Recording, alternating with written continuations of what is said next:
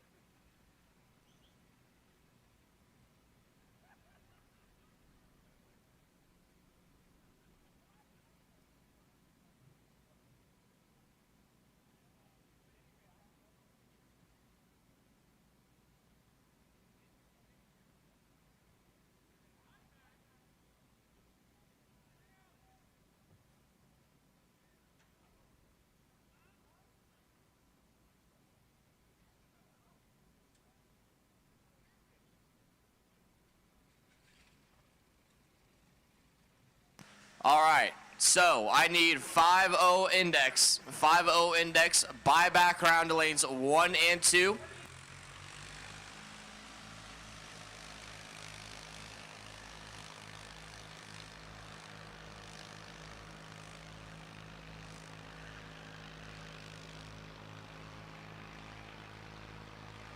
I need Lily Dog 460 index to lanes 5 and 6. 460 index, Lily Dog, by background lanes 5 and 6. So 5-0 index, by background lanes 1 and 2. 460 Lily Dog, by background lanes 5 and 6.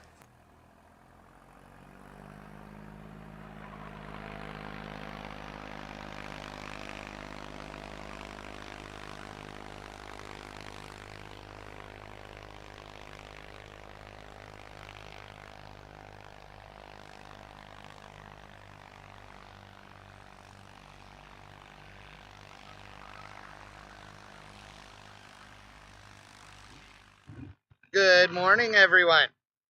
We are here. We are live. We're at Sacramento Raceway, and the weather is lovely. There are a little bit of tiny little puffy clouds here and there in the sky, but overall clear. I believe that the temperature today is supposed to be much like yesterday, in the upper 70s. Welcome to our Canadian, Scottish, and Finnish fans who are watching today. Neil Sabo, the minion of all minions. Barnalicious, the banhammer wielding moderator of all moderators. Unless RTC's here, and then RTC, you're awesome also. Got hair issues today, like it's already the wind and the thing, whatever, and it sucks. MGB, El Toro, Johnny the Fox, all of you guys, Snook, everybody. Don Morris, nice meeting you last night. Nice dropping your beer last night. Well, not your beer, but my beer that I got from your dad. But you know what I'm saying. Quite frankly, I think it was a omen. See, because I actually don't drink blue beer like Bud Light. Not my beer. But, you know, you don't turn down a beer when somebody offers you a beer. It would be rude, right? But then it committed suicide off the side of the truck. On the starting line, of all places. Well, not on the starting line, behind the water box, but still. Get set up, ready to go live for the day. What's up, Chad?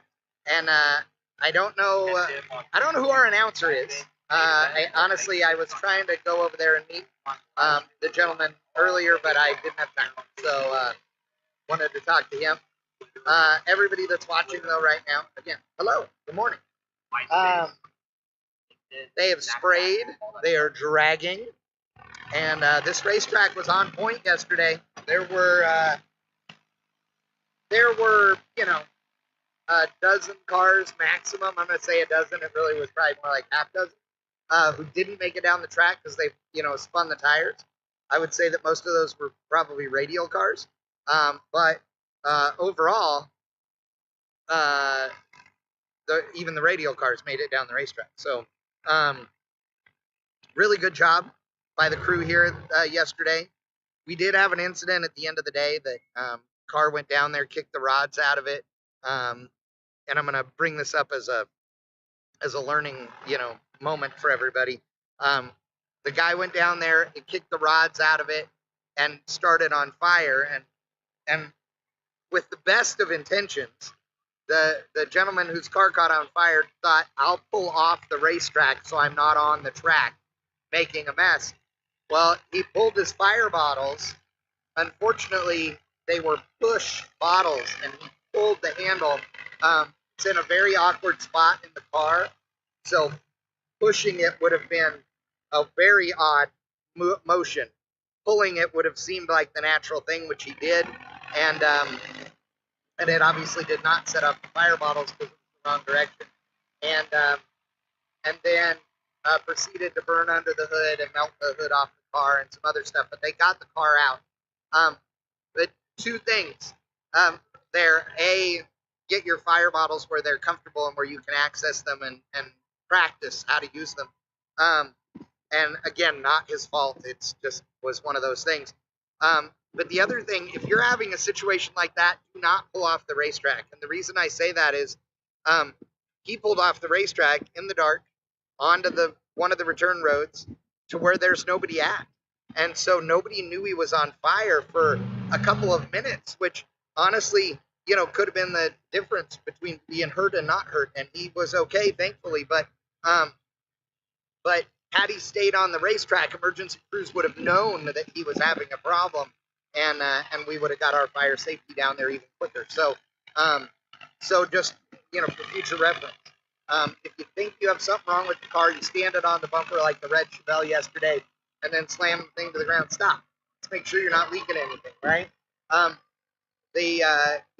Those are the kinds of things where you want to be smart. Of course, if you are out there and something bad happens, do whatever's going to be the safest for you. We'll clean up the racetrack, right? We need you to stop and make sure that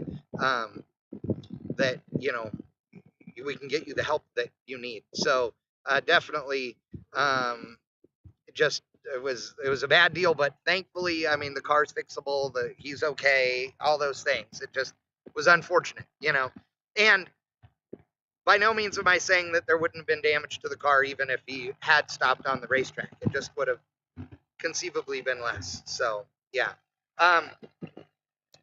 We're at Sacramento Raceway Park, which is in Northern California. We are, I guess we're like halfway between Lake Tahoe and San Francisco, something like that. And here in the sort of Central Valley of California on the north end. I went to college north of here at Chico State. This racetrack's been around forever. I grew up racing here on occasion as well. And so great drag strip, lots of cool history here. They run a lot of different stuff here, nostalgia, fuel, funny cars on down. And the crew here is just great. This is a really old drag strip, but they've kept this place up. And is it some world-class all concrete drag strip? No. But it's awesome. And it's just a neat place to come. The great thing about this racetrack, and Monty and I talked about this last night, is that like I'm staying 10 minutes from the racetrack at the hotel. And there's a jillion hotels and restaurants and everything within 15 minutes of this racetrack. I mean, literally dozens and dozens and dozens. It's in town, quote unquote, which is also one of the reasons why it has been, slated for, to be gone for literally 20 years. I'm looking at houses over here to my left that are not 3/4 of a mile, maybe a mile away, less than a mile. I'm going to say right here. I'm looking at them. We have farmhouses and such this way. This direction is actually an airport, and that way is all airport. And so, there's some military stuff that goes on out here and such, but the racetrack is next door to a big off-road park as well. And it's just, it's on borrowed time, and it's been on borrowed time for years and years, like I said. So we have been at the last event at Sacramento too many times to count. So when they actually close the gates and say we're done, we'll believe it. That's for sure. Let's see, blah, blah, blah, blah, blah. Hold on.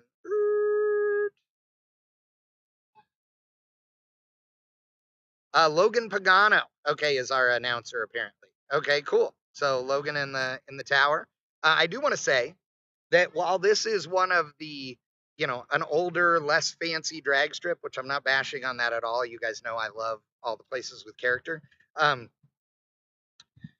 This place has the best PA system I've been around in forever. It's crystal clear everywhere on this facility. The radio station yesterday was absolutely crystal clear for track audio. Like, bless their hearts. Joint Effort Racing said the state capital of California. That is true. We are here in Sacramento is the state capital. They have a great state fair here. I don't know how long it is now, but it used to be a month. And it has a lot of great Sacramento Autorama, big car shows here and stuff. It's a cool place. In fact, Sacramento Autorama is a show where I'm talking in the late 80s, like 88, 89, 90, was already doing Australian style burnout competitions at that show back then, like way before anybody else was doing it here. It's pretty cool. So AFR is asking, chat, is this, if this is no time, why was yesterday the announcer saying they're within a few thou and how close the packages are, etc.? I find it odd. Good question, AFR. So if you're just joining us, the way that this event works, unlike any other no time event you're going to see, here's a challenge with no time events, right? You go, okay, we're going to have 30 cars, 32 cars, however many cars. We're going to do a cash day style, chip draw and all that, which is what we're doing here. The problem is that you show up and you're like, man, I have no idea if I'm in this hunt, right? And you could have a guy that has a car that will run a 5.0 in the 8th mile, and a guy that has a car that runs 380s in the 8th mile, right? And so the disparity there is huge, which sometimes can be intimidating and or keep people from wanting to come and race. So what Monty has done here is to create some indexes, quote unquote, right? So the index is there so that you cannot go quicker than that index. You can run anything you want as long as you don't go quicker than that index if that's your class. Now, if you showed up here and you said, I'm going to be in the 5.0 index, and you were running, 450s, 460s, then he's going to say, dude, you should go in Lily Dog. Lily Dog is 460 index. You want to go there because that's a better deal, right? That's going to be more appropriate for you. The reason for that is so that, again, we can create a bunch of fields, right? Where you have all these different classes with all these different indexes. We are never going to say the exact time these guys did. We're also not going to claim that this is as quick as these cars can go. In fact, last night we had some grudge racing that happened, and I can tell you absolutely positively based on people's reactions. I have no idea what the numbers were, but I know that there were some cars that were running here, let's say in 5.0 or Lily Dog, who were running considerably quicker than that index in a test and tune grudge situation last night. So that's why he's talking about that, is just to give you guys at home an idea of how quick these cars really are running, okay? Without giving away anything and screwing up their, no time drag racing is a big deal. If you have a time slip or anything posted, scoreboards going, you can't get into no time events. And part of that is because you have people that are then, afraid, like, oh, I can't get a race now because people know my car runs 460. Well, again, here, just because you're running a 460 doesn't mean that has to be all your car's got. And in fact, it is not. It's just that guys are out here running these numbers, and it's cool. So I like it. I think it's interesting. I know it's never been done before that I'm aware of. And that's why Monty wanted to do it. Based on car count and the number of people that wanted to come out and do this, I'll tell you that it's popular. The other thing about it is the purses are huge. I mean, dude, they're 25 grand, 20 grand, 15 grand, 12.5. Those are the winner's purse, numbers here. This is a big deal. Winner and runner up in Big Dog is like winner's like 25 and the runner up's like 12 grand. So it's real money and the racers are all about it, right? And it's cool. So I do like it. It is a little odd. I know it makes it hard to follow, but it's cool. So here today, everything that you're going to see that's a no time category is going to be running in the 8th mile on a 4/10 Pro tree. All the classes that are running that are A, B, C, and D gas, those cars are running a 1/4 of a mile. A gas 760 index, B gas 860, C gas 960, D gas 1060. That's part of the Heritage Series and the Pro Gas Association. That's classes that have been run forever. Now those cars are not allowed to have a delay box, okay? They may not run a delay box, and they may not run any mechanic or any air or electronic controlled throttle stop, only manual throttle stops. And what I mean by that is literally they can have a bolt that stops the throttle arm from going, okay? They can have a spacer under the throttle pedal, any of those kinds of things, right? But nothing that's automated. No automated throttle stops are allowed. Now, I do know guys who have run the same car. Monty and I talked about this last night. The same exact car, same exact combination with no mechanical changes to the car that have run at other events in B gas and C gas. So they run 860 and 960. And the only difference is the shift points. So guys literally that set the car up to where they're shifting the car at 4,500, let's say, 4,500 RPM to run C gas, to run 960, they shifted at 6 grand to run 860 in B gas. So those are the kinds of things. So it is like you're used to seeing in throttle stop controlled drag racing, but it's not, so there's none of that leave the starting line and then it dies, back on. None of that. They just run down the racetrack and are trying to run as close to that index as possible without going under it. Now, for any index category drag racing, for any bracket racing, there was some confusion by some folks online yesterday. Let me be very clear. Number one, your reaction time in no way, shape, or form ever impacts the ET your car runs. If you and I both line up next to each other on any drag strip in the world, we line up next to each other, we both pre-stage, then we stage, and the tree comes down. You leave in a 1/10 of a second. 0.1 is your reaction time, which would be bad, by the way, but we'll just roll with it. You leave with a 0.1 reaction time. I leave with a 1.5 second reaction time. If we both run down there and our cars run 9.00 seconds, you're still going to be 9.00 seconds. I'm going to be 9.00 seconds. I'm going to lose because you will have gotten there first, but the ET will be the same. Now, if our index was 9.1 seconds and you ran 9.0 and I ran 9.1, I will win even if you cross the finish line first because you went too quick. That's the point of an index or a dial-in. That's how bracket racing works. The difference between an index race and a bracket race is only one thing, and that is that in index racing, both cars leave the starting line at the same time. In a bracket race where you dial your own dial-in and I dial my own dial-in, the difference there is that we have a handicap start. So if you dialed 9.0 seconds and I dialed 10.0 seconds, then you would get I would get a 1 second head start. The slower car gets the head start and the difference in their predicted ET or dial-in. So again, if I was 10-0 and you were 9-0, I get a 1 second head start because in theory, if you and I had identical reaction times, it means that we would cross the finish line at exactly the same time. In fact, so close that it would be too close to call and it would be a dead tie. That never happens. Timing systems currently run into 10 thousandths and 100 thousandths of a second. So there will be a winner, but this is how it works. So you guys know. So in this scenario where we're running some no time classes with an index, it's heads up. They both get the green light at the same time. Both of them leave the starting line whenever the hell they're quick enough to let go of the button, and they roll down the racetrack. Whoever crosses the finish line first wins, unless one of them goes quicker than their index. So there you go. Let's see if anybody has any questions.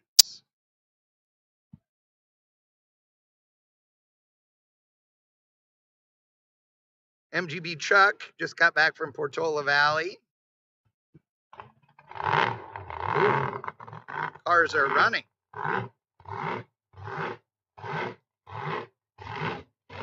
All right, folks. We have cars running.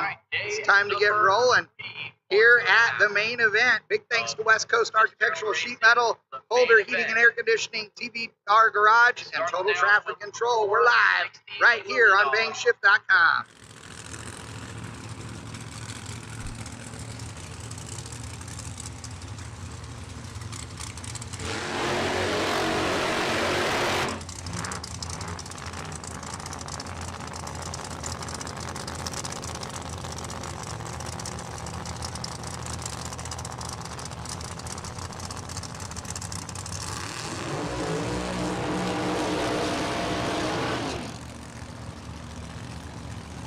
First pair on the docket.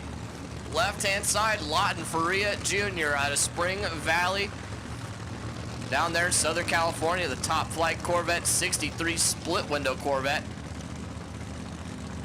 Right side, Bill Knudsen out of Pomona. A couple of Southern California racers going to meet here in the buyback re-entry round of 460 Lily Dog. Bill and the Knudsen family racing team.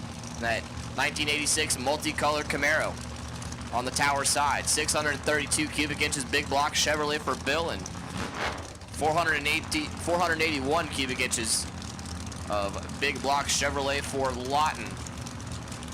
Big difference though, the big tall boy sitting on top of Lawton's motor versus some nitrous for Bill.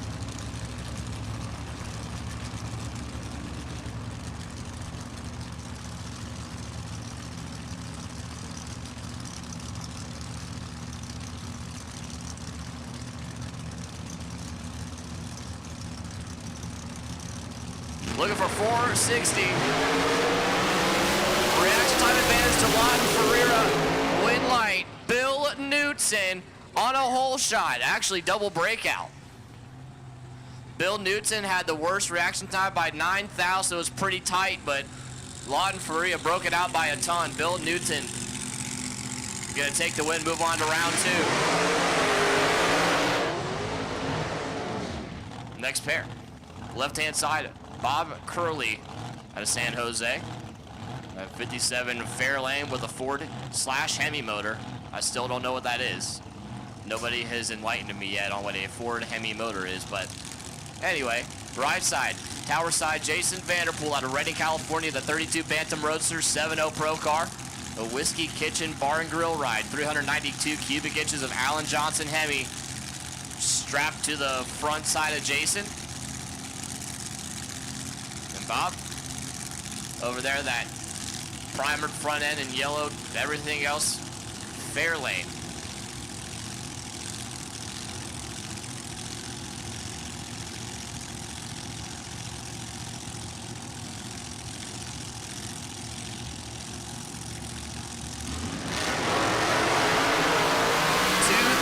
Of a second separate them on the starting line. A win line going to go to Bob Curley.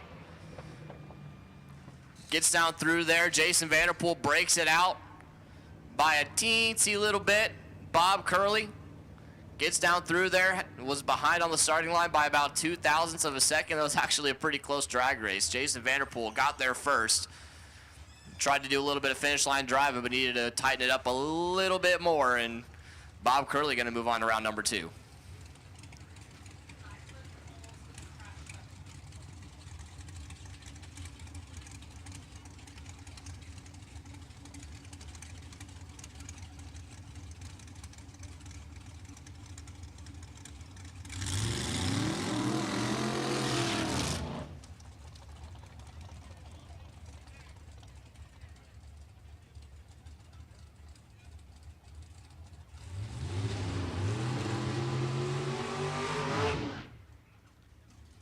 right, attention to the pits. I need Big Dog first round of elimination to the lanes, please. Big Dog first round of eliminations to the lanes, please. Big Dog first round to the lanes, please. Next pair of 460 Lily Dog, left side, Ted Kellner out of San Jose, the West Coast Architectural Sheet Metal 2000 Firebird. On the left-hand side, right side, Jonah Allman in that 69 Camaro, TBR Garage on board. Couple of big 600-inch plus big block Chevrolet motors.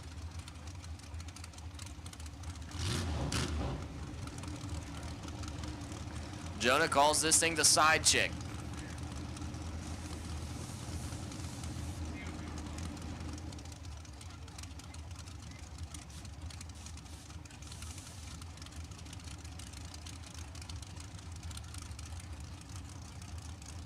So this is the last chance to get back into the main show.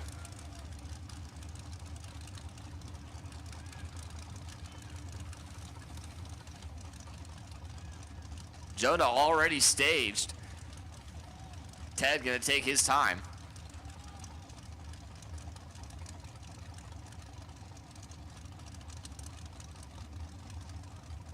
There is a timeout rule. He barely gets in on time. Reaction time advantage for Ted Kellner. Lynn White.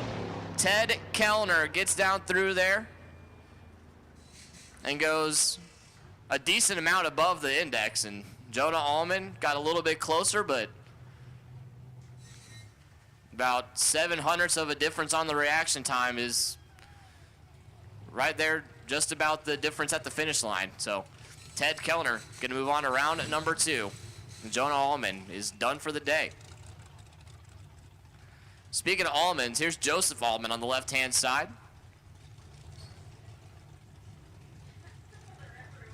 And Mickey Stanley rolling in on the tower side. Gonna move into 5-0 index. First pair of 5-0 index.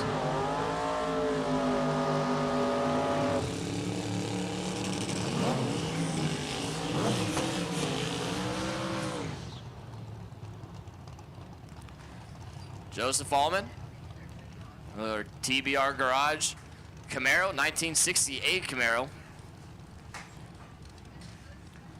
590 cubic inch big block Chevrolet with a bunch of nitrous strapped to it. And Mickey Stanley, 2000 Camaro, the black one on the tower side out of Paris, California. Got a turbo strapped to the front of the motor in there.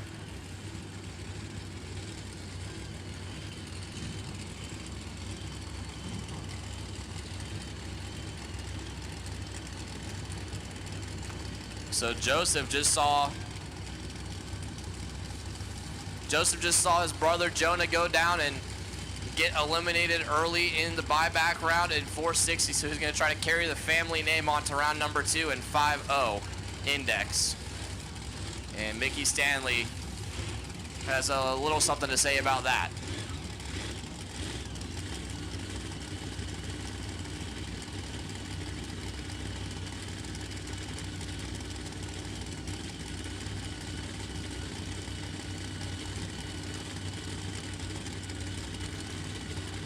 So they're gonna pre-stage, and then Mickey is gonna start up, building the boost.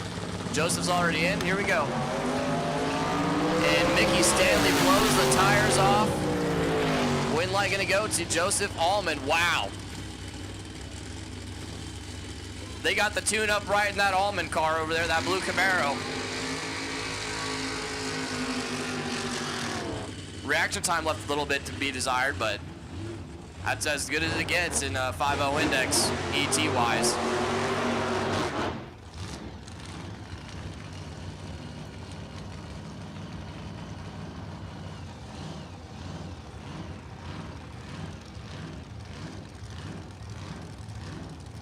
All right, well, I still don't have a name for the guy in the Nova. So, for the rest of the day, he's gonna be Mystery Person. It looks like Mystery Person having some issues, leaking some stuff over there on the left side. So Joey Westervelt at Rio Linda in that orange nitrous Camaro. on the tower side, gonna have an opponent broke single here. As the starter crew is gonna shut off that Blue Nova for leaking some stuff in the burnout. And Joey gonna get a free ride into round number 2 of 5-0 Index.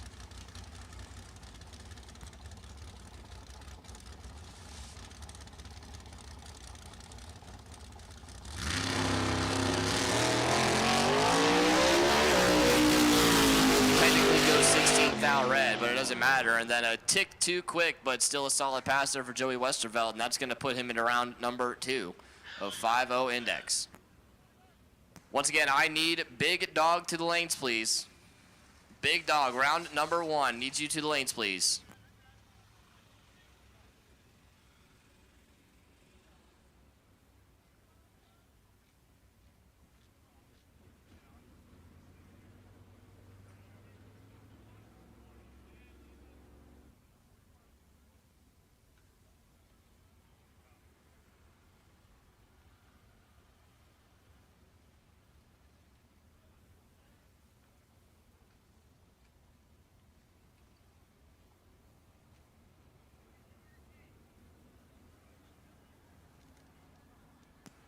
Looks like we got a little cleanup in the left-hand lane, so we're going to be down here for just a second while we get the rest of our Big Dog cars paired up in the lanes. Don't forget, snack bar, coffee trailer, all of our food vendors over here behind the grandstands. Go check them out. Taco Chuck, ice creams over there. Kettle corn, funnel cake, corn dogs. All that good stuff over behind the grandstands. Oh, and our barbecue trailer over here, next to the lanes. Got plenty of food on this fine Saturday afternoon at Sacramento Raceway. We have event t-shirts and hats for sale over here behind the tower.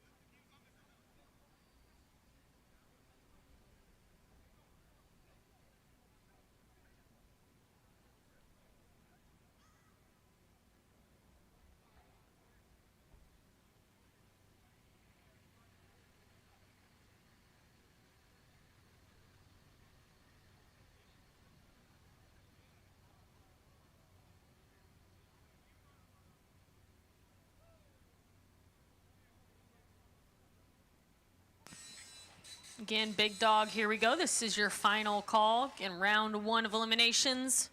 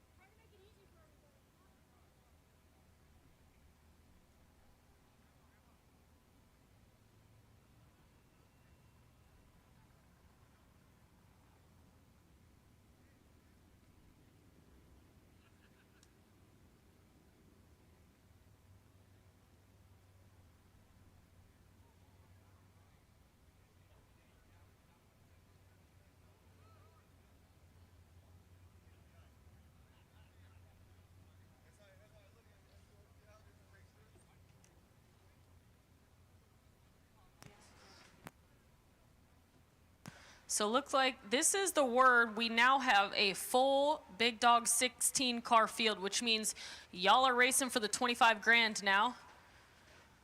So bring it on. Had a couple late entries. So again, we have got a full 16 car field for our big dog 4.0 index class here coming up in just a second. If you're watching us live on Bang Shift, thanks for joining. Again, this is Monty Fitzgerald's the main event. Epic drag racing coming up through the day.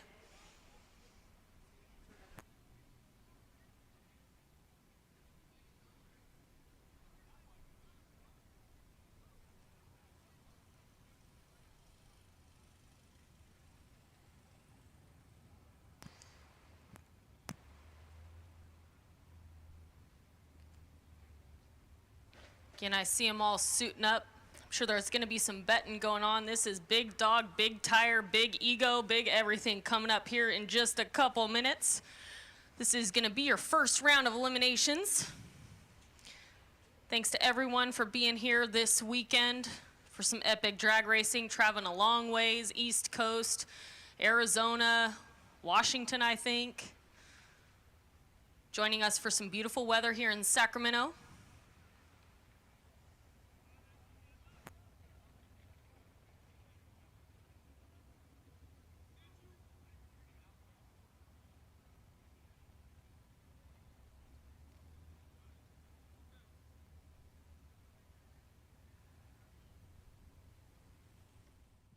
All right, everybody, as we get into Big Dog 4.0, for those of you that are going, okay, what is this?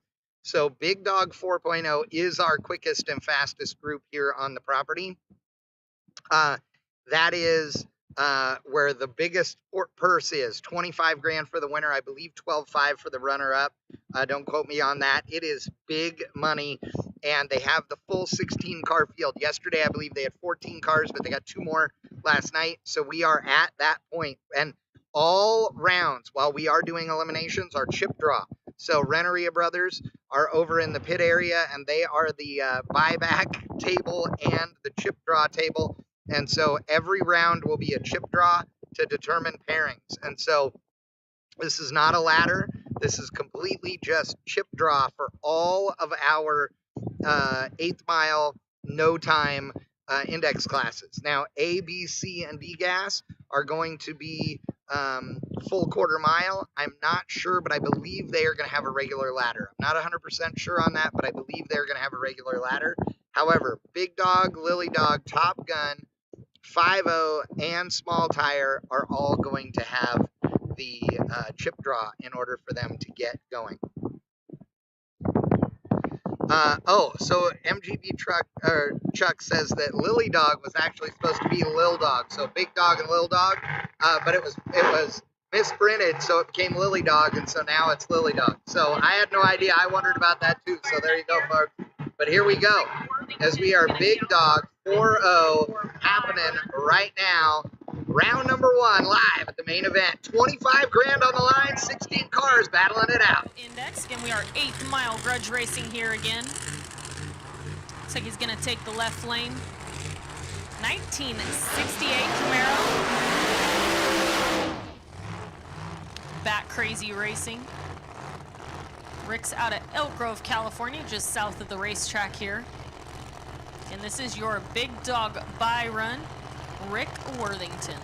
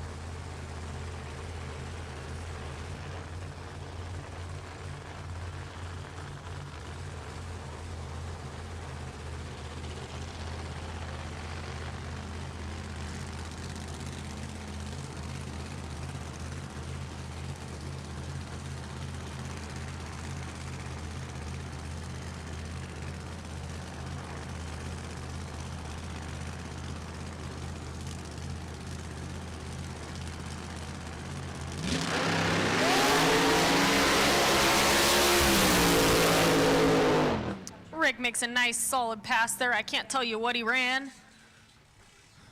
Nice easy lap. He's gonna roll right into round 2 in Big Dog.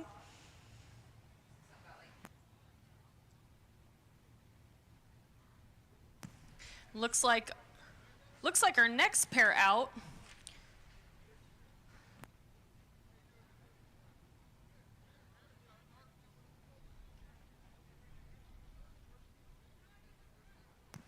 I think we got David Allman up next, and Cody Dow. And actually, this right lane car, you're gonna see Malacote Racing. We'd like to take a moment of silence. We did lose Jerry Malacote this year. Big name in drag racing, involved since the 1960s.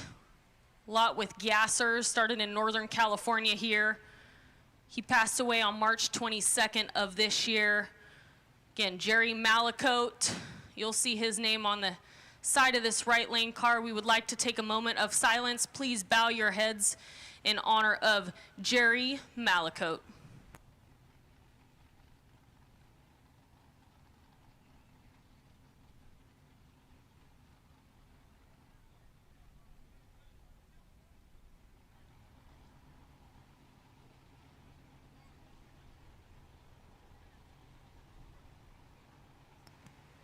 Again, thanks everyone, the Dow brothers, for bringing this car out again in honor of Jerry Malacote. Big name in drag racing, especially in Northern California and the gasser program.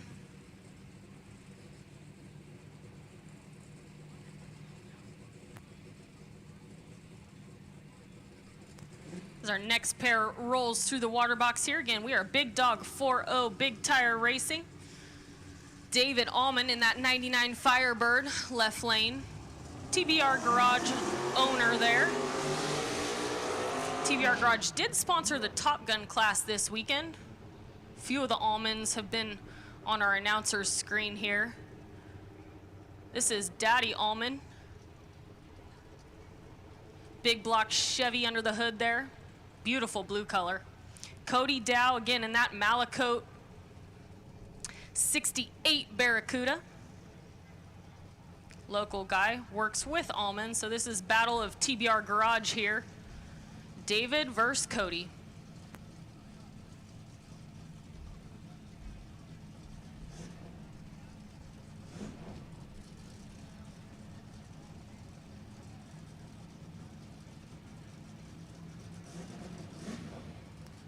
again, we are running a 7-second timeout in all of our 8th mile grudge categories today. Everything's no time racing, which means I can't really tell you much, but they are trying to run that 4-0 number.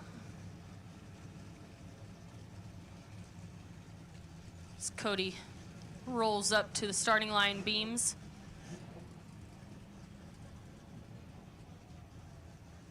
In TBR Garage, big supporter of the track and Northern California grudge racing here. See who can move on to round 2 in Big Dog.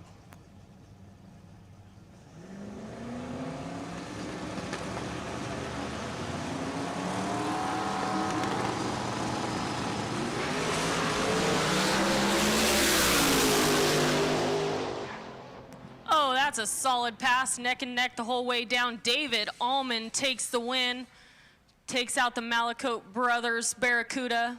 And David Allman moving on to round 2 in Big Dog. Cody's gonna have a chance for a buyback round here in a little bit. And David Allman moving on to round 2 with Rick Worthington in Big Dog 4-0.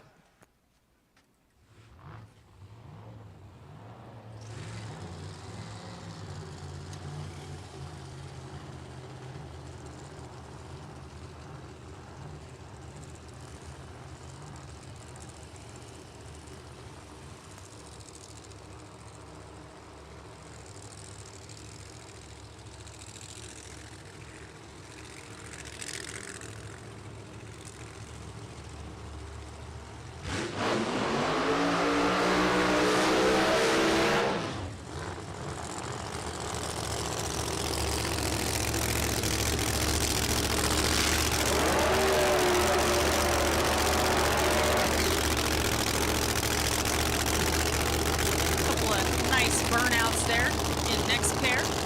John Durden, a beautiful green 1969 Camaro. 509 cubic inches under the hood.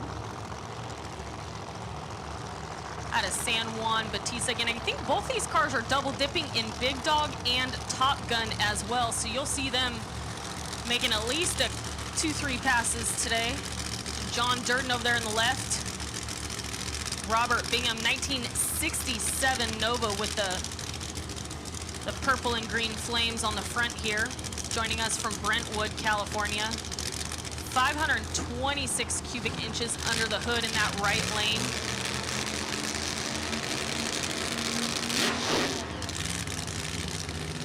Robert here in the right lane, only 22 years old. He's been driving that car pretty good all weekend.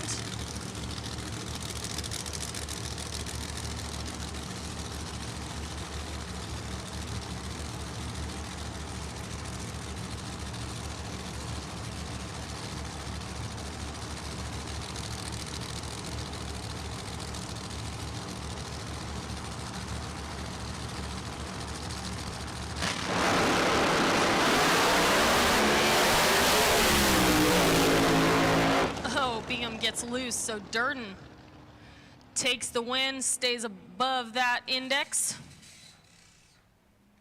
And Bingham just could not hold on. So John Durden moving on to round 2 in Big Dog. I can't tell you any times. The only thing I can tell you later in the day is if somebody happens to break out of that index.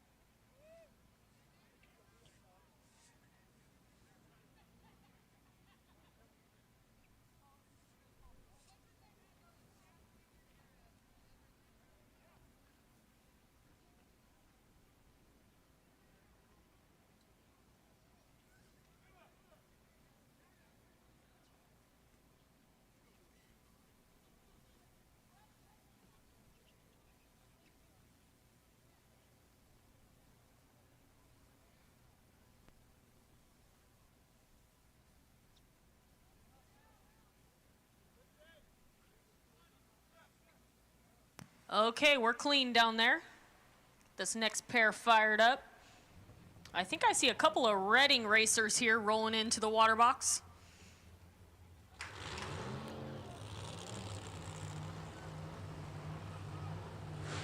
And yes, it is Doug Reed, Reed's Rod Shop up there in Reading, in his 1966 El Camino with a big block Chevy under the hood rolling into the left lane.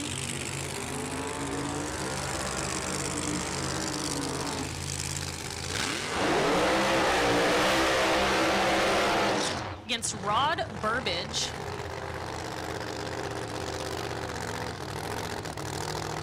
Apex Fencing and Spec Right Converter sponsored car. I really like this 1965 Chevelle in the right lane myself.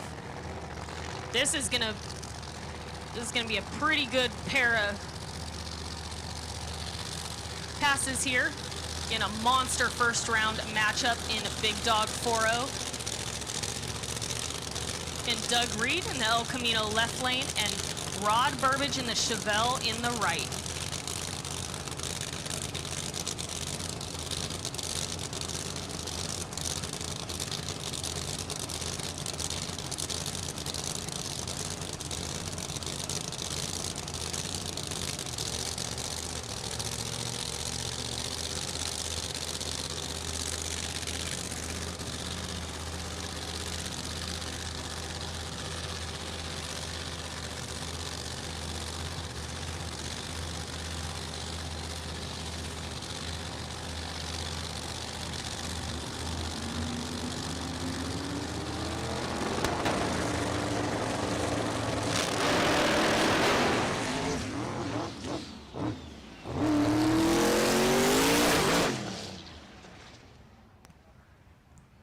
Well, that's a bummer. Doug Reed gonna end up moving on. Belt came off of Burbage's car.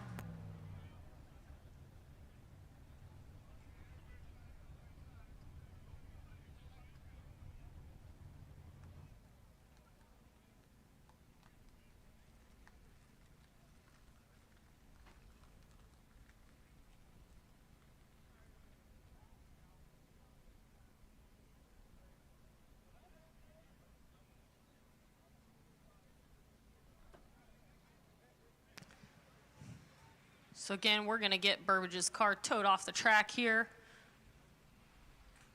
Doug Reed, your winner of this matchup.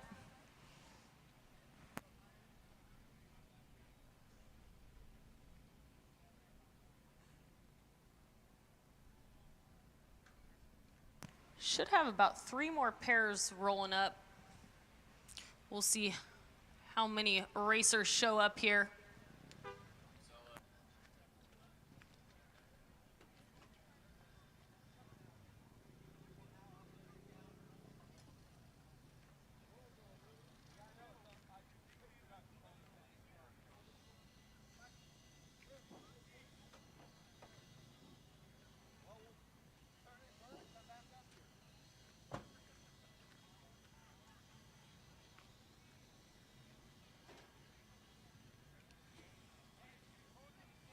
Again, while we're getting Burbage's car off the track here, just a big thank you to all of Fitzgerald Racing sponsors helping put this event on this weekend. Again, thanks to all the racers who traveled near and far for being here joining us at Sacramento Raceway. Some really great racing here. Track's been looking real tight all weekend. Weather looks good today, so it should hold up this afternoon. Again, BRE Race Cars, Dan Broderick Services, Derek Pike Transportation, Doug Wiseman, F&L Farm Trucking, Holders Air Conditioning and Heating, Mackey Motorsports, FTP Racing, Phil Waterford's Manteca Ford, RE Engineering, Reed's Auto Body and Paint, which you just saw Doug Reed take the win in Big Dog here. SCR Enterprises, Spec Right Converters. Again, Rod Burbage, who we're pulling off the track right now, is the owner. That company. TBR Garage, Total Traffic Control, West Coast ASM, and Williams Motorsports.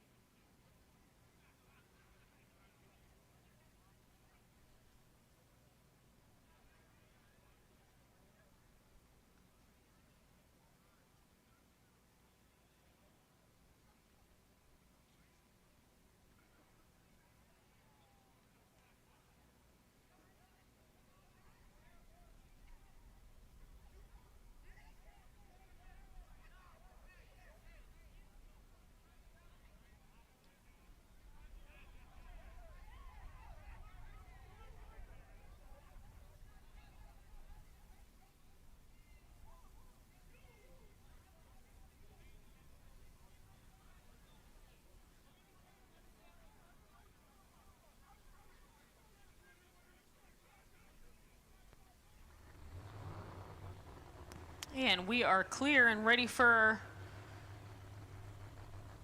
next pair coming out.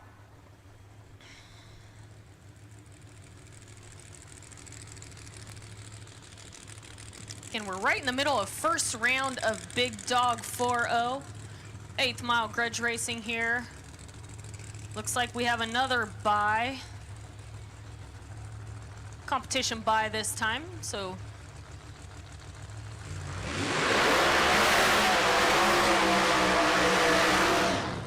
Ronenberg unable to make the call. I don't even think he was running at all this weekend.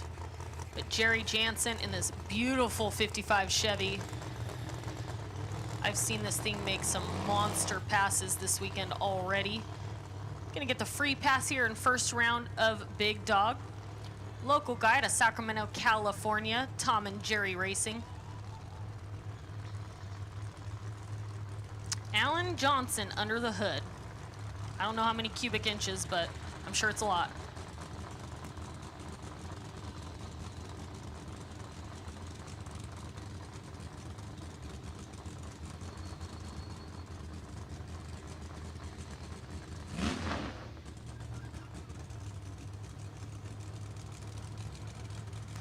Looks like we're gonna have a golf cart staging for Ronenberg. Why? I couldn't tell you. Who knows? But golf cart double bulbed Jerry there. Jerry's gonna go in nice and easy in the 55 Chevy.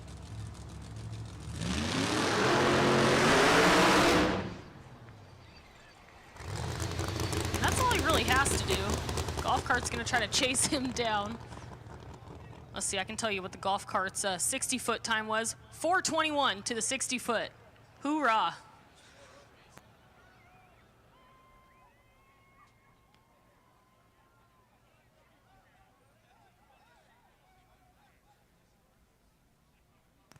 So again, that's all Jerry had to do there. Let's get down the track under power.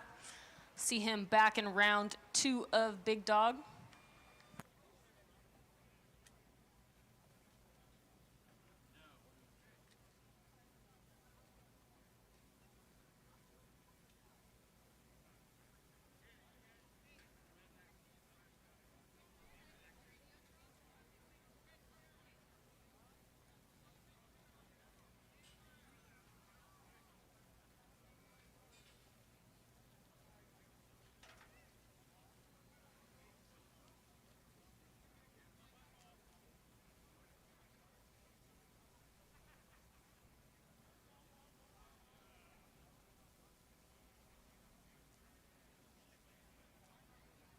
All right, and attention in the pits. Attention. Okay, gassers, you're going to be up next, but we're going to change up the run order here this morning. Help out some of our double dippers. So C, Charlie Gas, you're going to be up first. So again, gassers, start gearing up. Our run order is going to be C, Charlie Gas, D, Delta Gas, B, Bravo Gas, and then A Gas. Again, C, Charlie, and D, Delta. You can start rolling this way. C gas to lanes 1 and 2, D gas lanes 3 and 4, please. Again, this is your third shot of qualifying this afternoon. That will put you on a ladder for the rest of the day.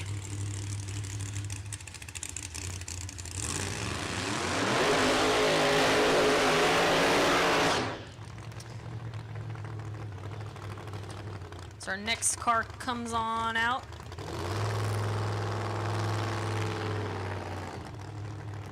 I think this is Shane Molinari. We don't have any data in the system here. From Washington, I'm told. Battleground,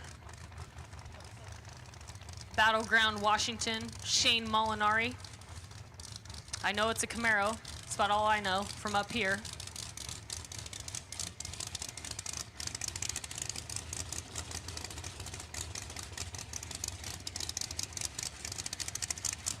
$1968 from what I'm told. We'll see. We're going to try to track down his tech card here.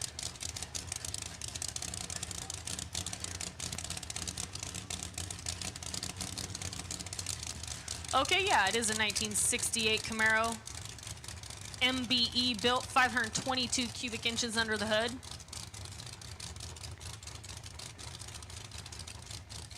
55-year-old Shane Molinari. Gonna take a nice easy pass here.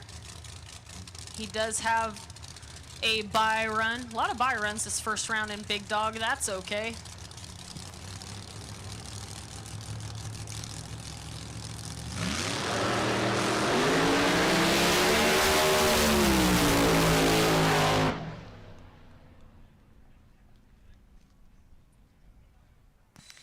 Nice solid pass there from Shane in the Camaro.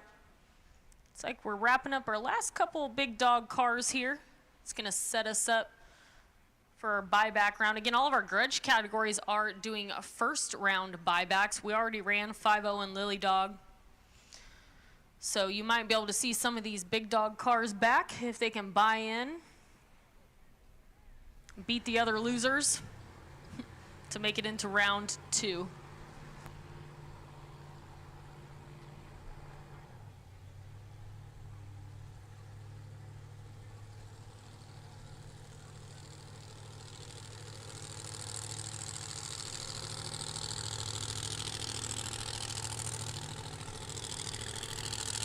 And our last runner in first round of Big Dog here, Dan Myers from Ramona, California.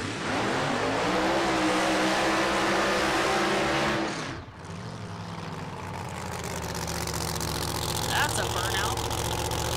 About halfway to the finish line there to get him backed up. Another bye run.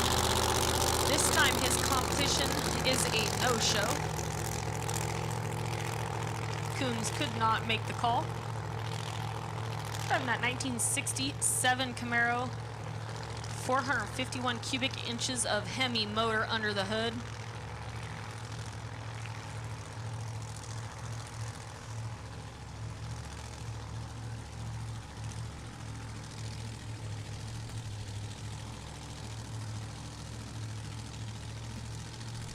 Again, we'll see what kind of pass he's gonna make. Getting the free pass in round 1 again.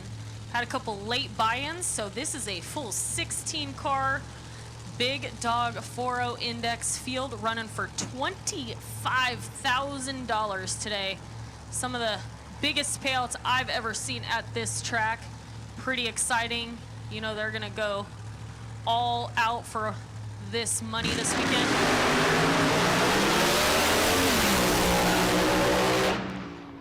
Wow, great pass there.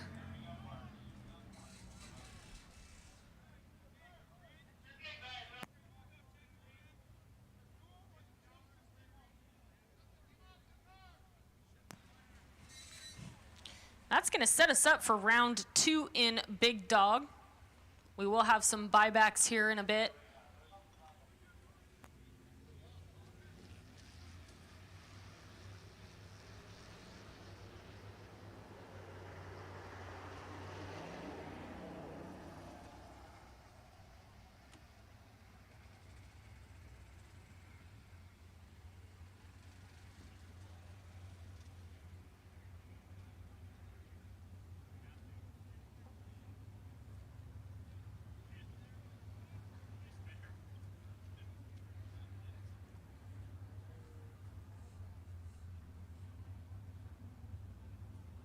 All right, looks like I got some of our gassers here.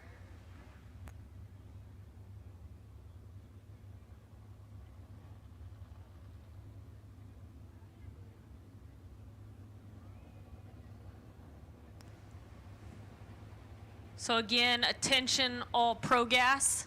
We are gonna jumble up the run order here to help out our double dippers. So C, Charlie Gas.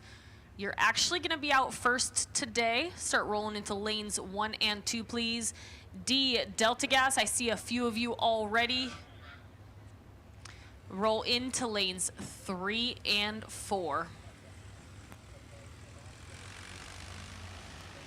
And why not? First call for B, Bravo Gas, lanes 5 and 6, please. Again, C, D, B. You have all been called to the staging lanes. C, Charlie Gas, lanes 1 and 2. D, Delta Gas, lanes 3 and 4. And B, Bravo Gas, Lanes 5 and 6, please. The rest of this early afternoon is going to shake out. We're going to wrap up Pro Gas, Super Gas, try to get our big dog buybacks here. Take a little break, so don't panic if you're buying back and running Top Gun. We're going to take care of all you double dippers. There's just really no good way to do it. We've got so many double dippers today. But again, Gassers, Super Gas, we'll get our big dog buyback rolling. Then Small Tire and Top Gun. And we're going to flip that run order from what I announced this morning. But again, C, D, and B gas, you have been called.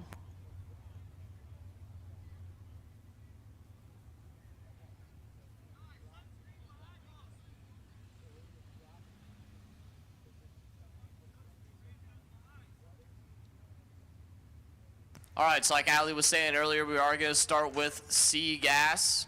So C gas, you guys need to be here now. D gas, Delta gas is going second.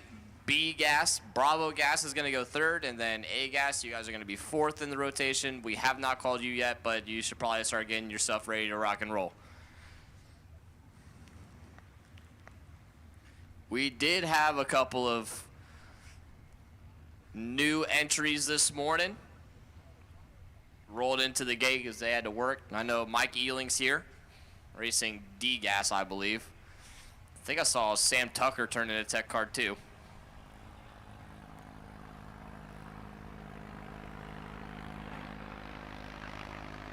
All racing for some big payouts today.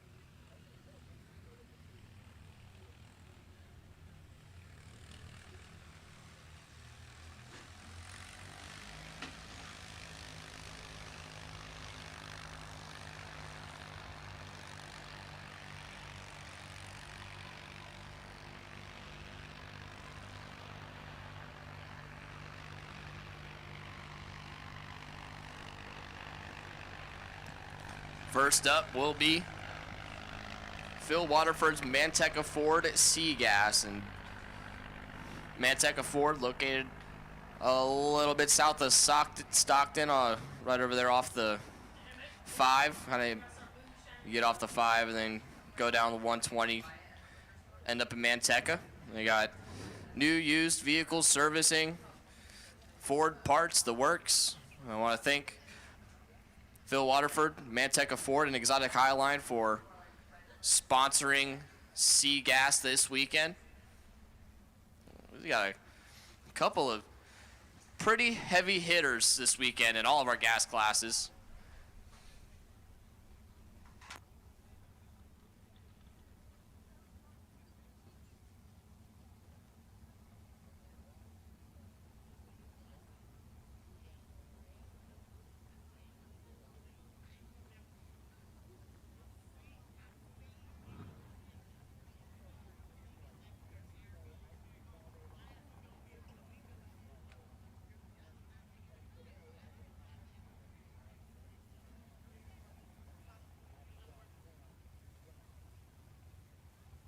Let's see, sitting on top of the stack right now in C-Gas, Mike Magano.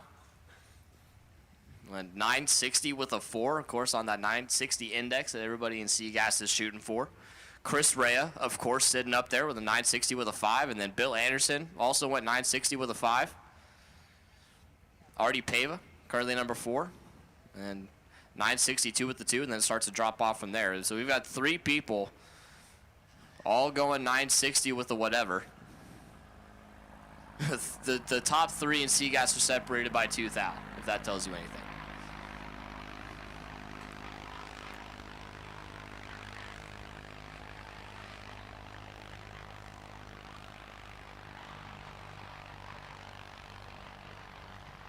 All right, so just to clarify, This is a optional third qualifying session for our Pro Gas and Super Gas. You guys are all going to get a third one this morning. First round for Pro Gas classes and Super Gas will be on a ladder starting at first round. So if there was any confusion, A, B, C, and D gas and Super Gas will all be on a ladder first round. So this third qualifying session will make a difference, so you make it count. But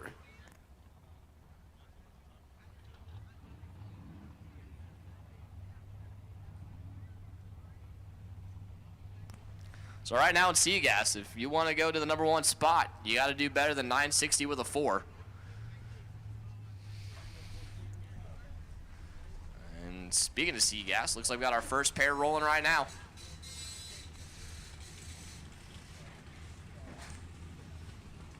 Looks like we're going to keep it right in the family here with the first pair. Kent Coombs and Ron Coombs. Your first two out. Right hand side, Ron Coombs, the badass class, 67 Corvette out of Alberta.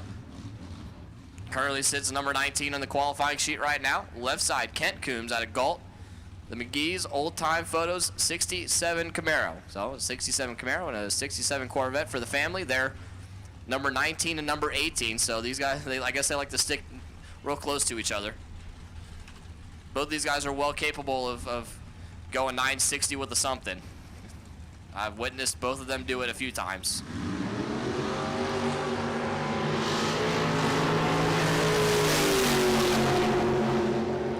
Ron Coombs missed the tree about a mile, but 966 won at 140 for Kent. 967.6 at 139 for Ron. Both will improve as they broke out for their best passes yesterday, so above the index is a good start. Next pair, Bill Anderson left side at a Copperopolis, the 49-year-old truck driver in that bright green 74 Vega.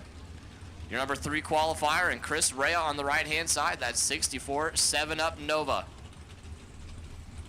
Out of Elk Grove, your number 2 qualifier. They both went 960 with a 5 yesterday, but Chris did it first. So that's why he's number 2 and Bill's number 3. If they can improve by 2 thou, that'll put them to the number 1 spot.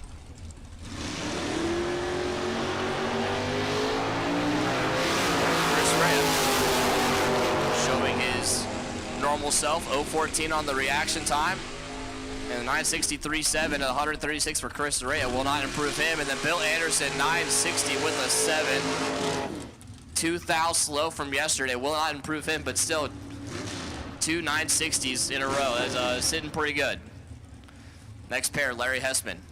Left-hand side, the 72 Pinto with the long wheelie bar sticking out the back. Currently number 5 qualifier, Sean Stanley right side. In the purple maroonish 69 Camaro.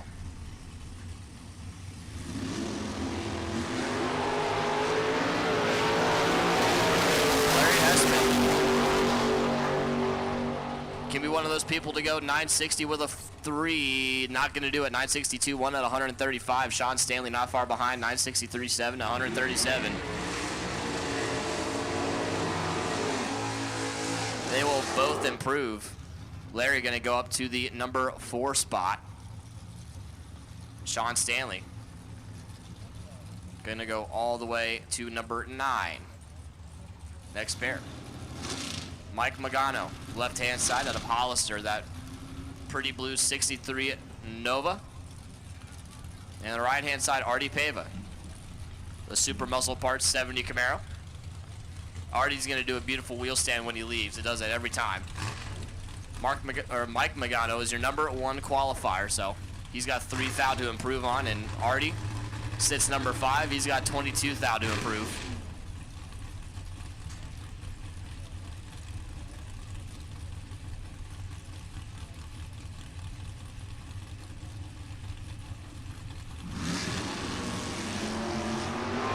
I guess Artie tied the front end out a little bit. Didn't do that big of a wheelie.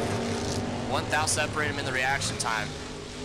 get down through there. 958.8 at 138 for Mike will not improve him, and Artie Pave at 967.1 at 140 will not improve him either. So they will stay 1 and 5. DeAndre Fitzgerald now left-hand side. He is triple dipping this weekend. He's racing C-Gas, Super Gas, and small tire. DeAndre, 19 years young.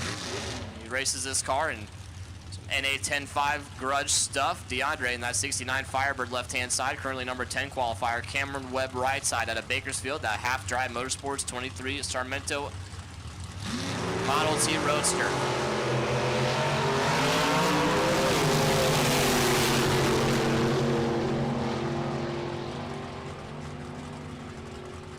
$971.0 at 137 for DeAndre will not improve him. Cameron Webb, 961.3 at 131. That will improve him. He's going to go from number 7 to number 4 on the qualifying sheet.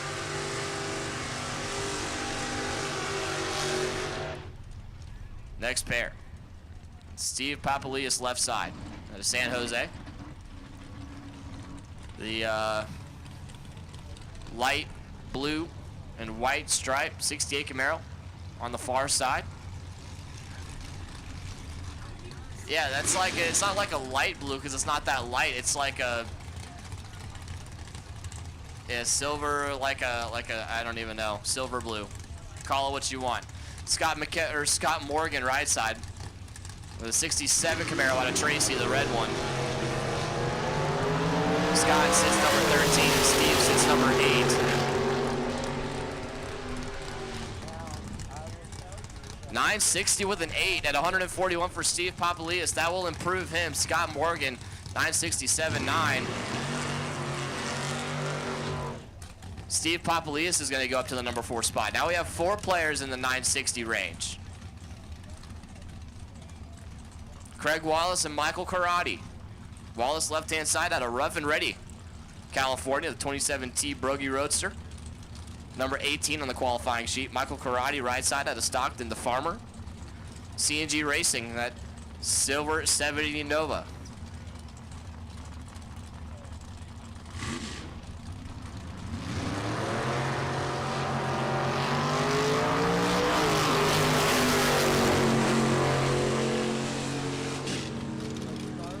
Greg Wallace. 950.46 at 136. That's faster than he went yesterday, so he will not improve. And Michael Karate, 956.6 at 140. He's going to stay number 8 as well. John Friel out of Arbuckle in that orange Nova on the left-hand side. Right side, Karen Acevedo out of Hollister. Black and red accent, 68 Camaro. Karen sits number 16. See, like, I know, like, the running joke is, like, don't be a Karen, you know? It's like, my neighbor hates race cars. She's a Karen. This Karen's different, though. This Karen's pretty cool. She drives a pretty dope 68 Camaro. The Karen of all Karens. About 997 for it, 129 for her. And she's going to have to figure out a way to pick up about 3/10. And John Friel, you're going to have to slow down by about 1200. He goes 948 too. So neither will improve there. Glenn Lininger and a Carmichael in that 64 Falcon with the blower strapped to the top, sticking out of the hood, and right side Jason Barta. Wonky funny car wing sitting on the back of that 69 Chevelle on the tower side.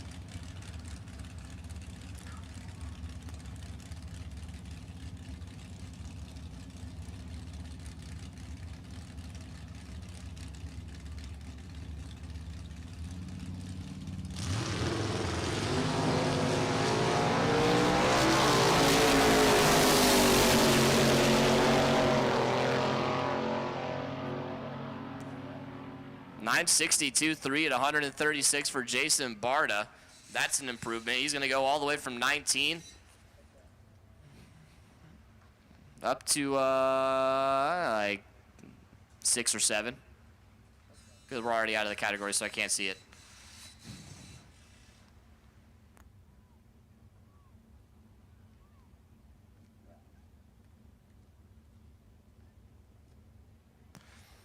Attention in the pits, please. Attention in the pits. A-Gas, Alpha Gas. You guys can start rolling into lanes 1 and 2. A-Gas, Alpha Gas, roll into lanes 1 and 2, please.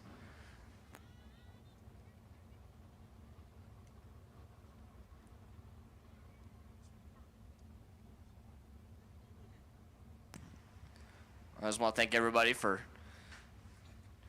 coming and chatting it up in the chat bleachers on Bang Shift Video on YouTube. Chad doing a fantastic job as always.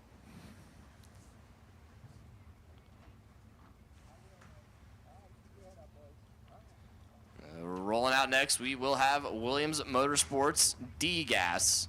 Third qualifying session, Williams Motorsports.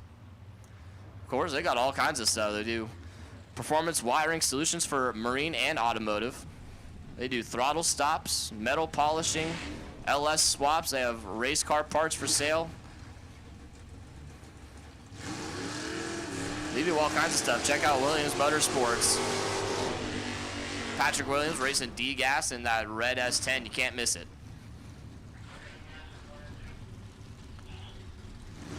And first pair out of D-Gas, left side Ken Parks out of Placerville. The Fix Auto and D&P Converters, 72 Datsun 240Z, currently your number 6 qualifier.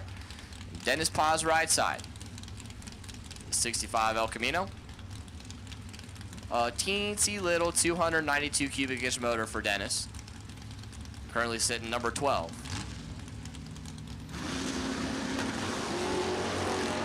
Wow, Dennis left on nothing against a pro tree, so that's pretty hard to do.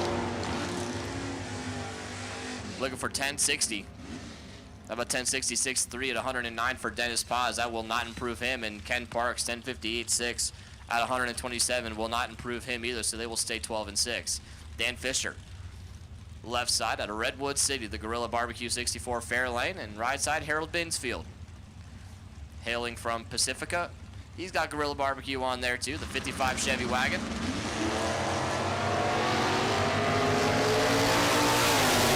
Dan Fisher, perfect reaction time. How about a 1060 with a 0? Can you do it? Nope, 1062.3 at 123.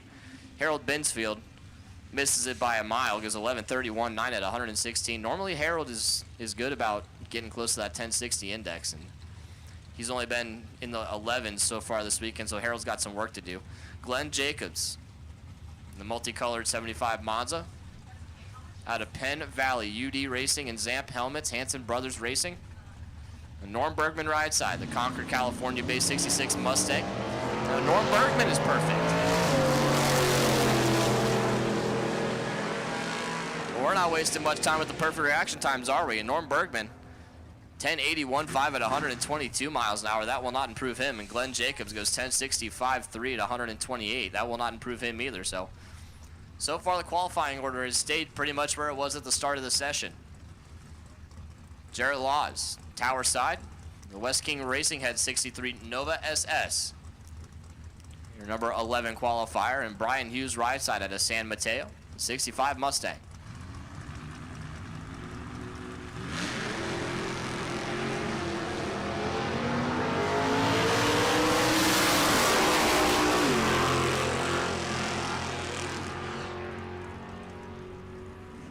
.1063.8 at 122 for Brian Hughes. That'll improve him from the number 15 spot to number 8. Jarrett Law is going to stay number 12. Mike Ealing, one of our late entries out of Rohnert Park, the 65 El Camino. Right side, Steve Ramos, the 73 Nova. Steve, your number 1 qualifier went 1060 with a 3 yesterday.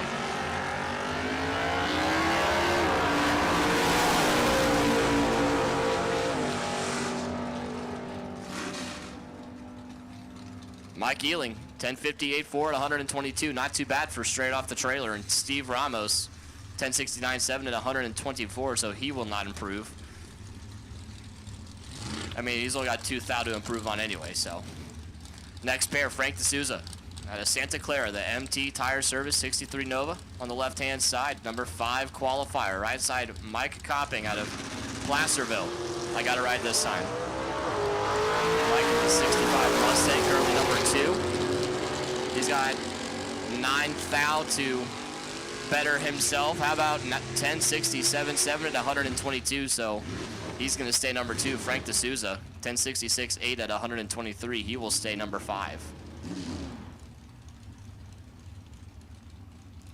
Dave Sullivan over there, and that's 69 Plymouth Roadrunner, the land boat over there. Currently the number 11 qualifier, right side. Patrick Williams, Williams Motorsports, the class sponsor for the weekend. Out of Tracy, the 53-year-old pastor. Patrick is a great guy. I love having conversations with Patrick. Always got a smile on his face, and actually does pretty well with this 82 S10. How about 005 for the pastor?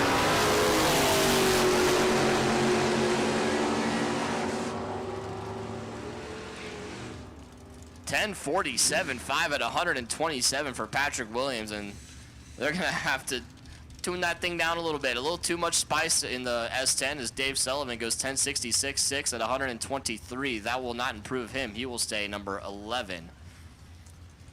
Steve Barta out of Bakersfield, and that white 62 Chevy twice on the left-hand side. Right side, Alejandro Soto out of Inglewood. And that silver 70 Nova.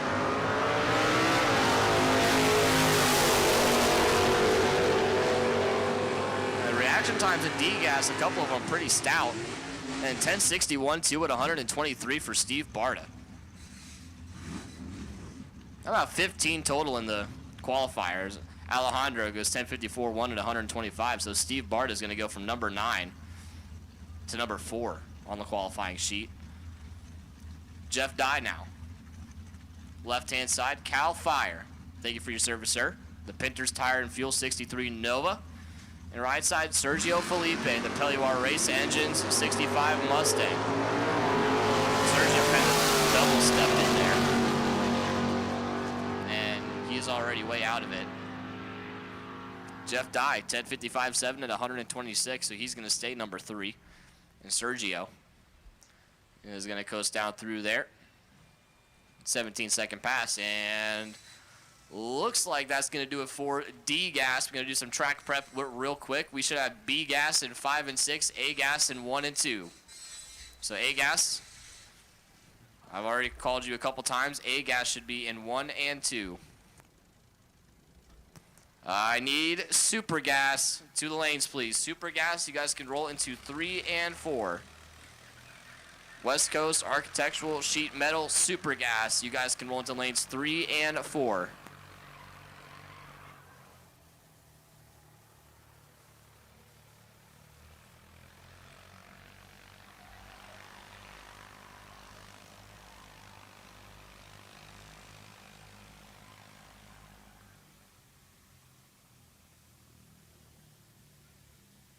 All right, and listen up. First round big dog losers.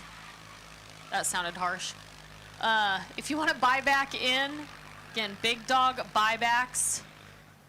Head to see Jake at the Renteria trailer right now, please. Again, big dog buyback, $150 entry and chip draw at the trailer right now. Start heading that way. Once again, final call, big dog buybacks for your entry and chip draw. Go see Jake. Get that taken care of now.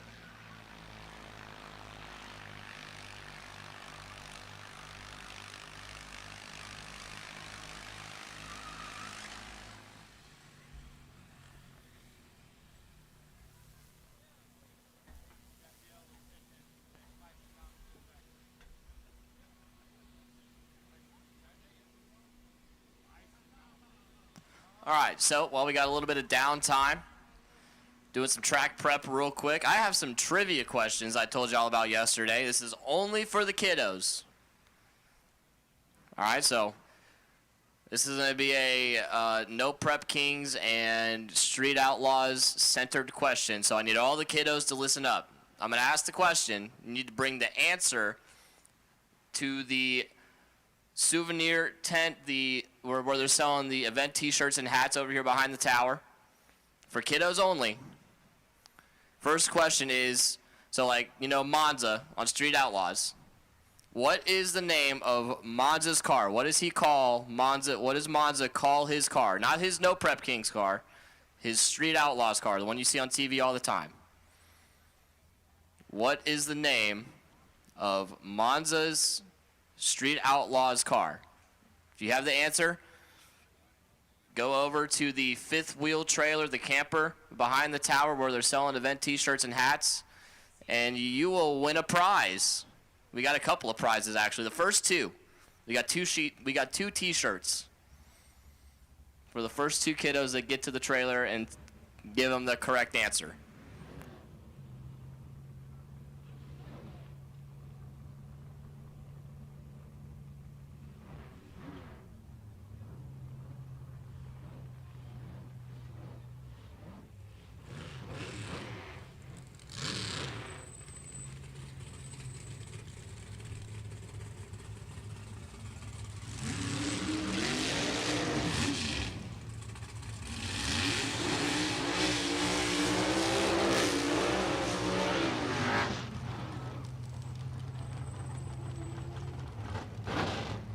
All right, looks like we're going to roll into our RE Engineering B-Gas third qualifying session.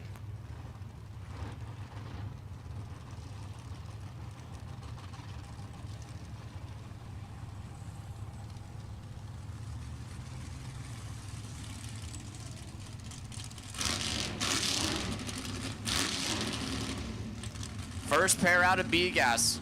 Weasel Anders, right-hand side, got a little rowdy in the burnout, but that's okay. We all love Weasel. And that 66 Chevelle SS. Juggers Racing Team out of Southern San Francisco, currently number 15 qualifier. Left side, Gary Ryan. Also, Juggers Racing Team in the 32 Bantam Pure Adrenaline.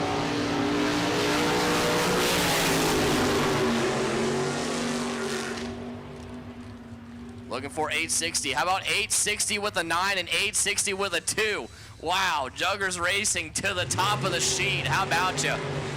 Weasel Anders going to go straight to number 1, and Gary Ryan going to go all the way up behind him into number 2. And they were last on the sheet prior to this session, so how about first pair out from the bottom straight up to the top? Weasel Anders has been fighting that car the last 3 or 4 times I've seen him try to race B-Gas, and I think he finally got it figured out. Next pair, Brian Frank's left side out of Elk Grove, California, the Dark Heart Brewing 68 Camaro, and Sam Tucker on the right-hand side in that 32 Bantam Roadster. Brian, your number 3 qualifier, went 861 with a 6 yesterday. And Sam Tucker, one of our new entries this morning. 1,000th of a second separate them for reaction time. 866.0 at 144 for Brian Franks will not improve him. Sam Tucker, 872.1 at 148. Next pair, Tim Chappell. Left side, the 66 Malibu. We were just having a discussion about that in the tower, about like the Chevelle Malibu. So the Malibu is just a package that came, like how the Chevelles came from the factory. So he put Malibu on his tech car, but it's really a Chevelle. The 66-year-old vineyard manager, Roy's Racing Engines, on board for that white, we'll say Malibu on the left-hand side. Right side, Russ Riley. Out of West Sacramento, the 64 Thunderbolt. Beautiful looking Thunderbolt. I didn't even know what that was until I saw it a couple of weeks ago.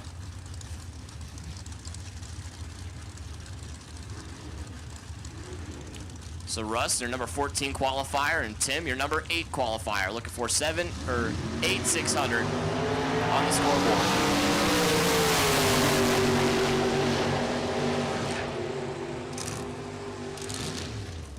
851.6 at 153 for Russ Riley, too quick, and Tim Chappell 871 to 154, and he's going to stay number 8. Wes Anderson out of La Mirada, the TV repairman, the big old V8 special 27T Brogy Roadster on the left-hand side, your number 7 qualifier. Right side, Mike Gillespie, the retired firefighter, another Roy's Racing Engines entry, and the 63 Chevy Twice on the right side.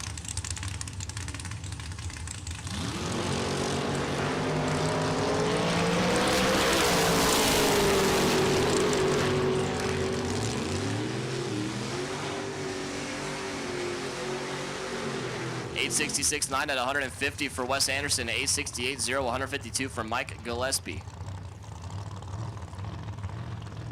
Yes, El Toro, that's what I was trying to say. The Malibu is just a trim package that came from the factory, and so it's a Chevelle Malibu.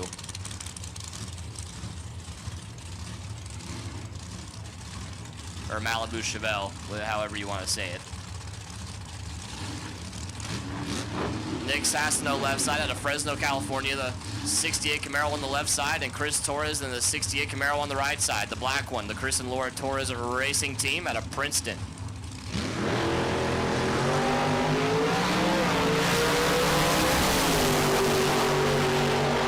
Looking for 8,600 up on the scoreboard. Survey says 864.0, 153 for Nick Sassino.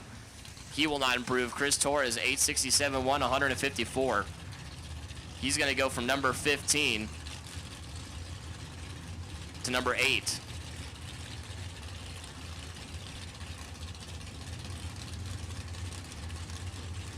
Chris Pinter, left side, another 68, 67-ish Camaro. He didn't put anything on his tech card. And Rich Zondervan, right side, the Taco Bravo team, 1972 Camaro.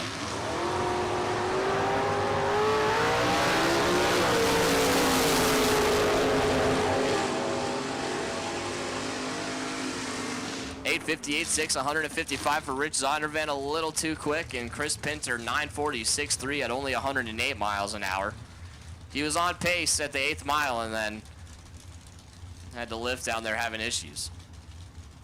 Eugene Teasley Jr., the 1978 Camaro on the left side, 37-year-old iron worker is what he put on his tech card, and right side Ken Sazy. The blue 70 Camaro, 634 cubic inch dart motor for Ken. Might be a little overkill.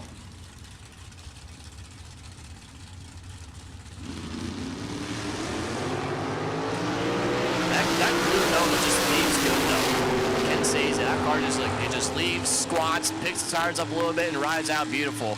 863.7, 155 miles an hour for Ken, and Eugene 896.6, 149.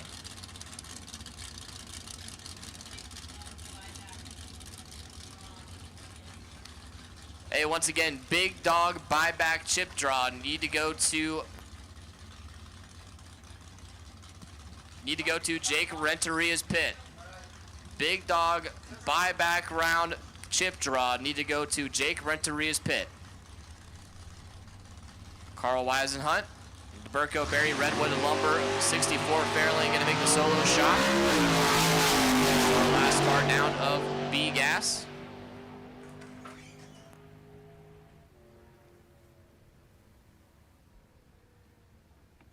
.865, 156 for Carl Weisenhunt.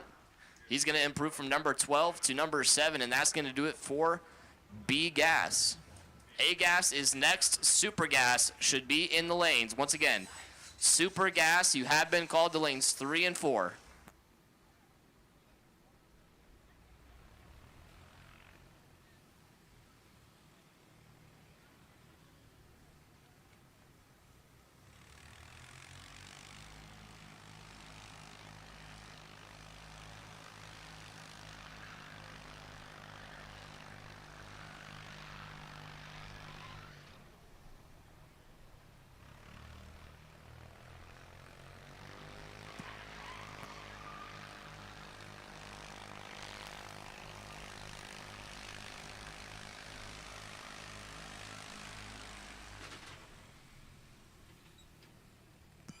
All right, I need Big Dog re-entry buyback round to lanes 5 and 6, please. Big Dog buyback re-entry round. Need you to lanes 5 and 6, please. Big Dog buyback round. Need you to 5 and 6, please.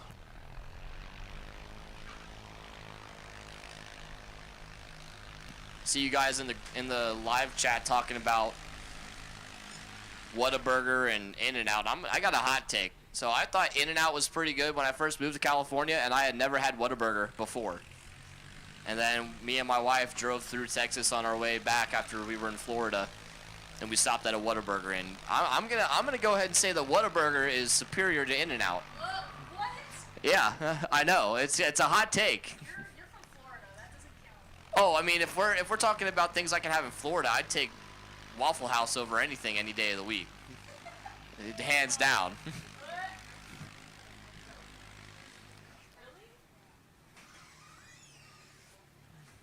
But yeah, it's a hot take, but I'm definitely going to side with Whataburger. I got a double patty melt from Whataburger. That thing, it was pretty good.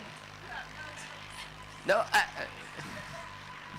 I thought In-N-Out was okay when I got here. Like, the fries are a little bit, all right. You have to get the fries animal style. And then a 3x3. It's on the secret menu. That's my go-to. A 3x3 with animal style fries because I'm fat. But then the animal style burger with chopped chilies. I'm gonna have to try that the next time I go to In-N-Out.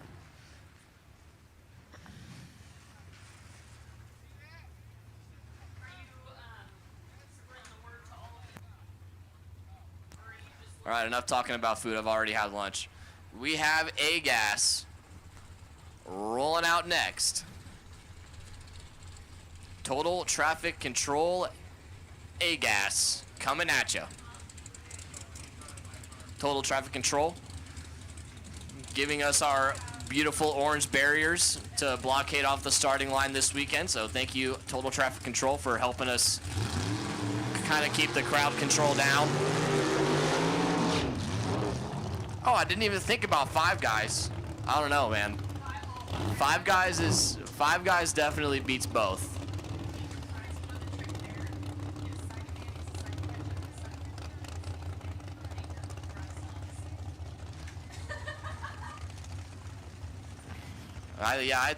I'm definitely thinking Five Guys trumps every other burger joint, even though it's super expensive. But I mean, hey, I'll go drop $40 on a Five Guys meal with a shake any day of the week. I don't care. It's totally worth it.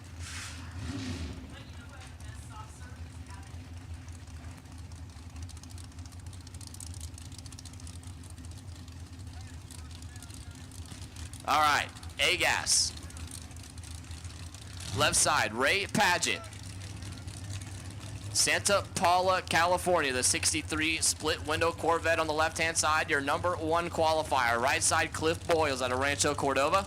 The 53 Studebaker, the Rudebaker. I saw that in the chat yesterday.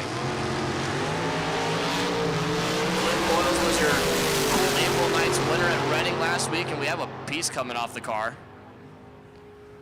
761, 477 for Ray Padgett, so he's going to improve on yesterday. He's still going to be number 1, but that's going to be an improvement. He won 762.6 yesterday, so solid lap there for Ray Padgett. And Cliff Boyles, 830 with a 3 at 144 miles an hour as he was having issues. Something fell off the car down there. We're going to go get that real quick. Once again, I need Big Dog buyback round, lanes 5 and 6, please. Big Dog buyback round, need you to lanes 5 and 6.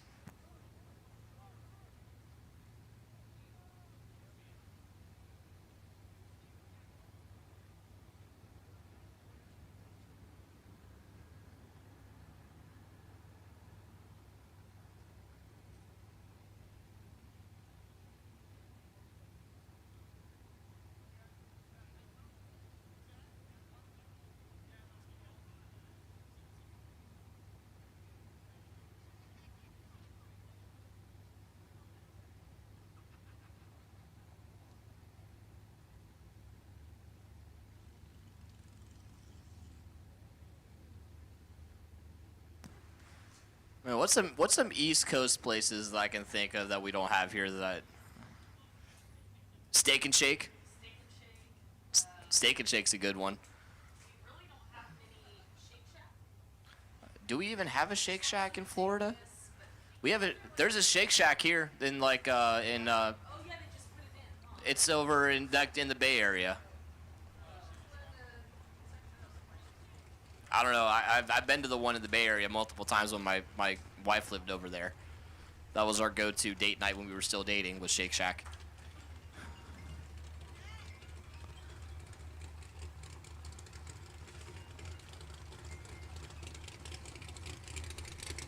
Sonny's Barbecue. I didn't even think of that one. Oh, man.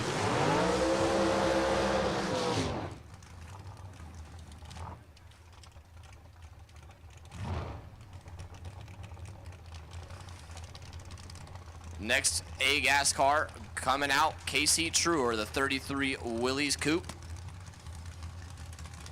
632 cubic inch motor.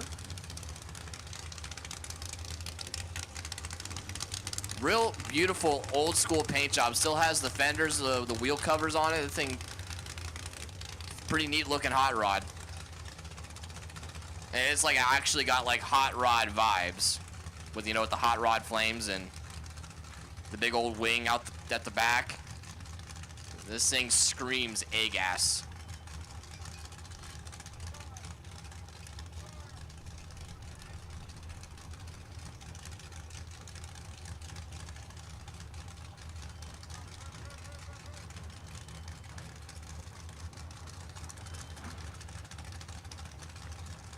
Looking for 7,600 up on the scoreboard.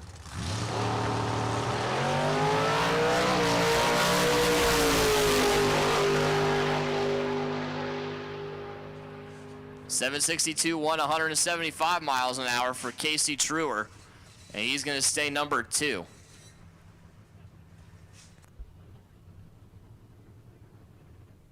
Looks like the other A-gas cars decided to opt out of our third qualifying session, so we're going to start rolling super gas.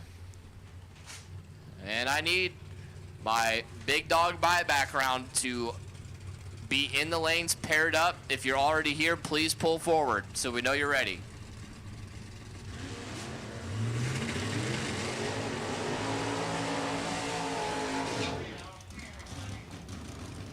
First pair out, Dennis Paz.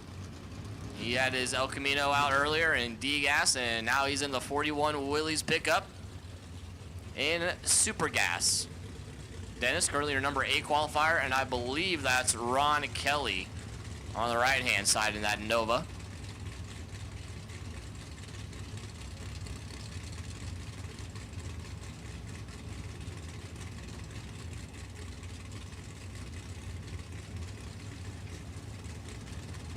How about this matchup in the water box right now?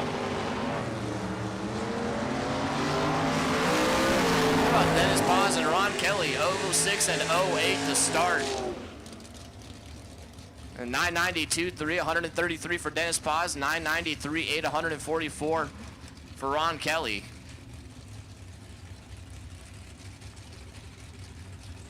Ted Seipel and Andrew Olson. I wish this was first round because this would be one hell of a matchup right here. Ted Seipel left side of San Leandro, the Hoosier Tires 71 Ferrari. Andrew Olson right side, the EFI Expert 70 Camaro. Ted Seipel 001. 992, 132 for Ted Seipel. Andrew Olson, 990, 10, 147. Andrew going to go from the number 3 spot to number 9 to number 3. Lon Wilburn, left side. West King Racy Heads and Mickey Thompson Tires, 76 Monza. Your number 5 qualifier. And Bob Heffley right side at a Napa, the B&G Tire of Napa, 02 Corvette. I have a special place in my heart for silver C5 Corvettes. Except mine has a roof on it and it doesn't have tubs with big tires. And it doesn't have a nose scoop either. Well, Bob Heffley has issues. Lon Wilburn Gets right down through there. 988.0, 138 for line, so you will not improve.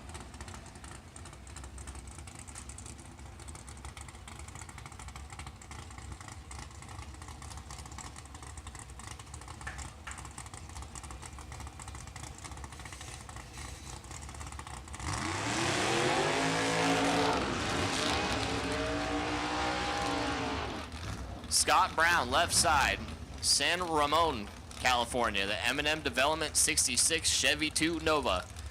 Your number 11 qualifier, right side, Jim Spurnack. Spurnack Racing Engines, 27 T Brogy Roadster.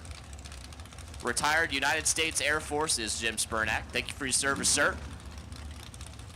I'm gonna go tell all my buddies when I go to work on Monday that I was out here announcing one of the U.S. Air Force veterans.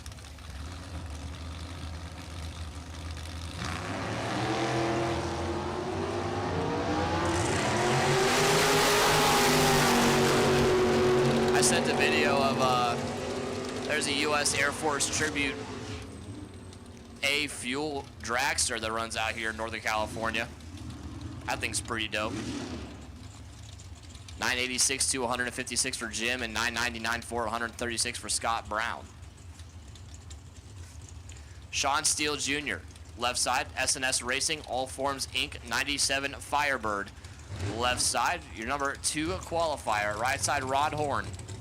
Spurnack Racing Engines and 5th Avenue Body Shop, Ford Roadster. A lot of red lights.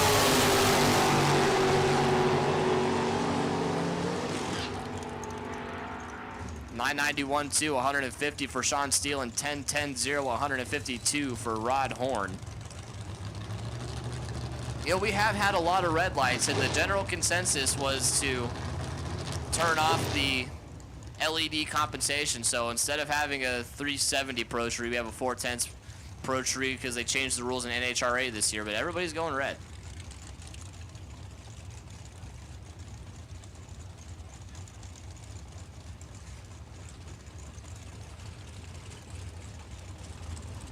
Neil LaForbes, or Mel, I think it's, Andrew said his name was Mel LaForbes, and Mike Boehner.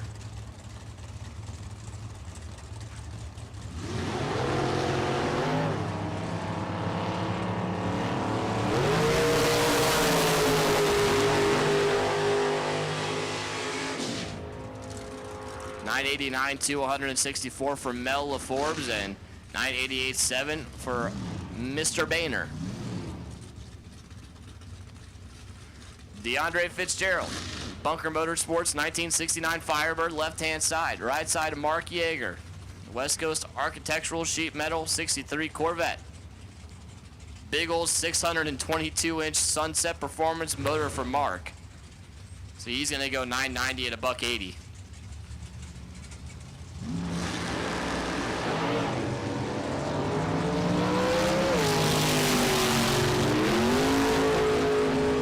DeAndre is perfect.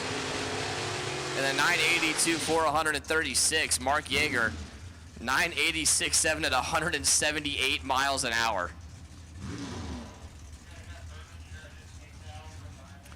Cameron Webb, a half-dry Motorsports 23 Sacramento Roadster, left side, right side, Tony Manning.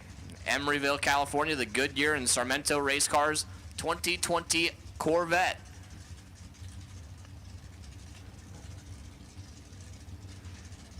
Tony's probably go 990 at a $182.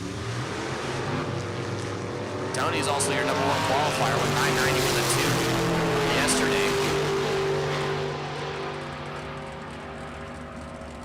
992.3, 168 miles an hour for Tony Manning, and 984.0, 129 for Cameron Webb.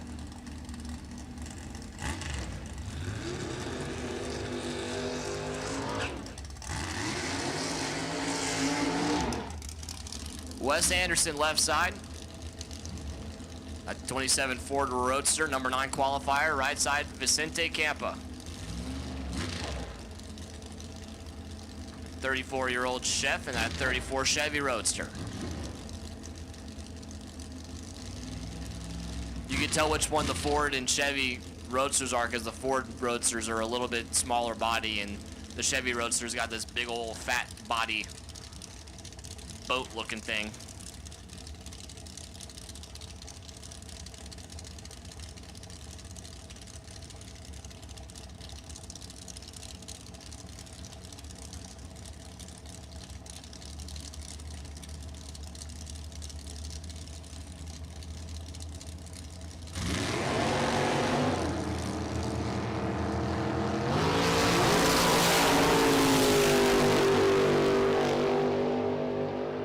Looking for 990. 991.5 at 147 for Wes Anderson. That'll improve him from number 9 to number 5. Vicente Campa going to stay 17. And that's going to do it for Super Gas. We're done with all of our Pro Gas and Super Gas qualifiers, so round 1 will be next for you guys.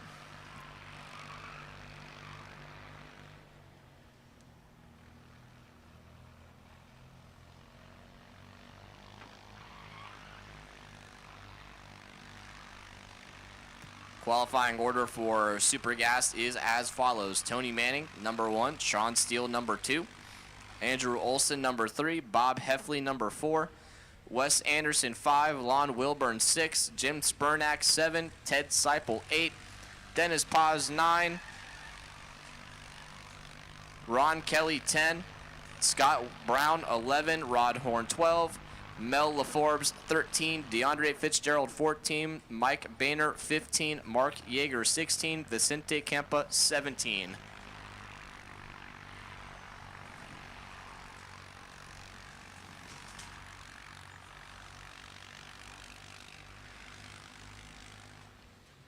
Big Dog buyback round is next.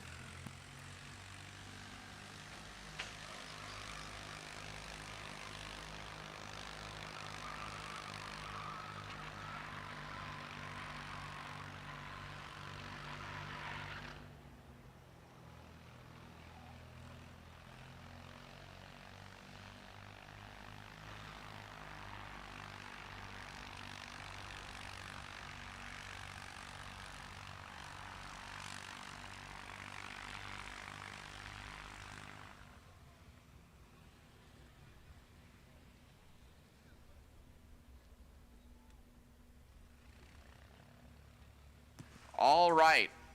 I need my junior dragsters. Junior dragsters, you guys can come into lanes 1 and 2.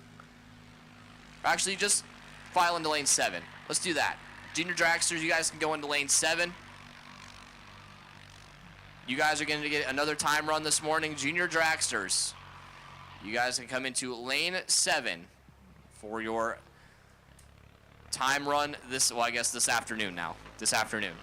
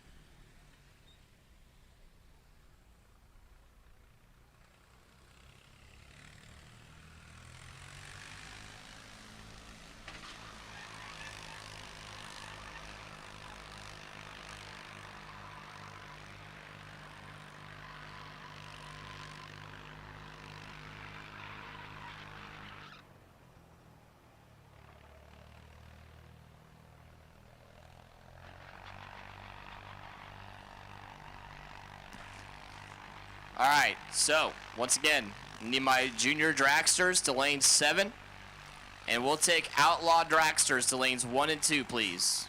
Junior dragsters, lane 7, outlaw dragsters 1 and 2. You guys are both getting a third time run this morning.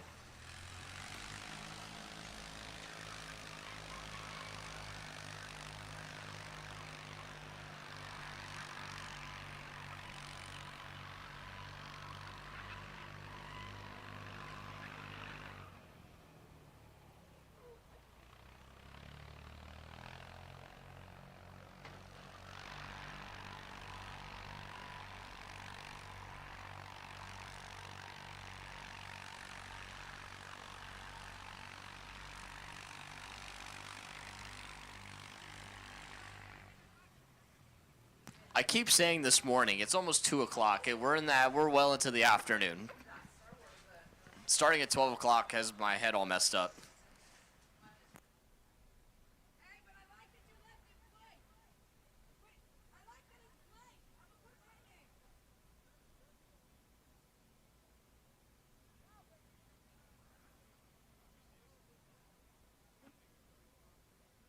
So SCR Enterprises Big Dog will be next on track. SCR Enterprises specializes in welding and metal fabrication. I'm sure they've had their hand on a handful of cars out here this weekend. So thank you, SCR Enterprises, for sponsoring our Big Dog 4.0 Index class.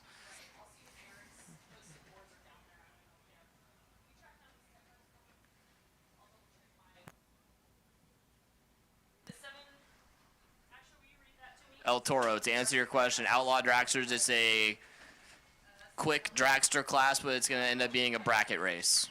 So we have a couple of dragsters. They're pretty fast, and we're going to make them bracket race later on in the day.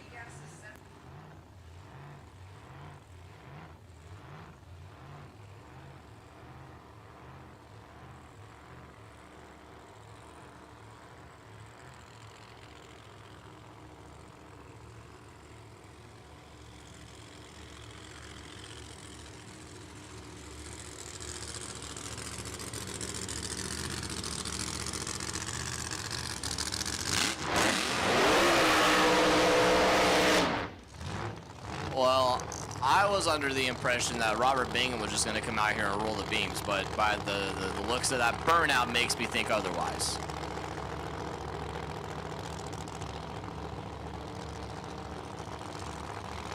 I need car number 7519 in B-Gas. B-Gas car number 7519, need you to come to the tower, please. 7519, please come to the tower.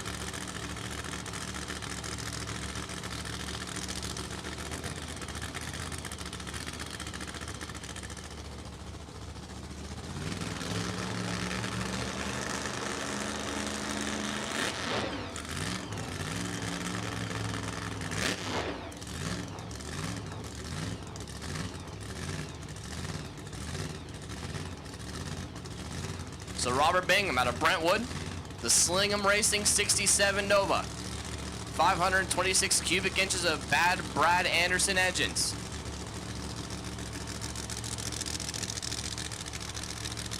Gonna take his freebie into round number 2.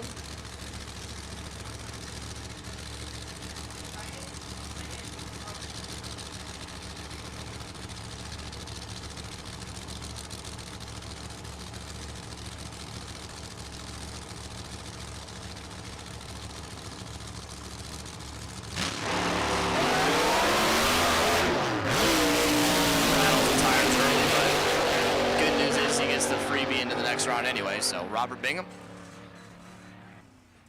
Gonna move on to round number 2. And we have our other pairs sitting at the ready line, ready to rock and roll. Oh man, this one's a doozy. Rod Burbage and Cody Dow gonna get after it here. Only one of them's gonna get back into the big show.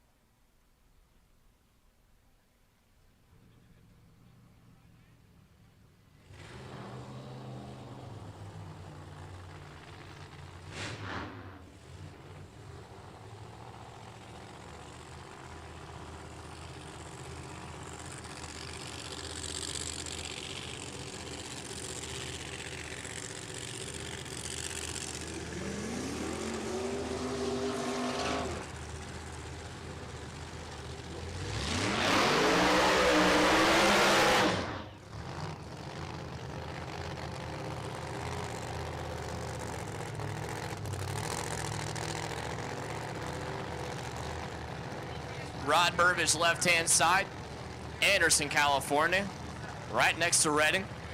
Apex Fencing and Spec Right converters on board of that 65 Chevelle, 621 cubic inch blown Brad Anderson engine. And right side, Cody Dow. That Malicote Brothers, Jerry Malicote tribute car, doing this in memory of him this weekend. That 1968 Barracuda on the tower side, TBR garage on board, 545 cubic inches of turbocharged Mopar. Precision turbo, turbocharged to be exact. This is quite the matchup here in the buyback round of Big Dog 4-0.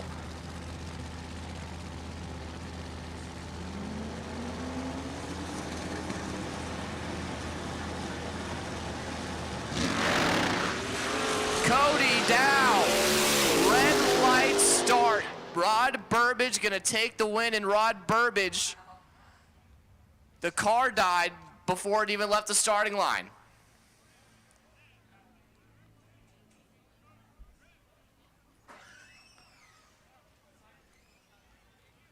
Cody Dow, oh man, that's a heartbreaker. All he had to do was turn to green.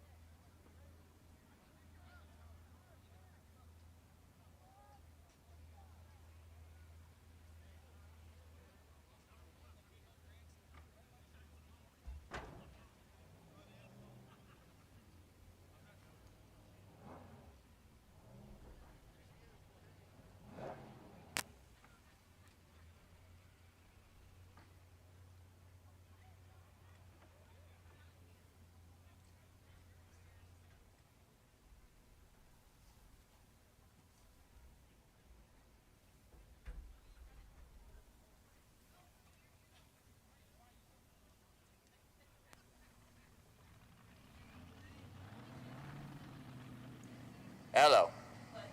Am I on out there?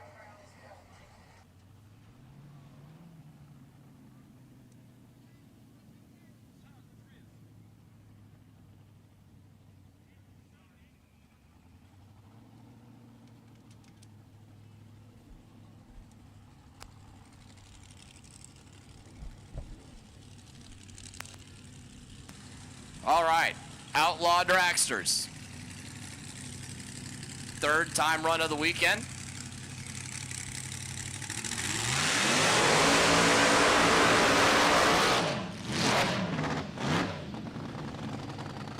Bobby Ray McMahon at a Lodi, an 08 TNT chassis dragster, 540 cubic inches with a big old blower strapped to the top of it. Or is it a Pro Charger? I can't tell from here.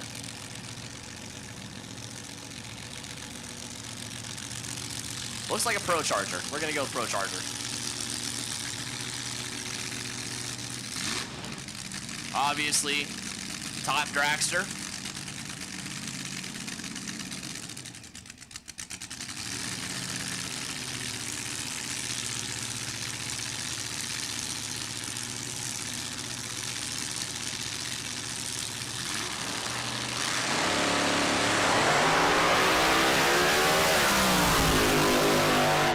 .408 for 176 miles an hour for Bobby.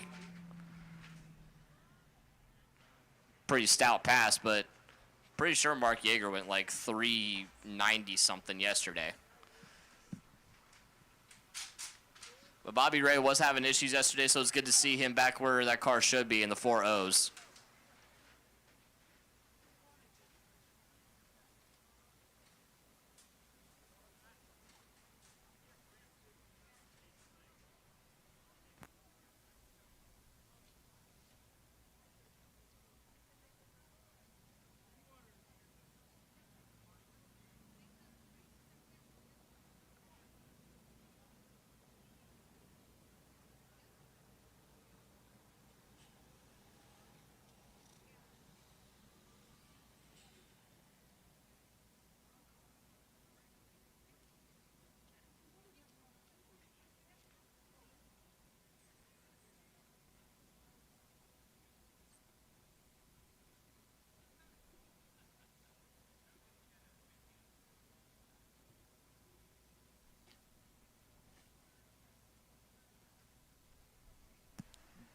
DeAndre, when your dad is ready, let me know.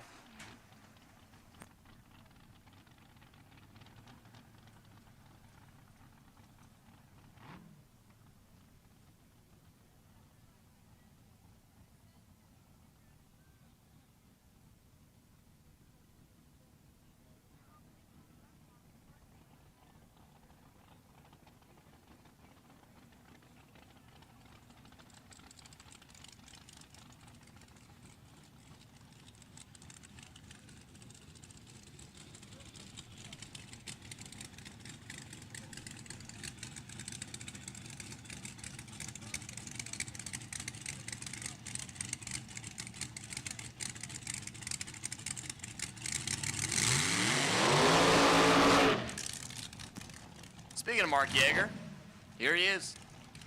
Out of Hollister. West Coast Architectural Sheet Metal. Didn't put chassis or year of chassis or anything on the tech card. So we have Mark Yeager from Hollister, West Coast ASM. With a big old Pro Charger strapped to the front of that motor.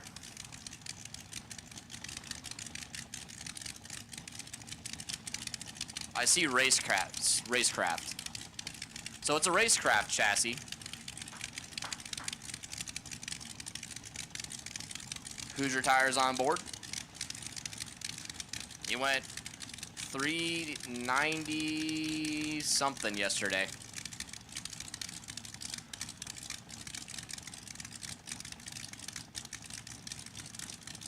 We got a 405 on the dial-in board.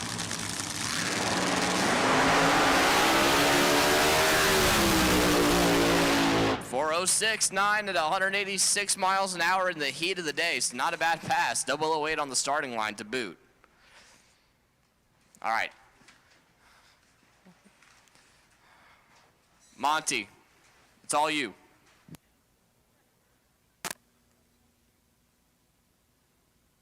Hello? 1, 2. Hey, there you go. First of all, I want to say thank you to all the fans that's coming out today, you guys. So give yourself a hand. So if I can have my family and friends come out on the start line for me and bring Mr. Fitzgerald out here. So to the fans, I was born into drag racing, and my father was Division 7 Tech Director for 37 years in NHRA, and that's how I got involved in drag racing. And now my son drag races, but he retired about 25 years from NHRA, and he's never really got the accolades that his friends and his family deserves. So, Mr. Fitzgerald, can you come here for a minute, please? So he's been around drag racing for more than 8 decades, you guys. My father just turned 88 years old last week. So can you guys help me a hand and thank you.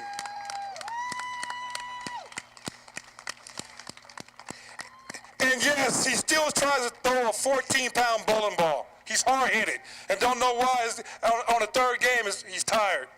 So, Mr. Fitzgerald, who I owe you my life and my happiness, and I love you very much. So me and your family and friends want to give you a Lifetime Achievement Award for everything that you do. Thank you, Father. Thank you. What's up, huh? No. Okay, thanks. You got anything to say to your family and friends? Thank you. Thanks to everyone for showing up and supporting my son. Thank you.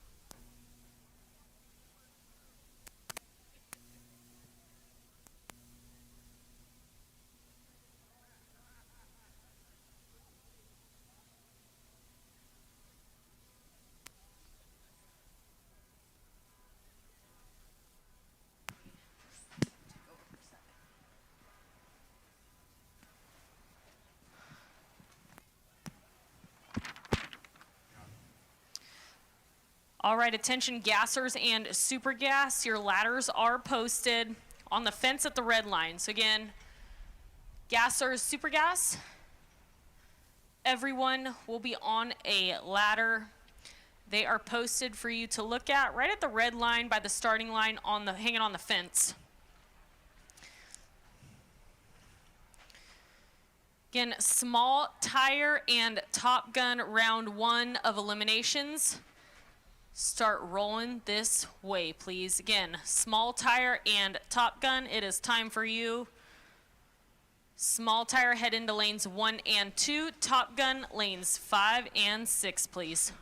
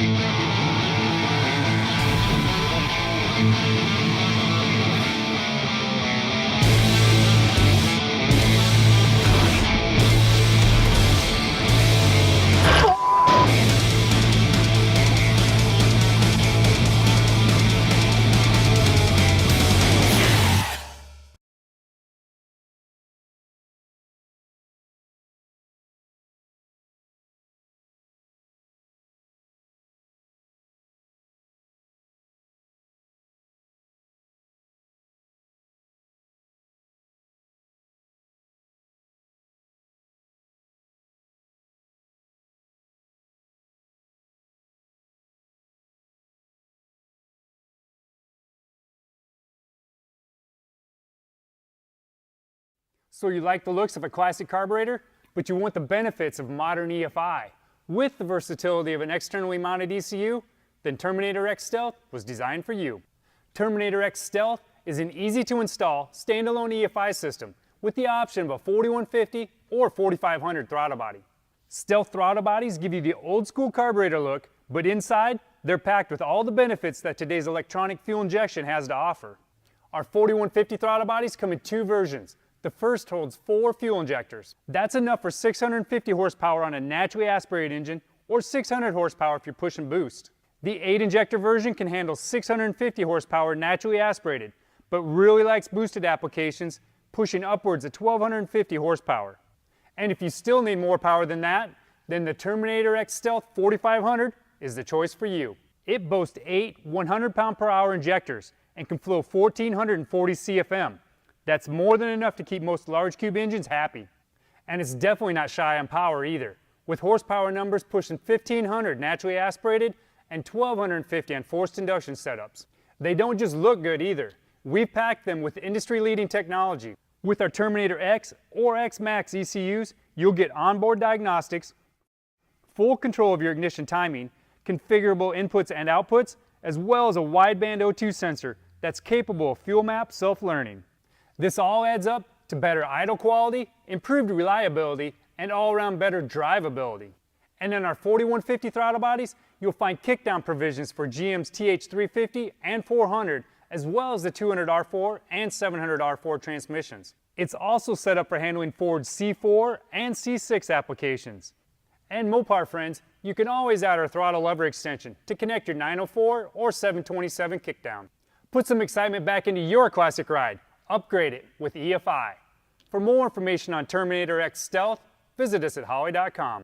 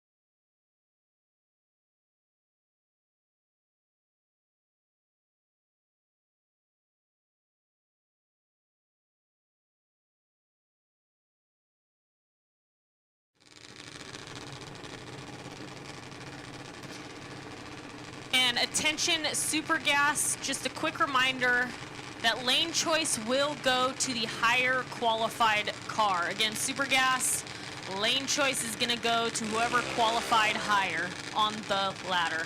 But again, Small Tire and Top Gun, you should be rolling this way. 5-0, Lily Dog, and Big Dog, you will follow them up.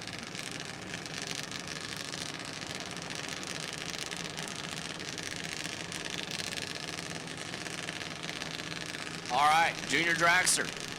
Time run. Left side, Courtney Goodman. Right side, Drake Paget. Courtney from way up there near Samoa. Eureka, I believe they're from Eureka to be exact. Drake on the right-hand side, Santa Paula. So we got the Goodmans from about as far north as you can get, and the Pagets from about as far south as you can get. And they've convened here at Sacramento in the middle.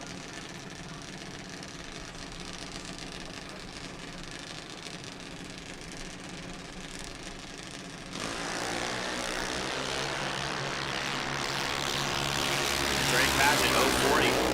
Courtney a little early, 009 red. 790, 7.5 at 80 miles an hour for Courtney, and 788.4 at 84 miles an hour for Drake.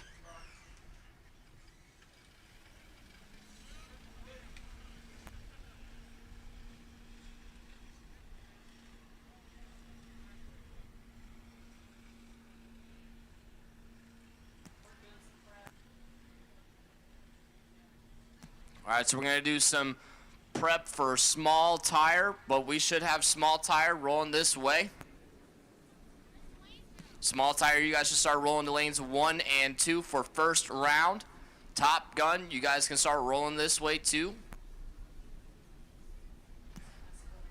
Top Gun, you can roll into lanes 5 and 6. So Small Tire, lanes 1 and 2, Top Gun, 5 and 6. We're gonna get some track prep going real quick for the Small Tire and be back with you here in 15, 20 minutes.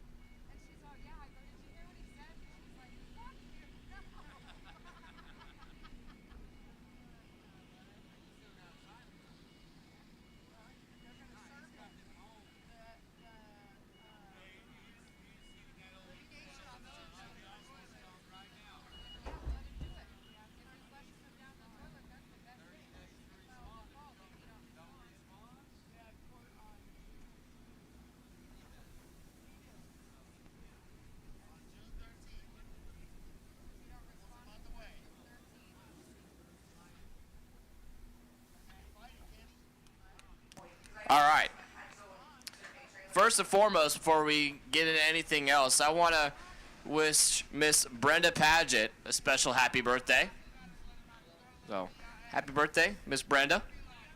I got a special request from somebody to let me know. So I hope you're enjoying your birthday at the racetrack and then Mother's Day tomorrow. That's pretty convenient. How does that work? Do you get a present for your birthday and a present for Mother's Day, or is it packaged into one deal? I wonder how that works. Also, for Junior Dragster and Pro Gas and all of our Pro Gas classes and Super Gas. So Junior Dragster, all the Pro Gas classes and Super Gas. The best losing package of first round in each class is going to receive a Mother's Day gift basket. So, best losing package in Junior Dragsters, A-Gas, B-Gas, C-Gas, D-Gas, and Super Gas will get a Mother's Day gift basket. Also, the first 2 perfect lights out of our Pro Gas and Super Gas categories are going to get a 5-gallon jug of Mike's transmission fluid.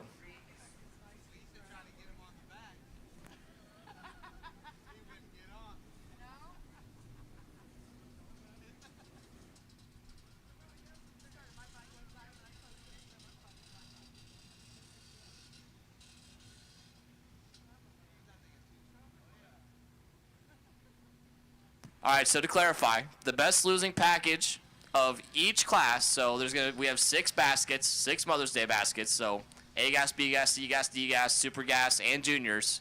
Best losing package first round is going to get a Mother's Day gift basket. And then the first 2 perfect lights out of all of those classes, so A-Gas, B-Gas, C-Gas, D-Gas, and Super Gas.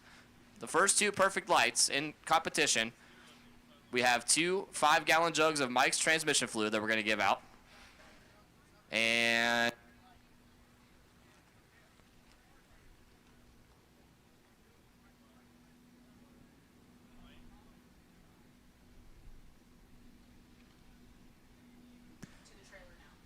and 5-0 and Lily Dog, second round chip draw, need to go to the Renteria Pit for chip draw. Once again, 5-0 and Lily Dog, second round chip draw to the Renteria Pit for chip draw. I think that was redundant, but whatever. Right now. And also, I have another trivia question for the kiddos. So, kiddos, listen up. Jerry Jansen is here today racing. What is the year and make of Jerry Jansen's car? I'll say it again. For the kiddos only, what is the year and make of Jerry Jansen's No Prep Kings car? He's here on the property racing this weekend, so it shouldn't be too hard. If you have the answer, go down to the camper trailer behind the tower where they're selling event t-shirts and event hats. The first 2 kiddos that get there with the answer, you're going to get some little goodies. So once again, the question is, what is the year and make of Jerry Jansen's car? First 2 kiddos to the camper trailer behind the tower get a prize.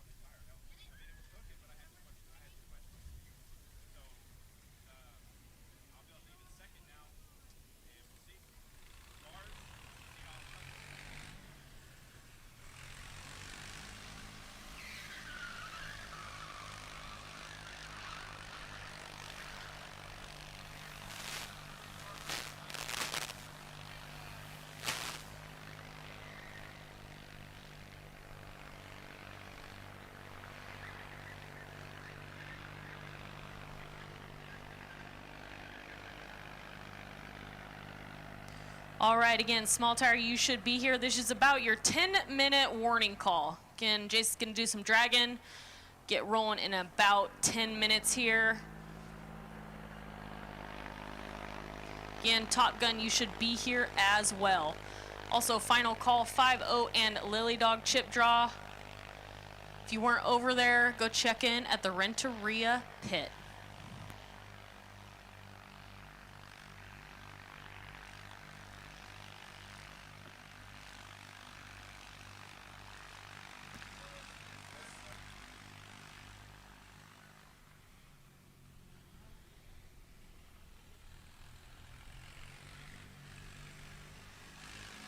All right, so while we are waiting for the track prep to get finished up, which is coming to a close, is what it looks like,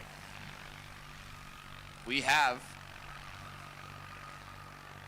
Holders Air Conditioning and Heating small tire round number 1 getting paired up back there.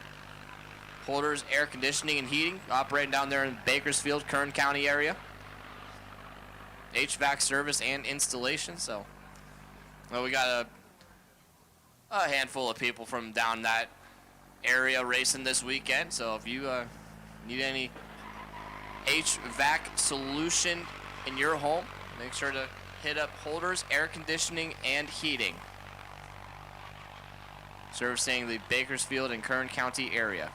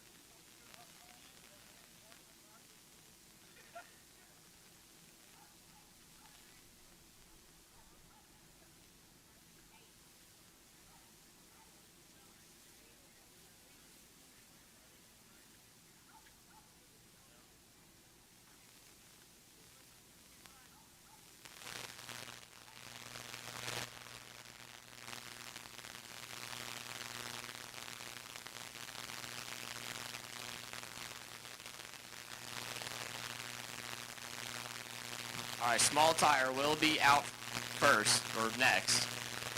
Small tire needs to load up. Get you guys ready to rock and roll, small tire, and then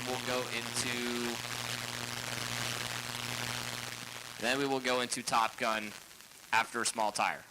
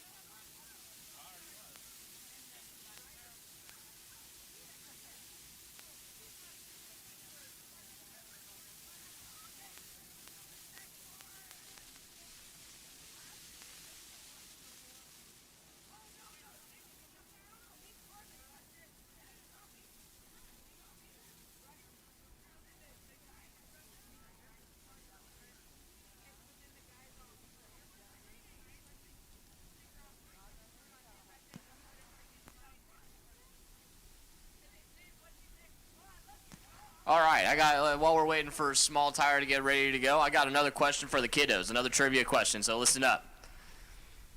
What is Monza's real name? First and last. Monza on Street Outlaws and No Prep Kings. If you know Monza's real first and last name, go to the camper trailer behind the tower with your answer. The first two kiddos that get there get a couple of t-shirts. Again, what is Monza from Street Outlaws' actual first and last name?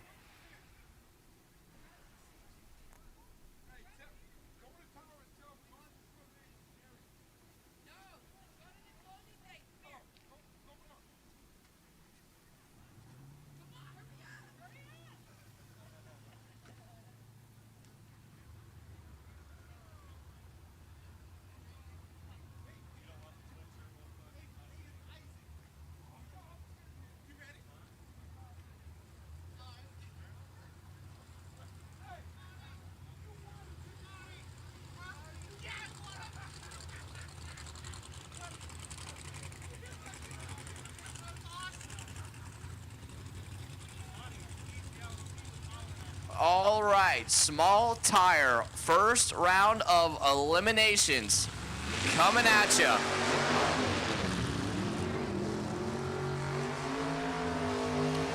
Right hand side, George in the Mustang, a 92 Fox body Mustang, a LS 325 cubic inch turbocharged motor.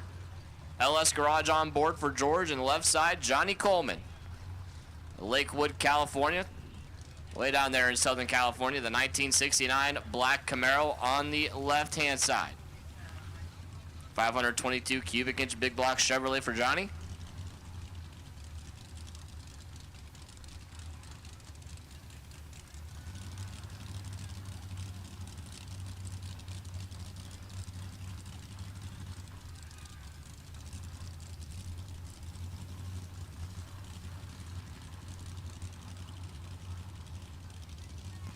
Small tire will have buyback, so it'd be a lot easier if you could just skip that re-entry round and go straight into second round. So there still is something on the line here.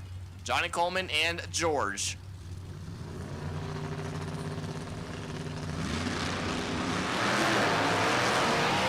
George blows the tires off. Can Johnny Coleman get around him at the top bend? Yes, Johnny Coleman with the pedal job is going to take the win. George lit the tires up right at the hit, tried to pedal it, get back in it, and did not have enough steam, ran out of real estate. So Johnny Coleman moving on to round number 2. George is going to hit the buyback round.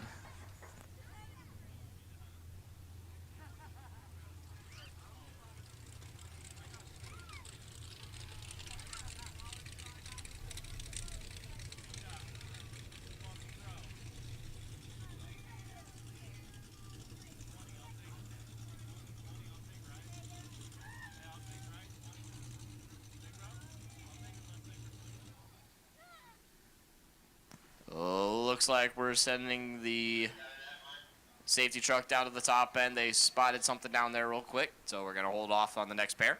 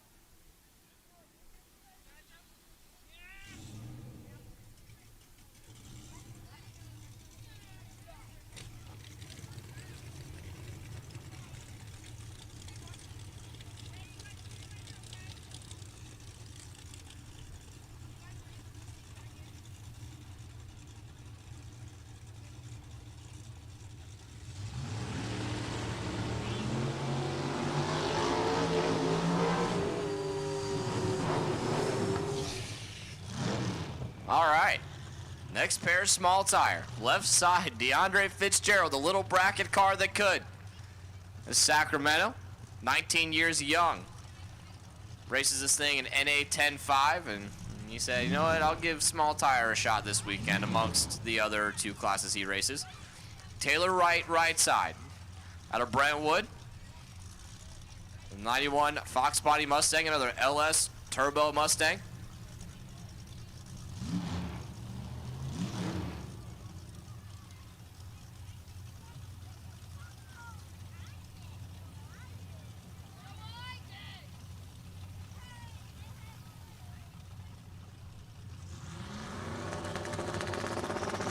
So Taylor gonna spool up the turbo and DeAndre gonna move in. Here we go.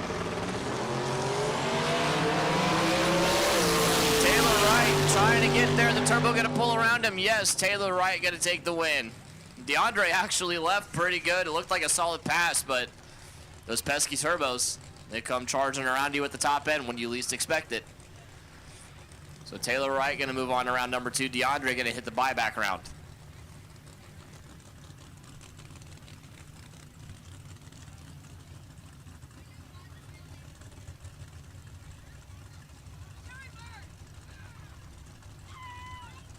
All right, attention in the pits, 5-0 index.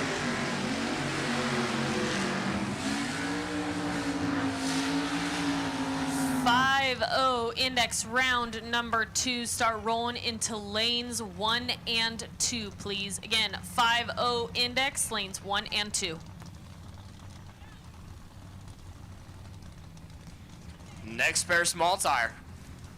DJ Reed left side out of San Mateo. That stout 2000 Camaro. 548 cubic inches of Pro Charged Chevy for DJ. And right side, Ken Jansen out of Oakley. That 89 blue S10 LS Turbo.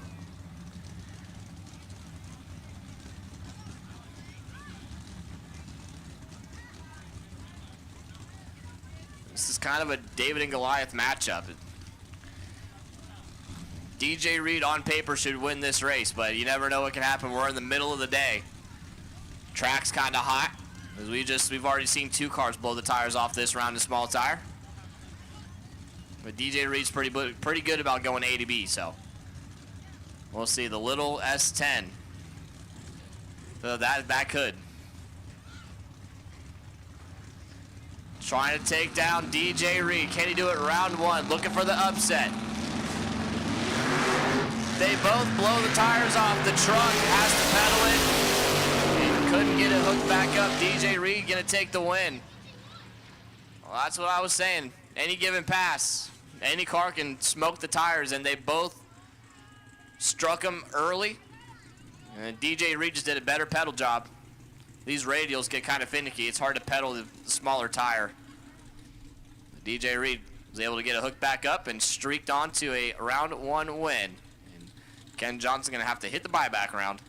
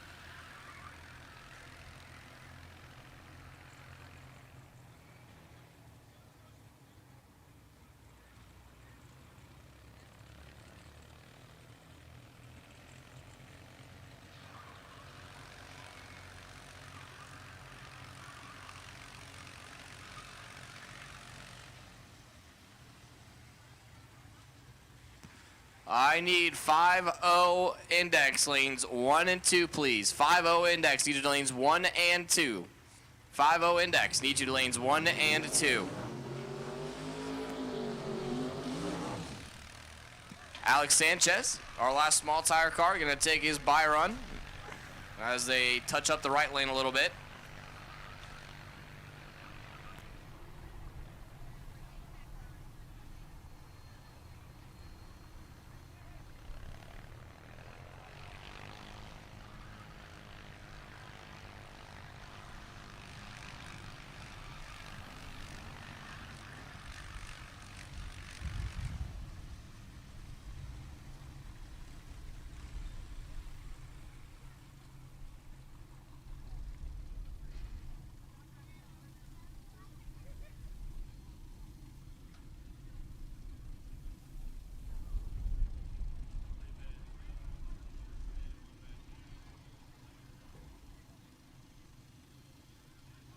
So Alex Sanchez in that bright yellow 98 Trans Am out of Newark. Gonna take the freebie into round number 2.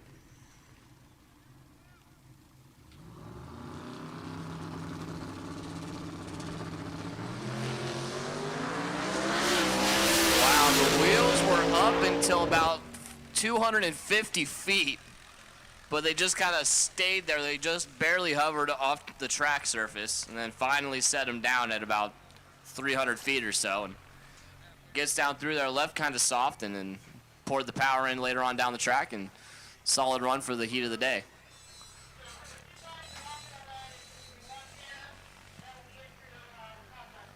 Top Gun is next.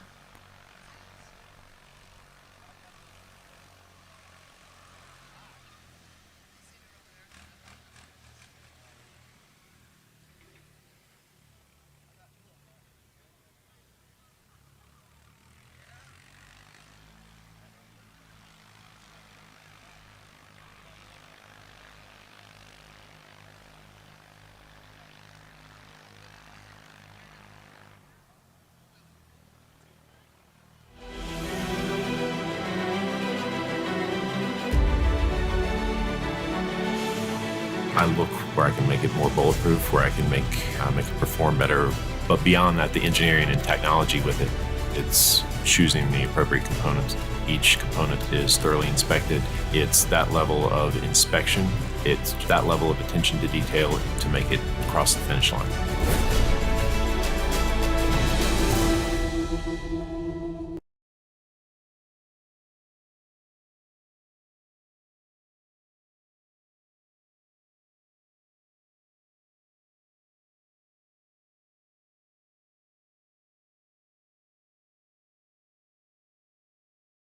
I'm Evan Perkins with Holley, and we're at West Tech Performance, where we just made 902 horsepower on this Holley Super Sniper equipped Pro Charge small block Chevy.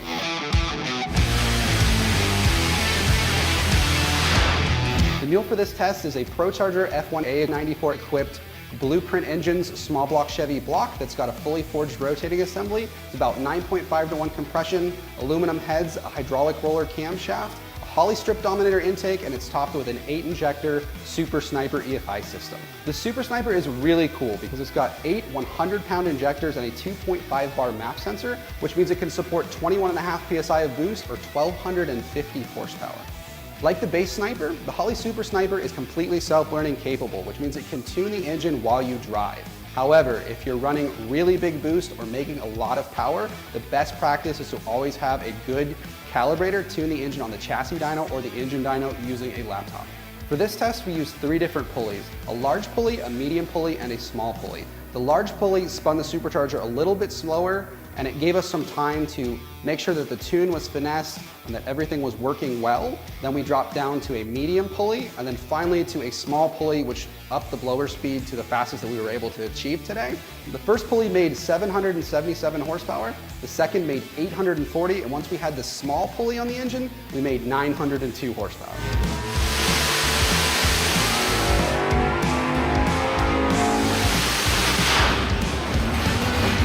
Holley's top-tier EFI system is always going to be a multi-port style system, but what the Super Sniper does really well is it's self-contained, easy to tune, laptop tunable, and it can support really big horsepower by just bolting it onto a 4-barrel flange with a supercharger or a turbo. Learn more about the Super Sniper at holley.com.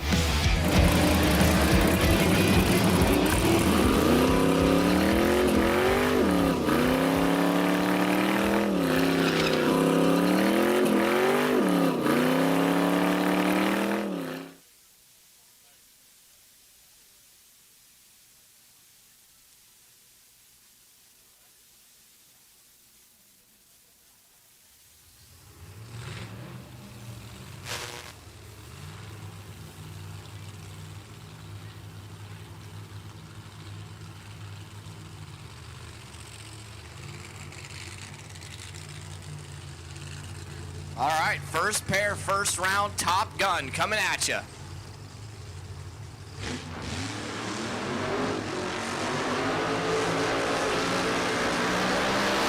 How about the big smoky burnout out to Josh Kalick, the left-hand side of Romas, California. That dirt and construction. 1953 Studebaker, Brett Williamson, right side out of Gilroy, California. The Silver Bullet, 1963 split window Corvette. There's no index, no nothing. We're just straight up, no time, heads up drag racing. First round of elimination for Top Gun. Wow, Josh Kalick.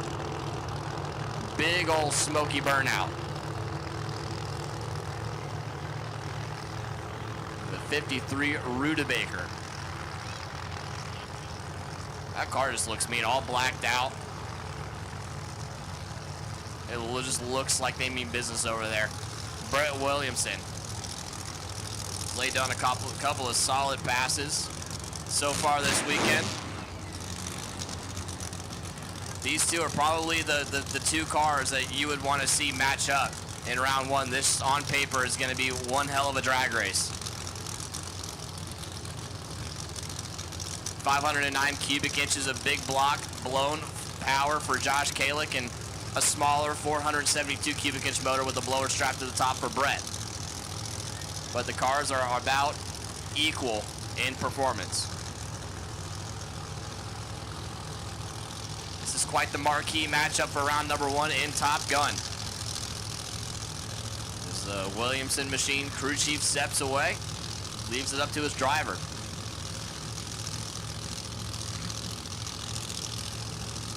Here we go. Pedal Fest, they're trying to get back in it. Kalick rattles the tires multiple times. Winlight gonna go to Brett Williamson on the Pedal Fest. That track is hot. That's not my car. I think that's Mike's truck making all that noise.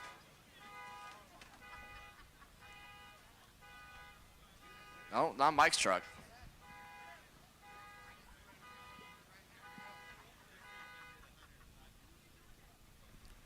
Well, how about that for our first round matchup? The Pedal Fest. Brett Williamson taking the win. With the superior driving job of that matchup, Josh Kalick gonna hit the buyback round. And we're gonna get our next Top Gun car rolled up here for first round.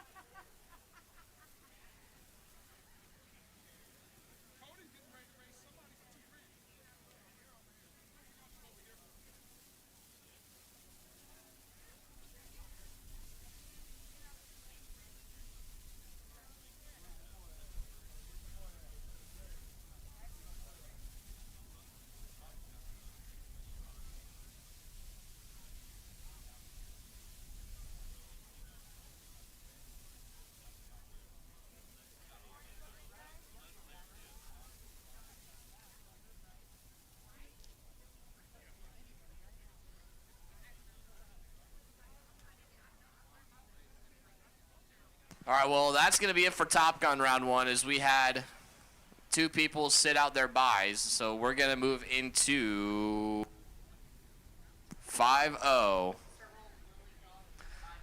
Lily Dog, I need Lily Dog to lanes 5 and 6, please. Lily Dog, lanes 5 and 6. We should have 5-0 in lanes 1 and 2. Lily Dog, you should be in 5 and 6.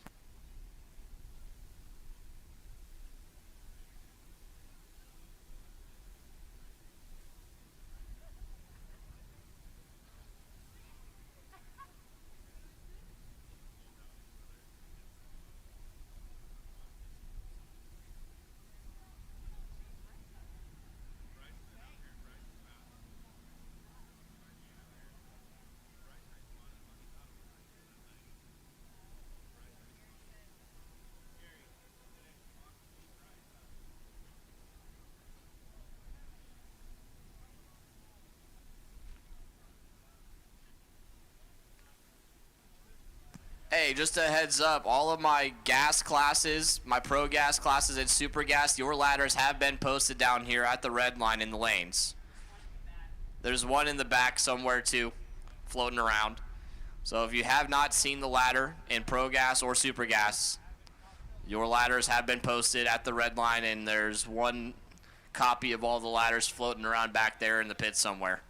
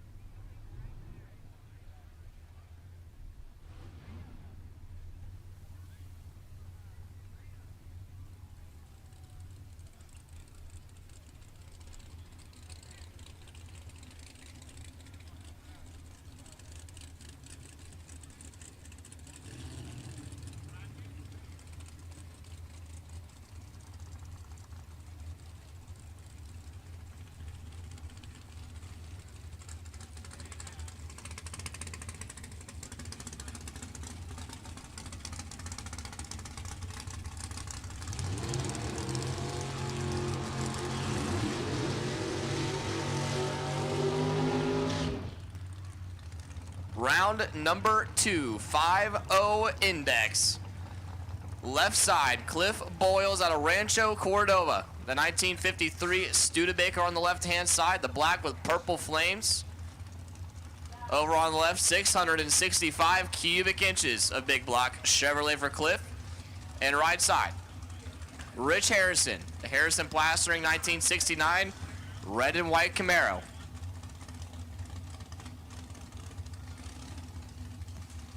Big block 632 for Rich.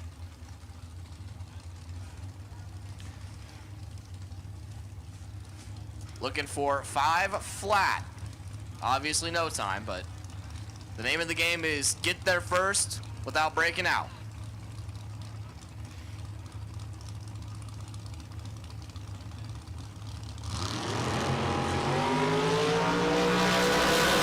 Reaction time advantage for Rich Harrison by a lot. Win light gonna go to Rich Harrison. 008 on the starting line. And then ends up winning the race. That starting line advantage plays a massive difference when you're 008 and the other guy is 74.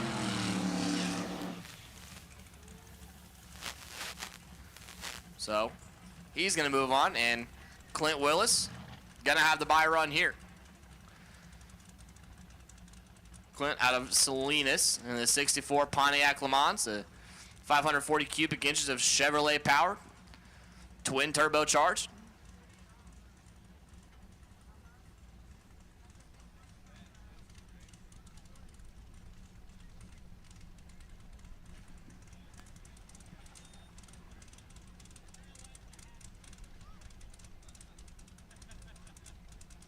See what Clint can do on his freebie into round 3.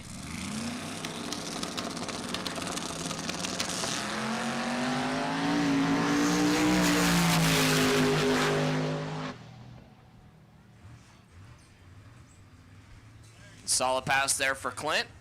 He's going to take that free pass into round number 3.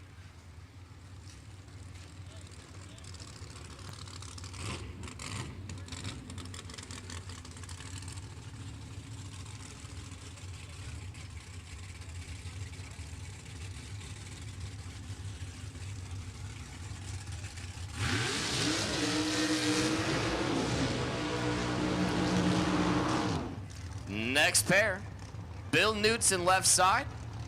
The Knudsen family racing 1986 Camaro. Over there, 632 cubic inch, big block Chevrolet for Bill. And Ray Paget tower side. Santa Paula, California, the 63 split window Corvette. Also 632 cubic inches of big block Chevrolet for Ray. A couple of nitrous fed cars.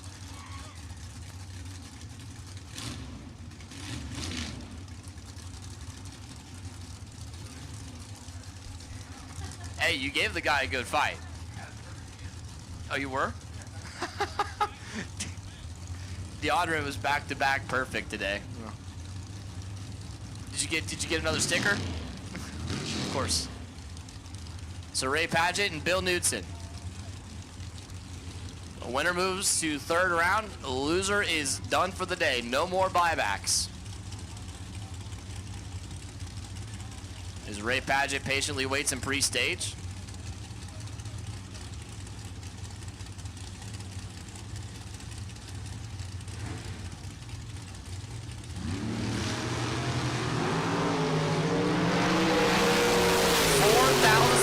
Separate them on the starting line. Win line going to go to Bill Knudsen. Had the starting line advantage by 0.04 of a second and translated that to a win at the top end. So Bill Knudsen going to move on to round number 3. He's making that trip from Southern California worth it.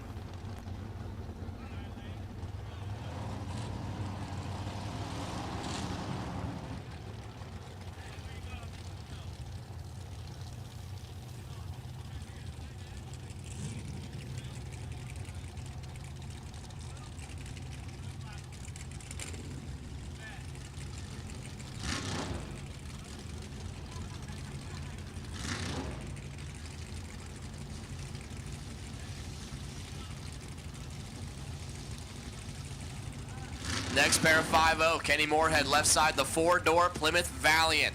Beautiful car.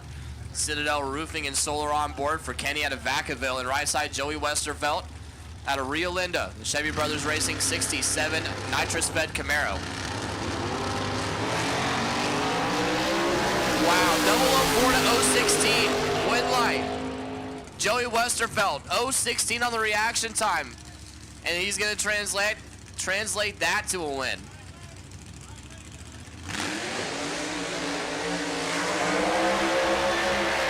Combined reaction time of 20 thousandths in that last pair. How about you? No slouches on the reaction time in second round of 5-0.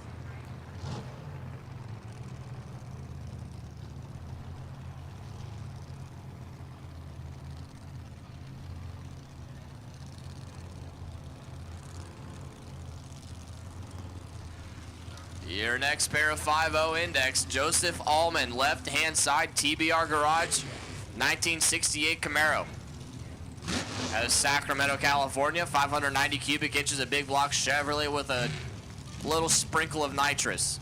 Right side, Rory Allen, the VP Speed Shop, 69 Copo Nova.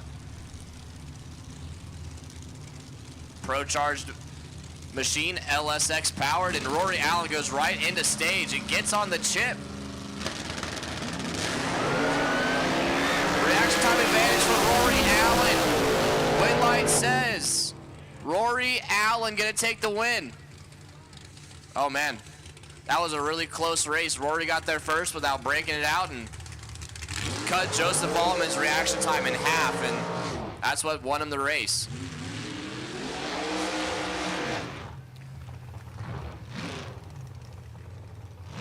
Your next two players, left side, Gary Ryan, Southern San Francisco, Juggers Racing Team, the Pure Adrenaline, 32 Bantam Roadster. And Casey Truer on the tower side out of Santa Maria. The 33 Willys Coupe. Beautiful looking hot rod paint job with the touch of red glitter around the letters and the numbers on the windows. The thing is just a beautiful machine over here on the tower side. Real old school look, I love it. 632 cubic inches of big block Chevrolet for Casey.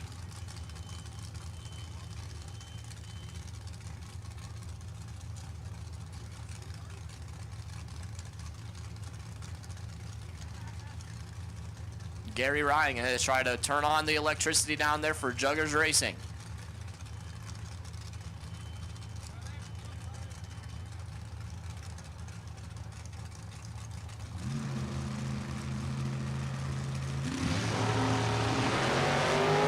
Reaction time advantage to Gary Ryan on the left side.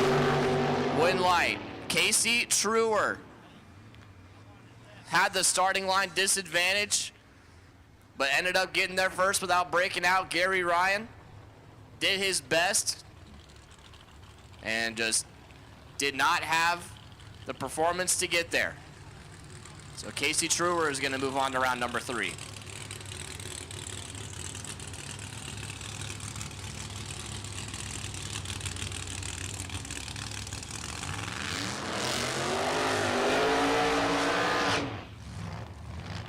Alex Gonzalez and Frank Miranda. I was on Facebook this morning and saw some smack talk from Alex Gonzalez on Facebook this morning. So that was a fun little 10-minute time waster to read. Right side, Frank Miranda. That beautiful 59 Rambler, the home wrecker 4. West Coast torque converters on board out of Paso Robles, California. 500 cubic inches of Chevrolet with a blower strap to the top. And Alex Gonzalez, that orange Nova on the left side. Had no issues showing what he was running yesterday on Facebook. So I'm not going to say it, but it's readily available information.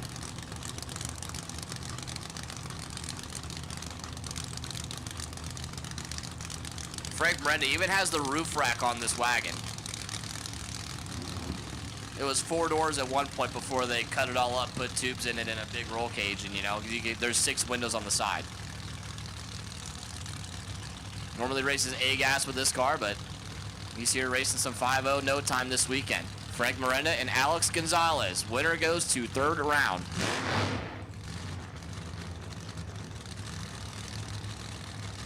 We're all pre-staged up. Miranda moves first. Alex will move in second. Here we go. Massive advantage to Frank Miranda. Win light. Frank Miranda gonna get there. An 0:13 reaction time for Frank Miranda. Alex Gonzalez was a little tardy on the reaction time, and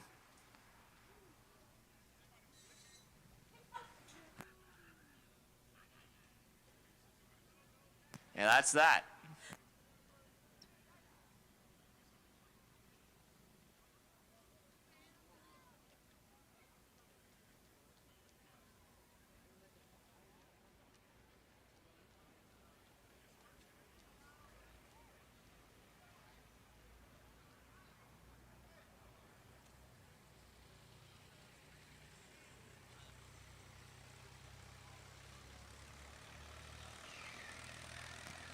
I have a feeling Frank Miranda just said, hey, show me dead on. I mean, if the scoreboards were on, he'd be pointing at him saying, show me dead on. Because he got there first by a country mile.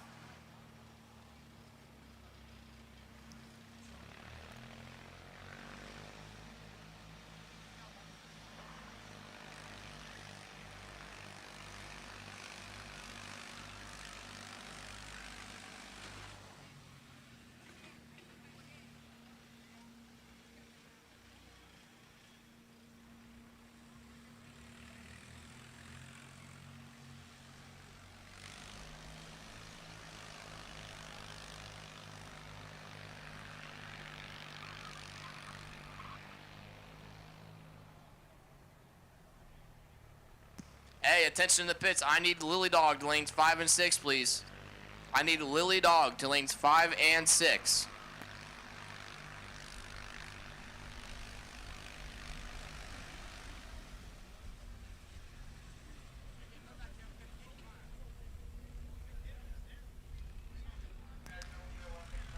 It's very weird. My bracket racing wired head is looking at these numbers, trying to do the math in my head, and I can't say any of it. But I mean, that's the nature of the beast for what we're doing here. But it's like my math does the math, or my math does the brain. My brain does the math, and then I'm sitting here like trying to bite my tongue.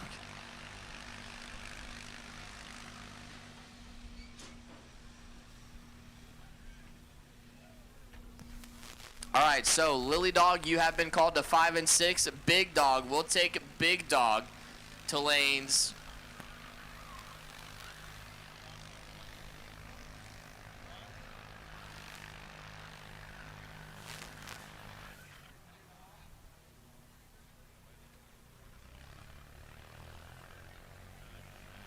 Big Dog, you can roll into lanes 1 and 2.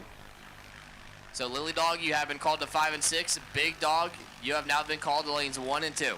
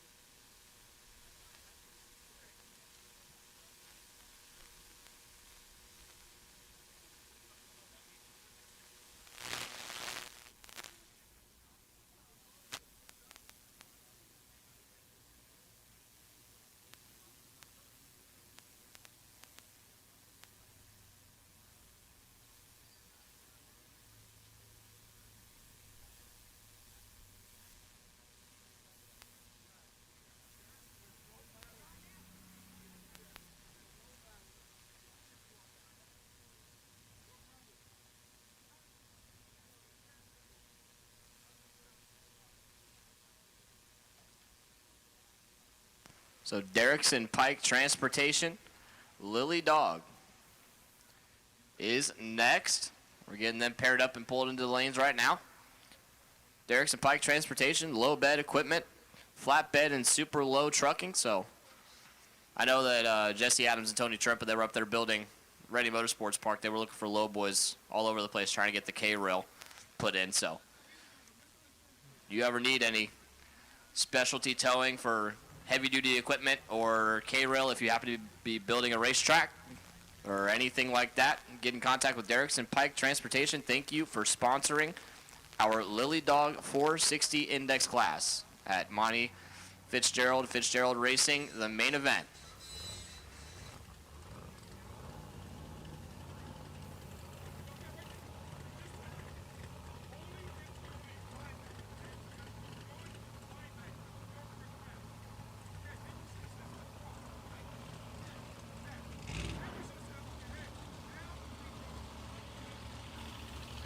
All right, Lily Dog, round number 2. Win or go home.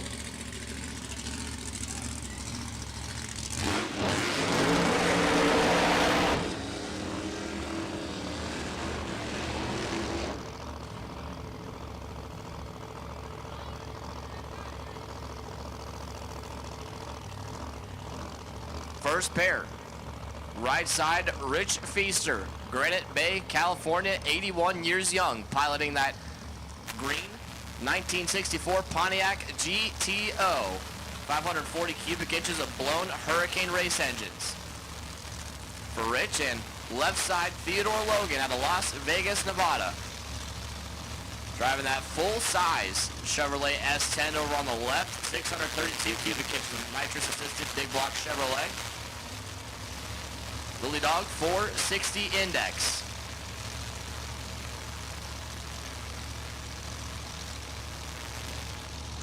So far today, the name of the game is reaction time. If you have the better reaction time, chances are you're going to win the round. So,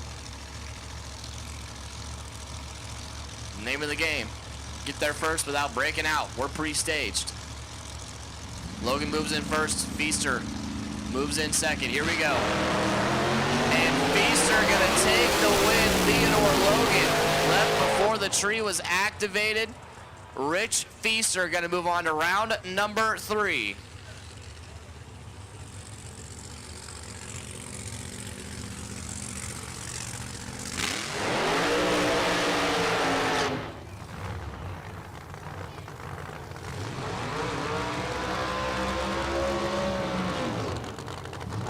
Next pair. Mike Mossy left side out of Napa, California, the Stagner Construction 1969 Camaro. Normally races A-gas with this car. Could very well easily race Top Sportsman with it as well. 780 cubic inches of Sunset Performance for Mike. And right side, Terry Newton out of Camarillo. The Grimes Rockin' State Ready Mix McClure Racing 1953 Studebaker. 540 cubic inches of Alan Johnson power.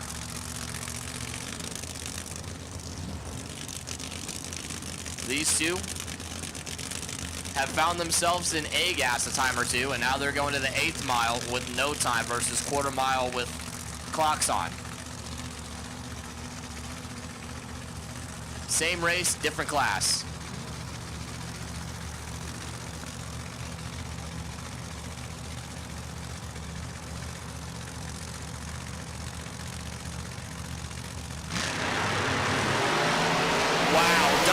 To an 0-10, 6th out advantage for Terry Newton, win light. Terry Newton.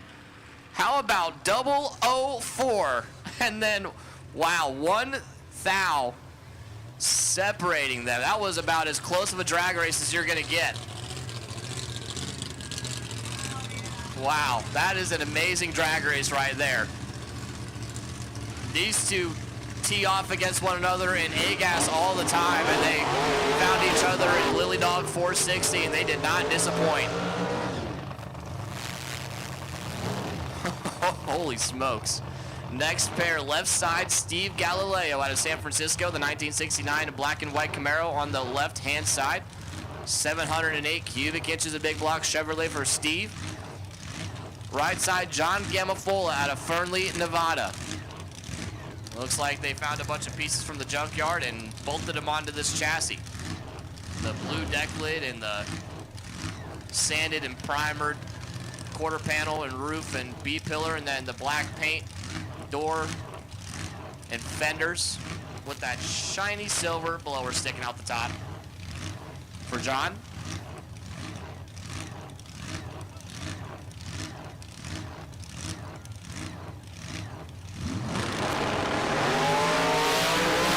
Reaction time advantage for Steve Galileo. Steve gets there first, and he's going to take the win.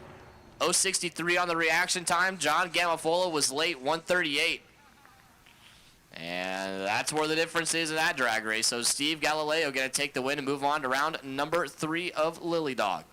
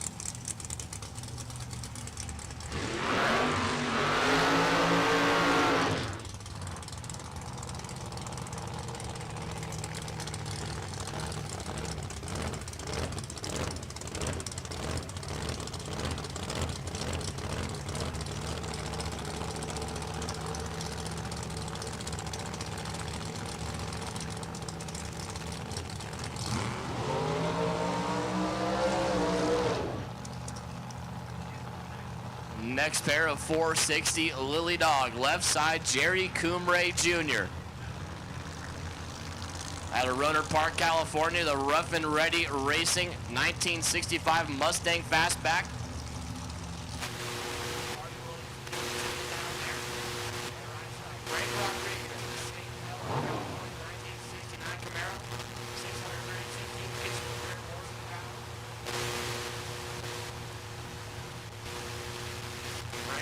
Rodriguez.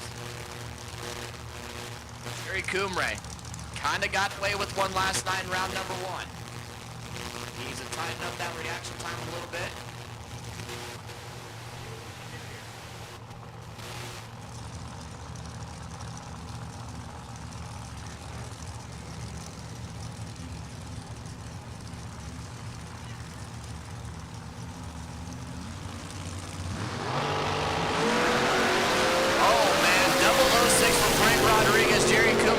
of trouble. Win light, Frank Rodriguez. How about 006 on the reaction time?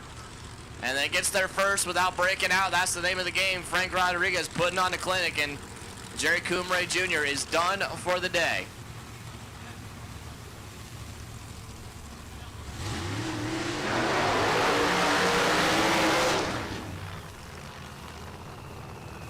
Ron Connor in the Humpin' Pumpkin, an orange 1963 Corvette on the left-hand side out of Redwood Valley. Right side, Bob Curley, 57 Fairlane. On the tower side at a San Jose with a Ford Hemi motor. And I was asking about it earlier. Chad sent me a text and told me what it means. It's a Boss, it's a Ford Boss motor. Hold on, let me pull up the description he sent me.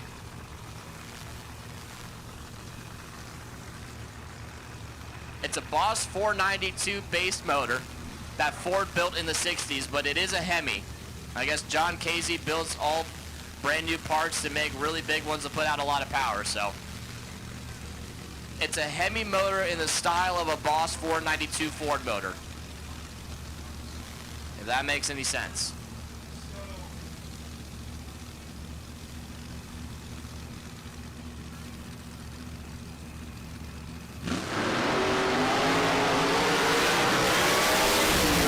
Time advantage for Ron Connor, win light. Ron Connor, 0:44 reaction time. And Ron gonna take the win. Bob Curley was late. And that's that. Ron Connor moving on to round number 3.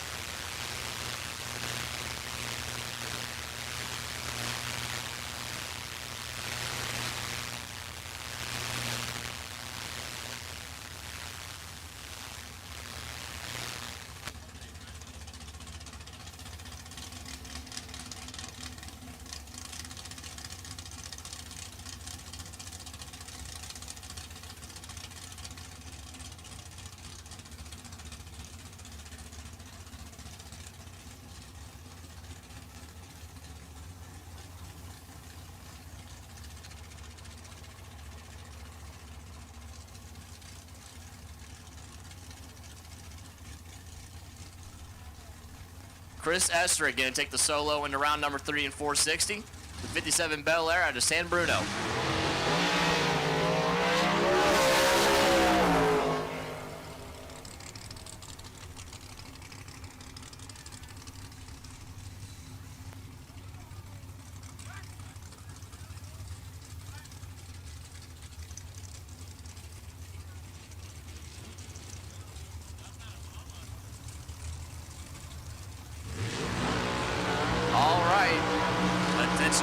Attention in the pits. I need C Gas, Charlie Gas, round number 1 to the back of the lanes for pairings, please. C Gas, Charlie Gas to the back of the lanes for pairing.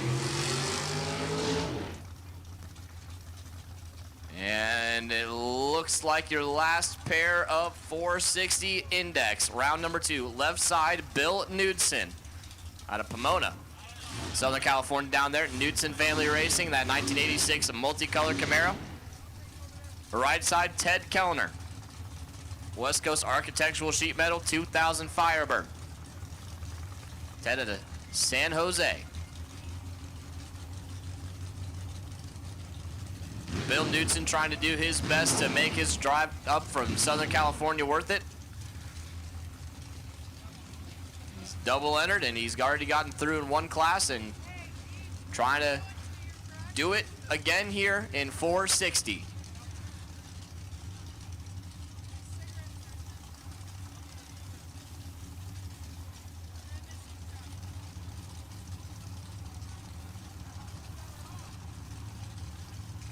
Couple of guys who know how to cut a tree, so good reaction times here.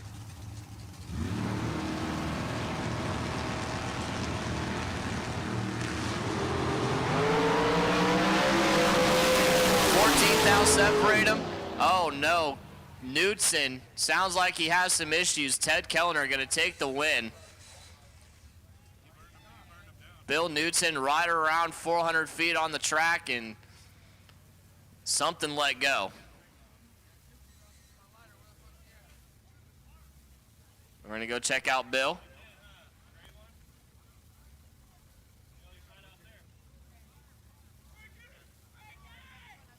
Hey, clear the starting line. We need to clear the starting line right now.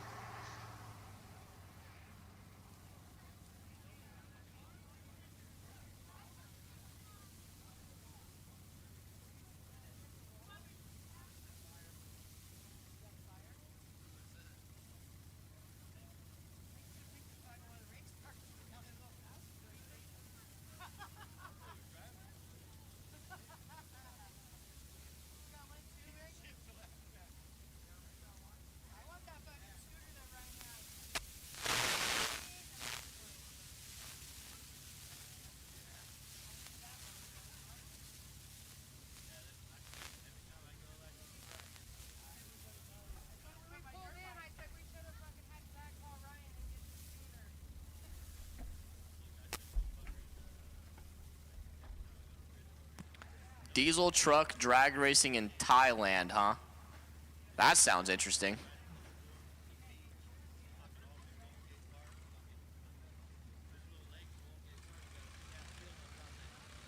So it looks like Bill's all right down there. We just had to roll fire and safety just to make sure he's all right. He's good. He's out of the car. We're going to get the car towed off the track.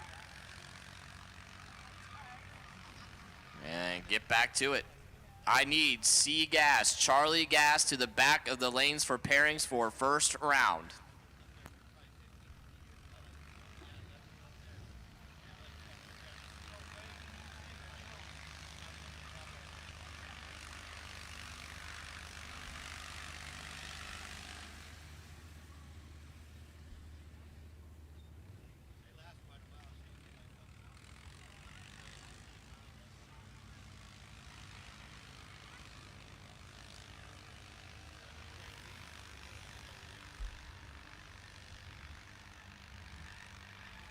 Well, so Bill's not done. He's still in 5-0 index, so he's going to see about trying to get that car put back together, whatever went wrong down there.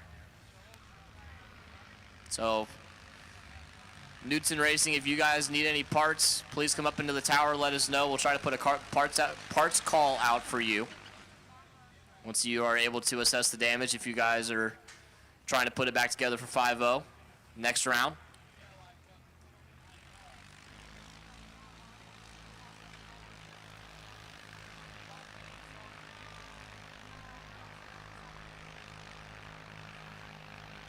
Well, while we got some downtime, how about I do another trivia question? Once again, when I do the trivia questions, if you have the answer, for the kiddos, if you have the answer, go to the camper trailer behind the tower, in the pits area right behind the tower. That's where you're going to give your answer. Question number 4. Question number 4. Monza has kids. You see one of them a lot on TV. He has a car. What is the name of Monza's son? Monza on Street Outlaws, what is his son's name? The first 2 kiddos to get to the t-shirt and hat trailer behind the tower. We have 2 t-shirts waiting for you guys. What is the name of Monza's son?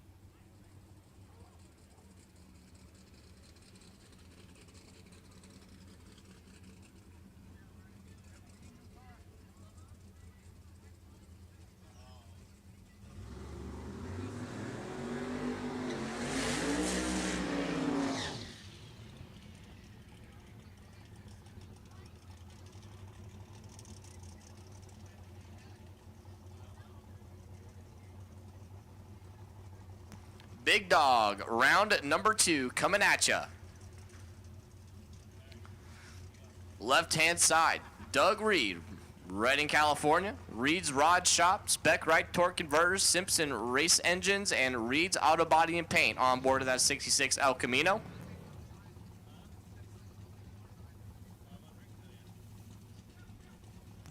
.540 cubic inches of twin turbo big block Chevrolet for Doug, and he's going to take the solo shot into round 3.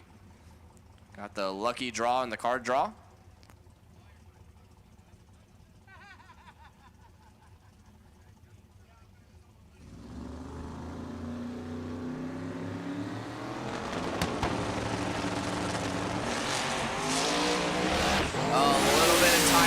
There for Doug, gets kind of towards that center line and decides to get out of it. He's on a solo shot, so doesn't need to drive the wheels off of it just yet. So Doug Reed going to take the solo into round 3.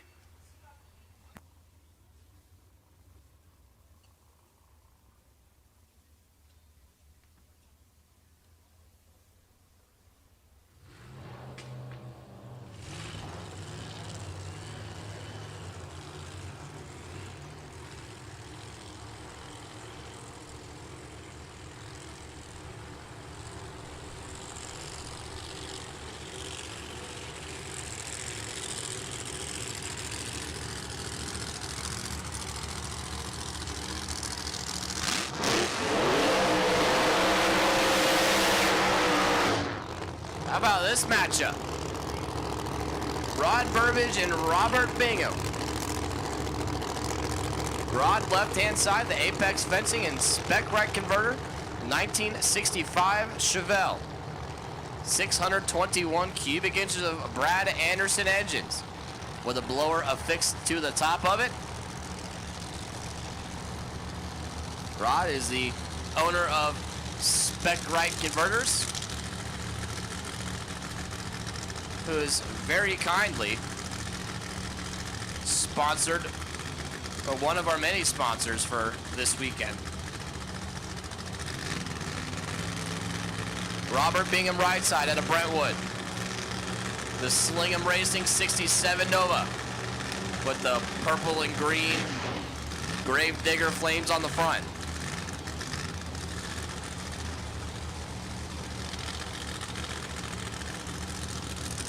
Looking for 4 flat. Get there first without breaking out. Name of the game.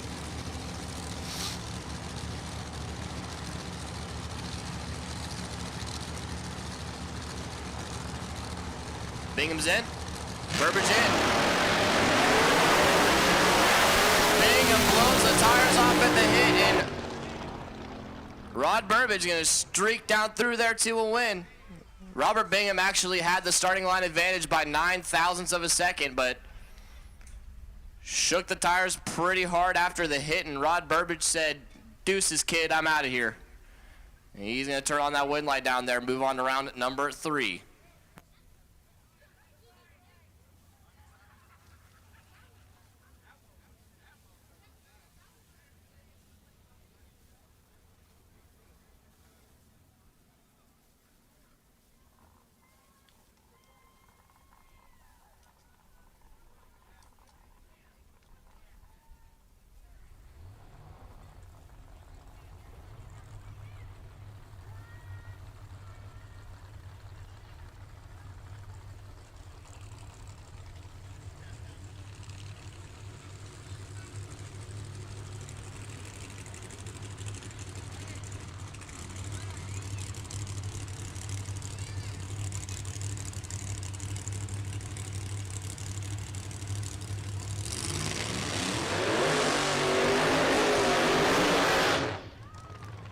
Next pair, a couple of big, loud Pro Charge cars. Shane Molinari right side out of Battleground, Washington.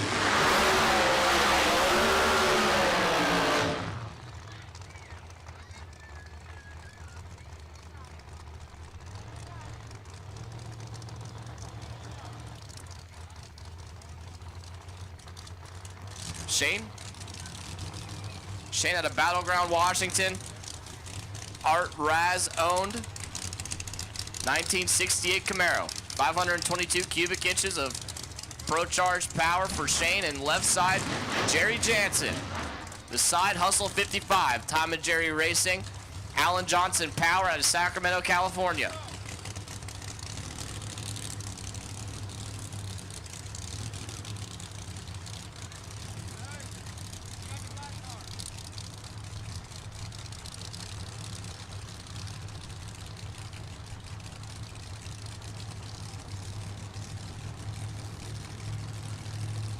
Winner moves on to round number 3 of Big Dog, 4 flat.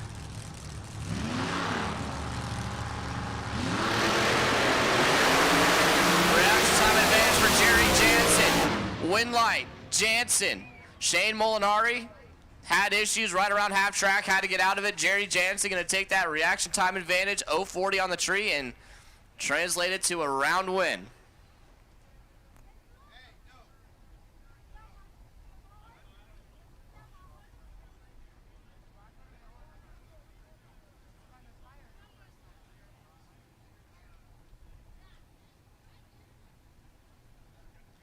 They got that 55 all sorted out, man. That thing hauls butt.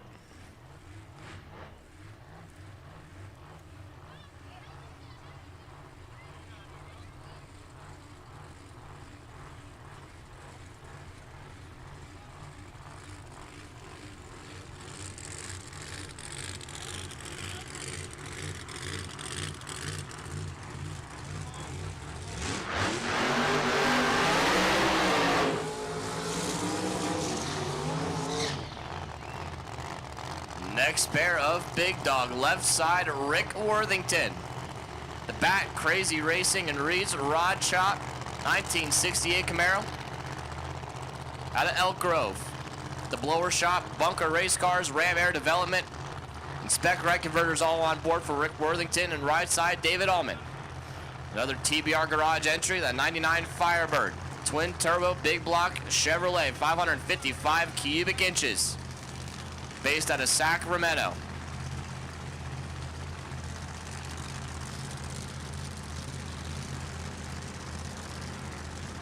So, big old blower for Rick and a couple of little hair dryers for David.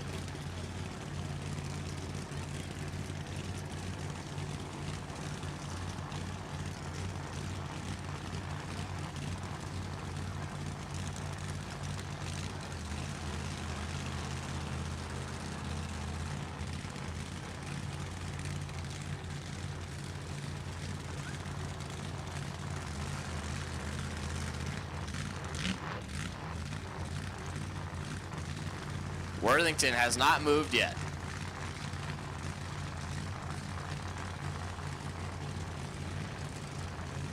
This is the TBR garage crew looking over at Worthington's car while they're trying to get him pushed up to the starting line.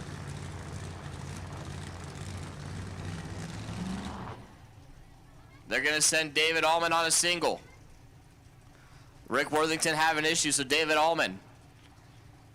Regardless of what happens here, he's going to take the win and move on. Rick Worthington, after he backed out from the burnout, could not get it to go forward.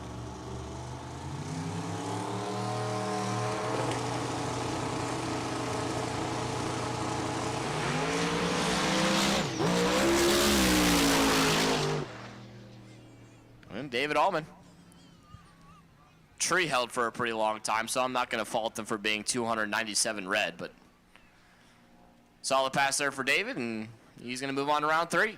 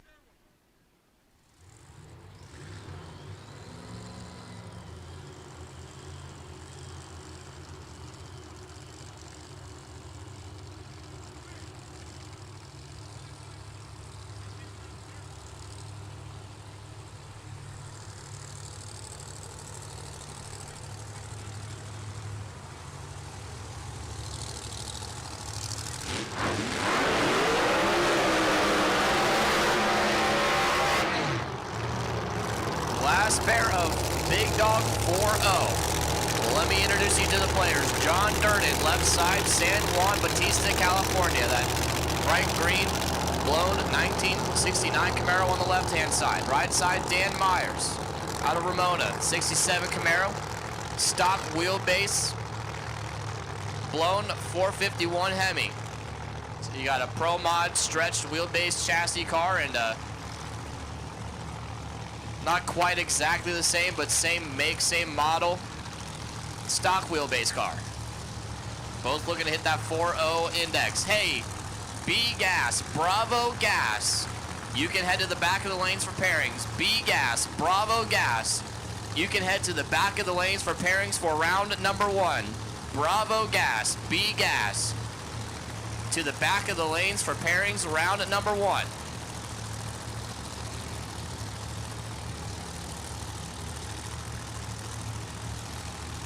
So John Durden, the stretched wheelbase 69 Camaro, Pro Mod chassis, 509 cubic inches of blown power, and Dan Myers, the stock wheelbase 67 Camaro, 451 cubic inches of blown Hemi.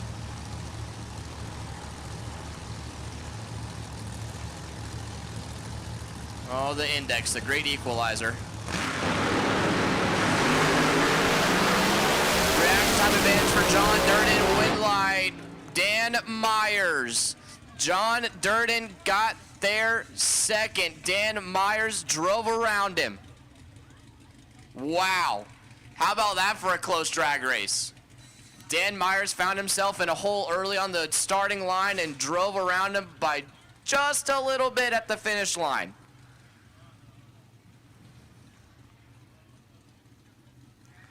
Holy smokes, I wish I could tell you, but I can't. But I wish I could.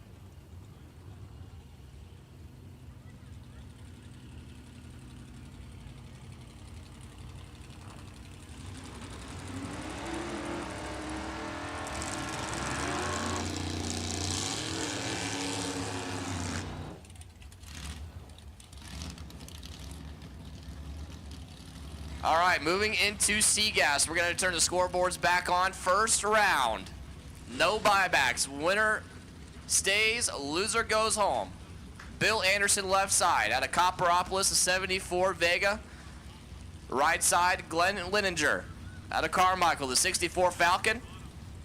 Bill, your number 3 qualifier. Glenn, your number 18 qualifier. They are on a pro-style ladder.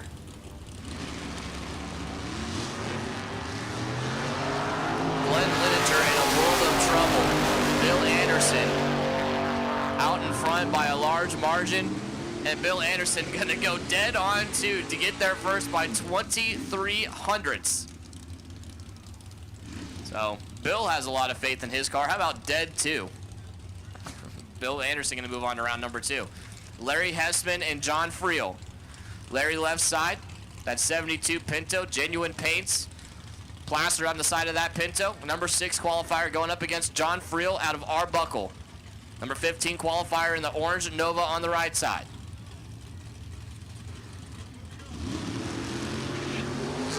John Friel leaves way too early. Larry Hessman going to take the win, 051 on the starting line.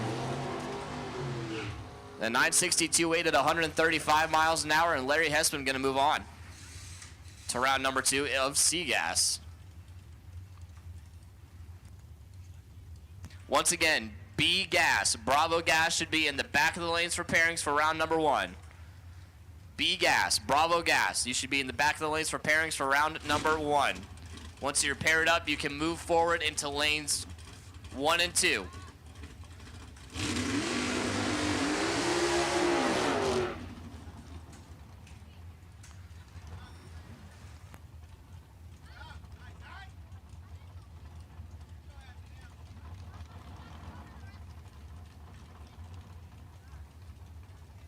All right, the 2 golf carts sitting at the head of the lanes right now, you guys need to move. We need those lanes for cars. The 2 golf carts sitting in, like right in lane 1, I need you guys to move those golf carts to somewhere else. We need those. Thank you. Steve Papalias and Karen Azevedo. Steve left side, the 68 Camaro. The silver blue one, as we established earlier, and Karen on the right side, her 68 Camaro, the black and red one. Neither really wanted to leave the starting line in a hurry. Steve, large and in charge, out front. He's going to take the win, 963.7 to 124 miles an hour. Had the starting line advantage. Karen goes 984.6 at 133 miles an hour after having issues in the burnout box. And Steve Papalias going to take the win, move on to round 2.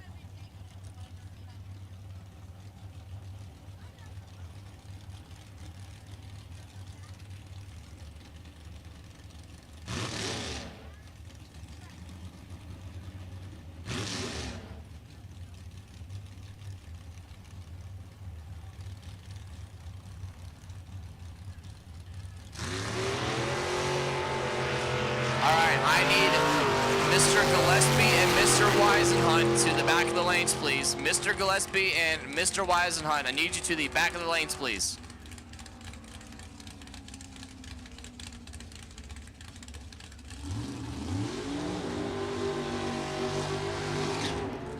Back to C-Gas. Cameron Webb just took his bye run there. Ron Coombs and Jason Barta. Ron Coombs left side out of Alberta. The Badass Glass 67 Corvette. Your number 13 qualifier going up against Jason Barta out of Bakersfield. The 1969 Chevelle with the funny car wing thing going on in the back. Jason, your number 8 qualifier.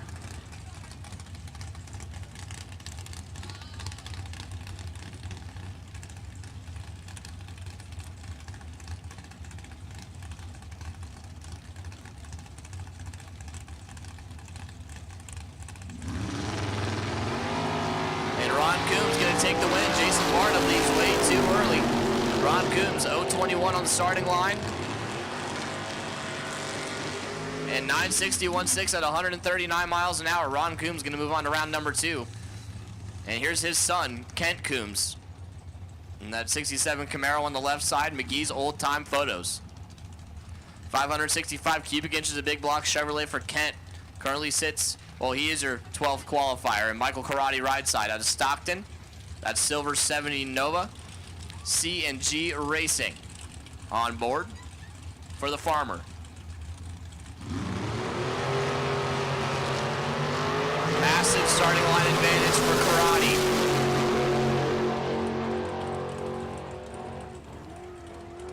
Win light. Kent Coombs gonna take the win. 965, 137 miles an hour. Drove around him at the top end. Michael Karate had a massive starting line advantage by 600ths. And then goes way too slow, 974.8 at 126 miles an hour. Kent Coombs going to get there first by 29 thousandths of a second and move on to round 2 along with his father. DeAndre Fitzgerald, left-hand side, driving the Frobird. That's 69 Firebird. 19 years young. Qualified number 11, right side, Sean Stanley Jr. 1969 Camaro on the tower side out of West Sacramento, your number 10 qualifier.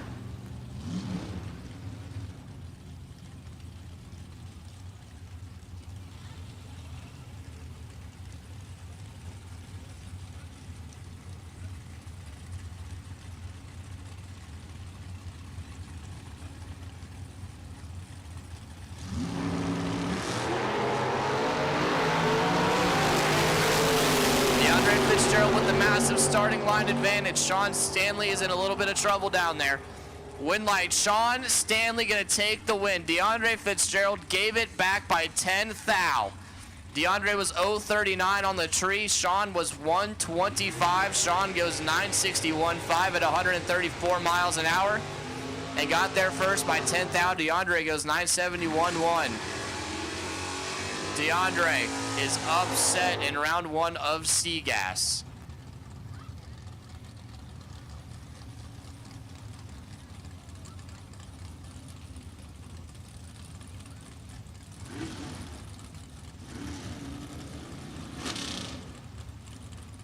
Next pair. Left side, Scott Morgan.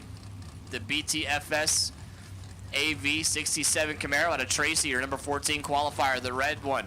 On the left-hand side, right side, Artie Pava. Out of Elk Grove, the Super Muscle Car 70 Camaro, your number 7 qualifier. Artie's got the reaction time advantage. And the win light on the double breakout by 1 thou. Scott Morgan, 9.59.8. Artie Pava, 9.59.9. Artie got there first by 32 thou and wins the race by 15.10 thou.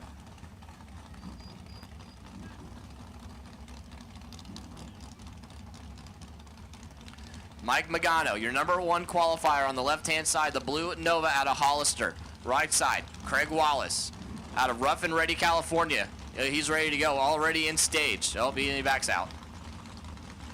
Courtesy staging, you love to see it. Craig in that 27T Ford Roadster. Roy's Racing engines on board.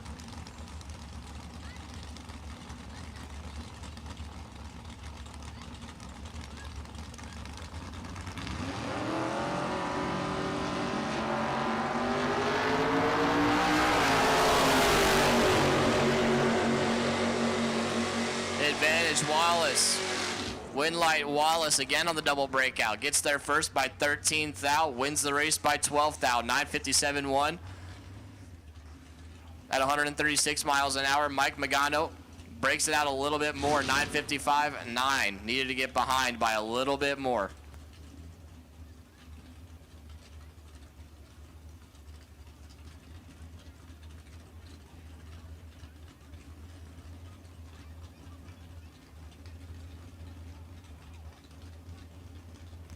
Chris Rea and Jeff Jackson. Jeff Jackson nowhere to be found, so Chris Rea going to take the opponent rope single. 0:43 to start. Survey says 9:59.6, 137 out the back door. Chris Rea going to move on to round number 2. We should have B Gas, Bravo Gas in the lanes, paired up, ready to rock and roll.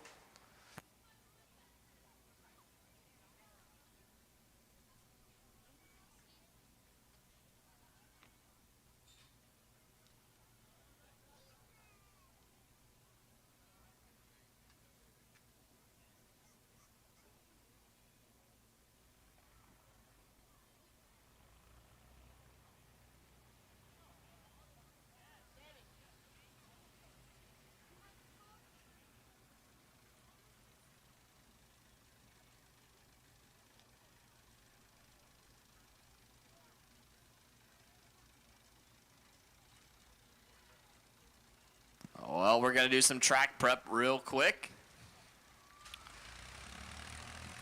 So it sounds like it's time for another trivia question. Hey-oh. Let's see, question 5. Oh, this one's easy. I said it earlier. I gave you guys the answer. What is the name of Jerry Jansen's car? I said it earlier. If you were paying attention, you would know the answer. For the kiddos only. What is the name of Jerry Jansen's car? That gray 55 Chevy in Top Gun. I said it earlier. If you had a big brain, you would go back on the live stream and look at when he was racing, because I 100% said it. The first 2 kiddos to bring the answer to the camper trailer out back behind the tower where they're selling the t-shirts and hats have a couple of prizes for you. What is the name of Jerry Jansen's 55 Chevy? Go.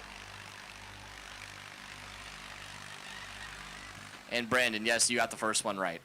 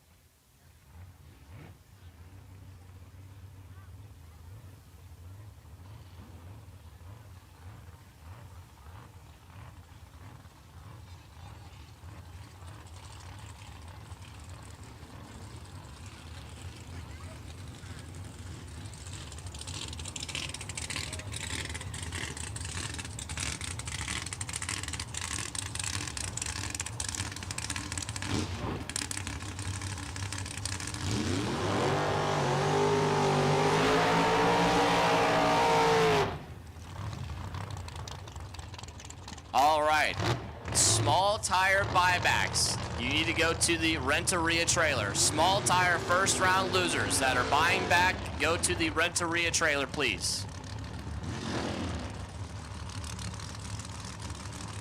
Moving into B gas, 860 index. Left side, Wes Anderson.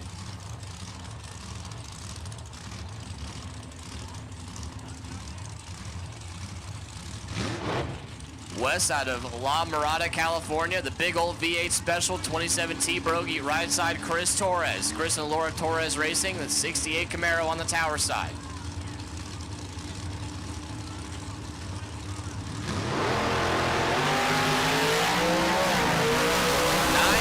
Of a second separate them on the starting line. Win light, Chris Torres, 864.5, 153 miles an hour. Wes Anderson breaks out 5 thou, got there first, 59 thou. Needed to take 54 thou or less at the finish line. So Chris Torres is going to take the win and move on to round number 2. Sam Tucker and Rich Zondervan. Sam Tucker left side, 32 Bantam Roadster, 470 cubic inch Mopar. Right side, Rich Zondervan, the Taco Bravo 72 Camaro.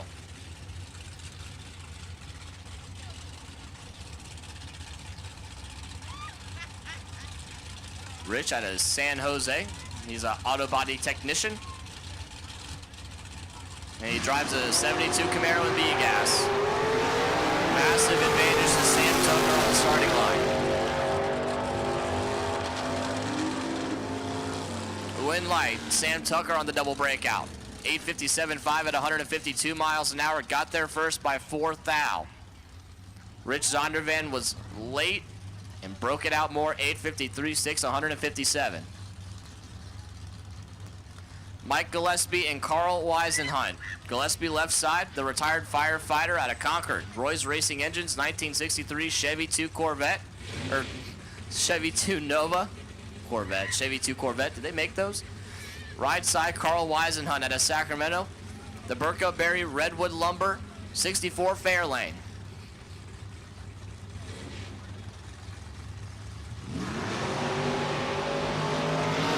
Carl Weisenhunt leads before the tree is activated. Mike Gillespie going to take the win.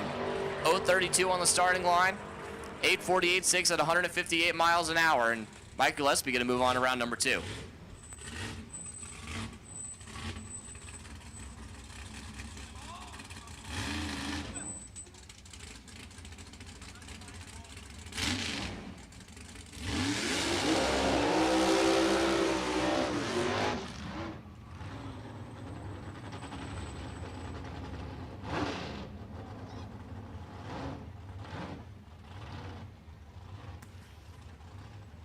Weasel Anders, your number 1 qualifier, going to take the solo shot here. Oh, wait a minute. Okay, yeah. Chris Pinter has broken, no-showed, what have you. Weasel Anders going to take the first round freebie. Out of Southern San Francisco, the 64-year-old plumber. Jugger Racing Team, 66 Chevy Super Sport.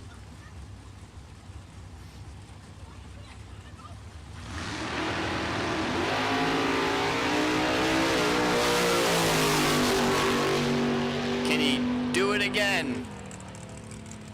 837, 135. Nope. Well, he was on a single, so back to the drawing board. Russ Riley left side, West Sacramento. The 64 Thunderbolt, beautiful red car over there on the left-hand side. 706 cubic inches of Ford. That's a big Ford motor. Right side, Gary Ryan. Juggers Racing, 32 Bantam Roadster, pure adrenaline.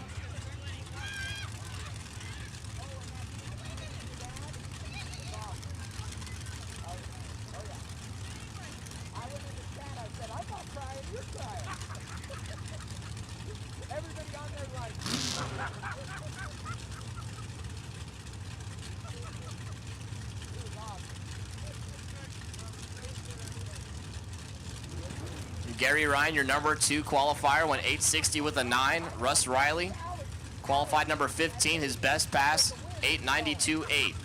This would be a great super comp car.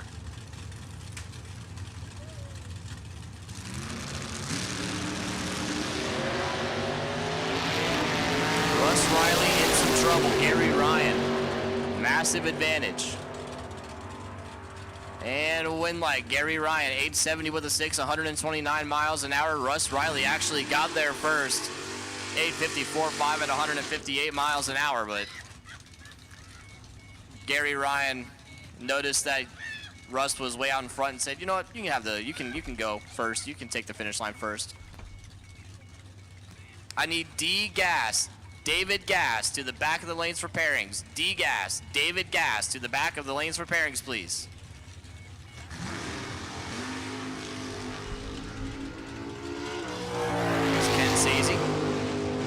gonna take his free beat. Corey Cooper, nowhere to be found. Ken Sazy, 864.3, 156 miles an hour.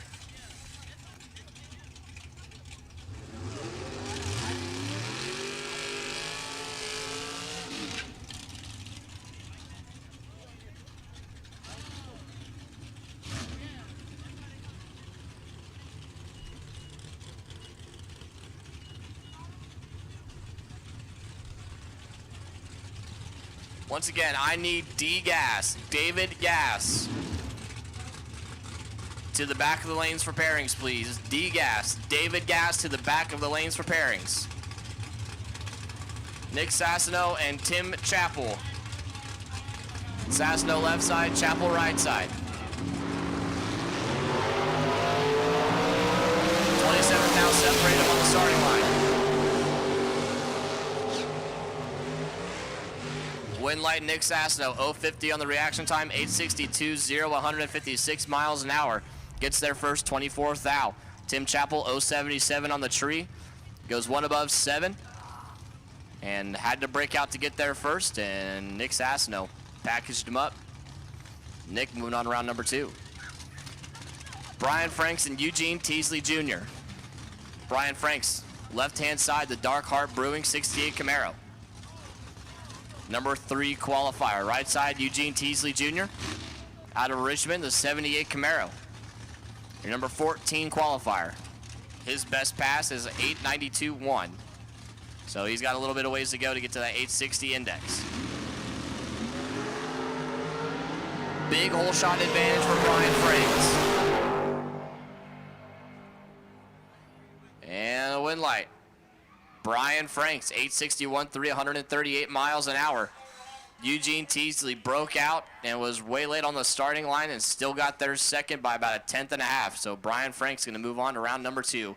I need A Gas, Alpha Gas, to start rolling to the back of the lanes for pairings, please. A Gas, Alpha Gas, needs you to the back of the lanes for pairings. D Gas, you should be on the way. A Gas, we need you to start rolling this way as well.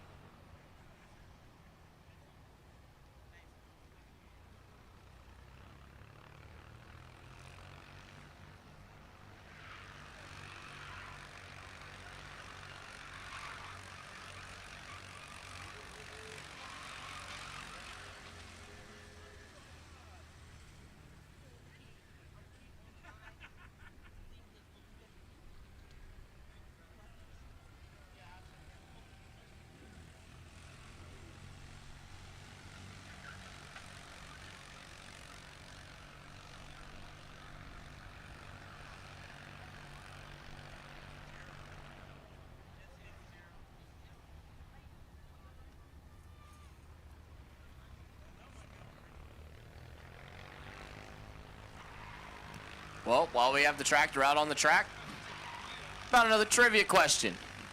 All the kiddos, I need y'all to listen up.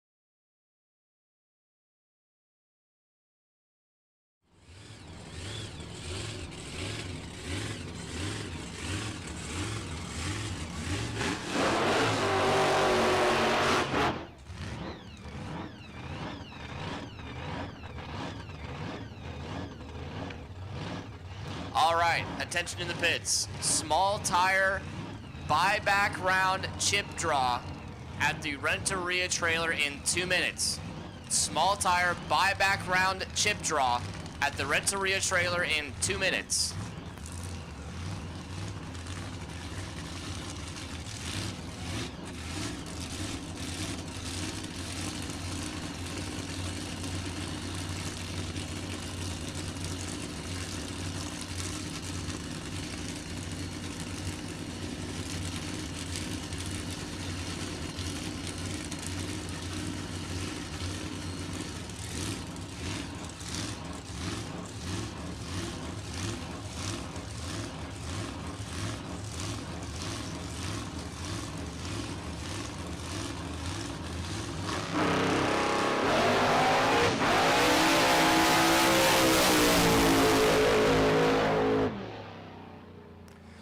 All right, once again, I need A gas to the back of the lanes for pairings for round number 1. A gas, Alpha gas needs you to the back of the lanes for pairings.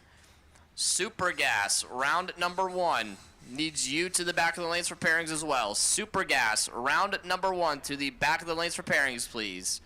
Super gas, round number 1 to the back of the lanes for pairings.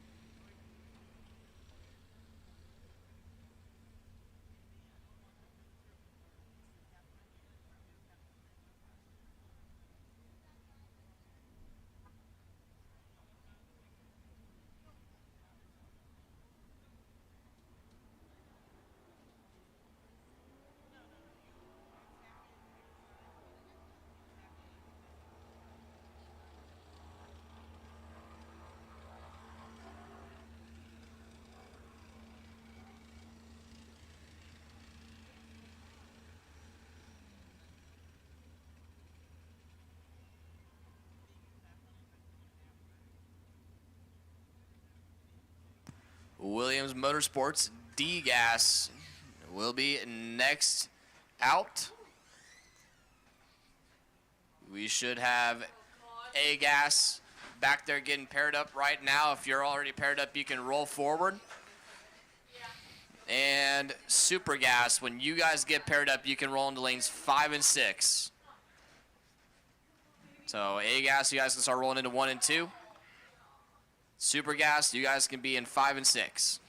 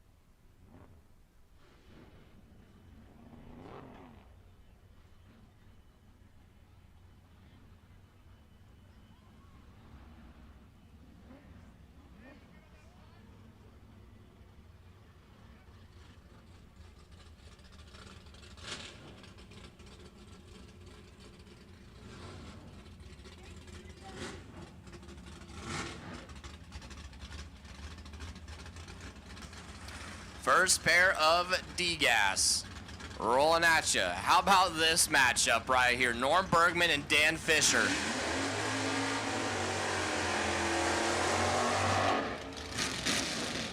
Norm Bergman left-hand side, that baby blue 66 Mustang. Elliott and Sons Roofing on board for the runner out of Concord. Right side, Dan Fisher out of Redwood City. Gorilla Barbecue, 64 Fairlane 500. This is, wow. We're starting off the round with two pretty marquee matchups.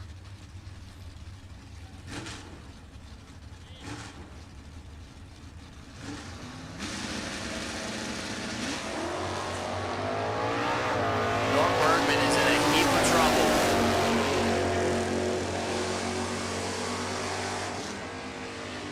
trouble. Win light, Dan Fisher, 30, 9 above 9, getting their 29th thou.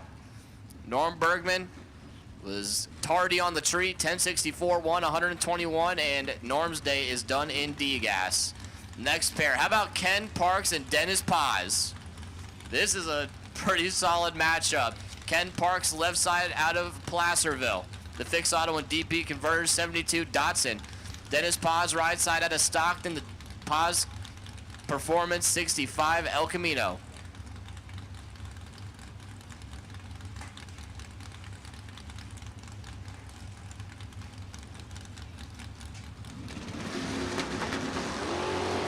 Wow.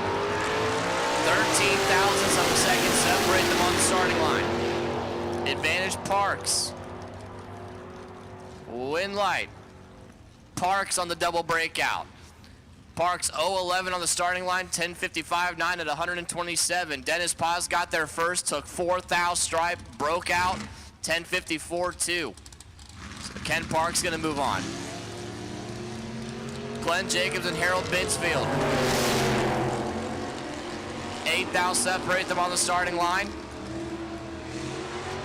Win light, Glenn Jacobs, how about 16 dead 6 to get there first by 9 thou. Harold Binsfield was 0-24 and then goes dead 7 to be behind by 9 thou.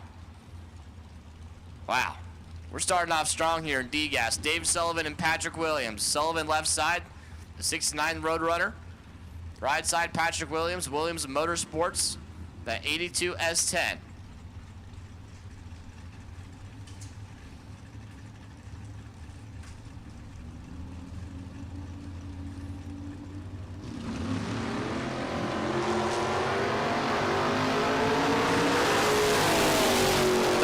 Thou separate them on the starting line. The Pastor in a little bit of trouble. Win light, Dave Sullivan on the double breakout. 10:53.8 at 118 miles an hour. Wins the race by 8 thou. Got there first, 26 thou. Patrick Williams, 10:53.0 at 129 miles an hour. And Patrick Williams' day is done. Steve Barta and Sergio Felipe next. And Sergio Felipe has issues in the burnout, so Steve Barta going to take the solo shot in round number 2 out of Bakersfield, that 62 Chevy 2. Your number 4 qualifier.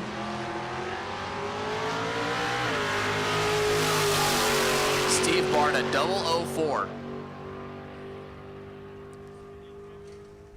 And then 10:54.0 at 125 miles an hour. A lot of people breaking out first round of D-Gas.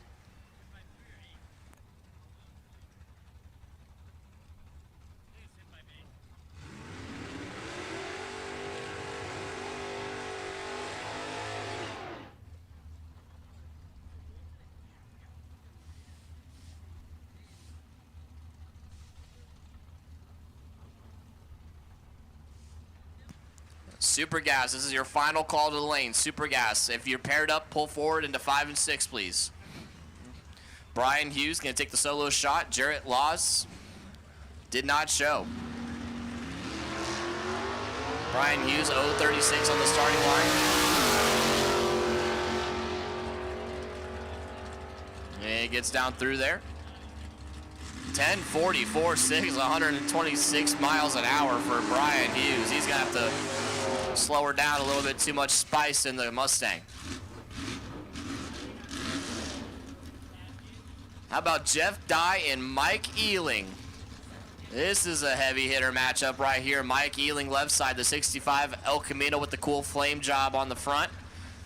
Right side, Jeff Dye, your number 3 qualifier. Out of Atascadero. Cal Fire, Pinter's Tire, and Fuel on board. For that 63 Nova. 9 thousandths of a second separate them in reaction time.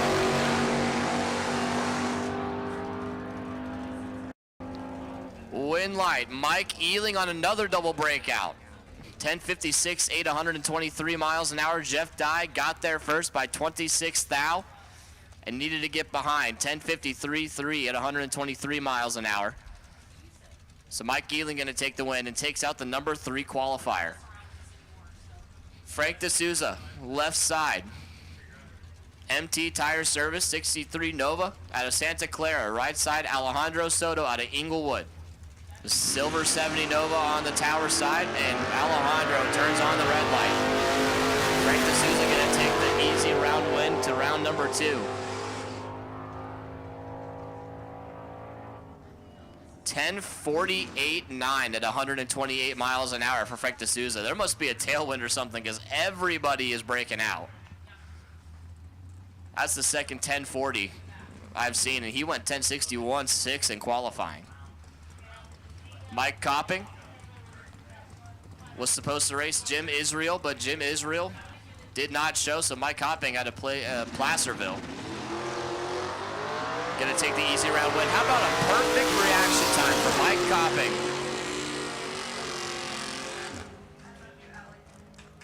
And 10:58, 124. So your number 2 qualifier gonna take that perfect reaction time and the free pass on to round number 2. Steve Ramos, your number 1 qualifier, going to be your legal buy run here. And that's 73 Nova out of Southern San Francisco.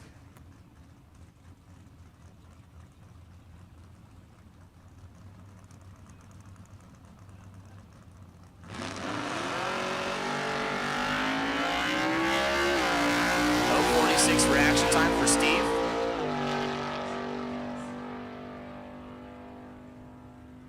10:61.5, 126 miles an hour for Steve. A solid pass there, and he's set up real good for round number 2.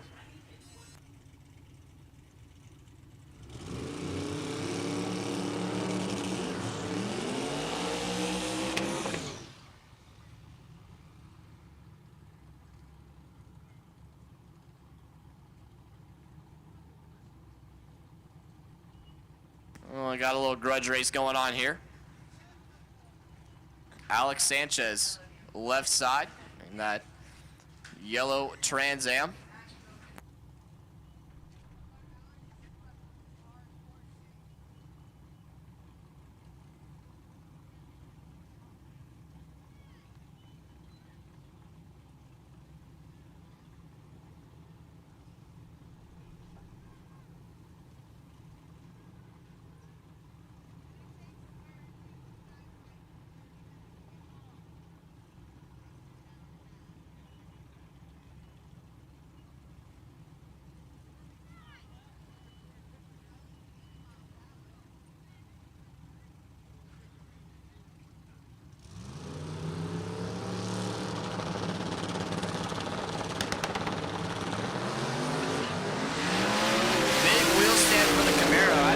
Center back down. Well, thank you for not getting all the oil across the racetrack. We appreciate the pedal job. We should have A gas in the lanes. Super gas, you guys should be getting paired up and rolling forward into lanes 5 and 6.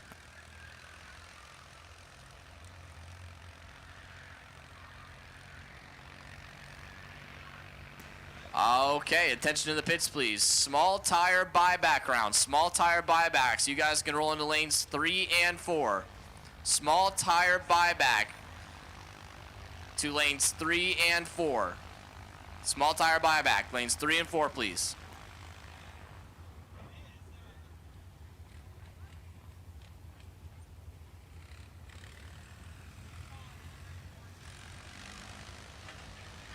Just kidding. Small tire, you guys can go into 5 and 6, I guess. Small tire buyback, you guys can go to 5 and 6.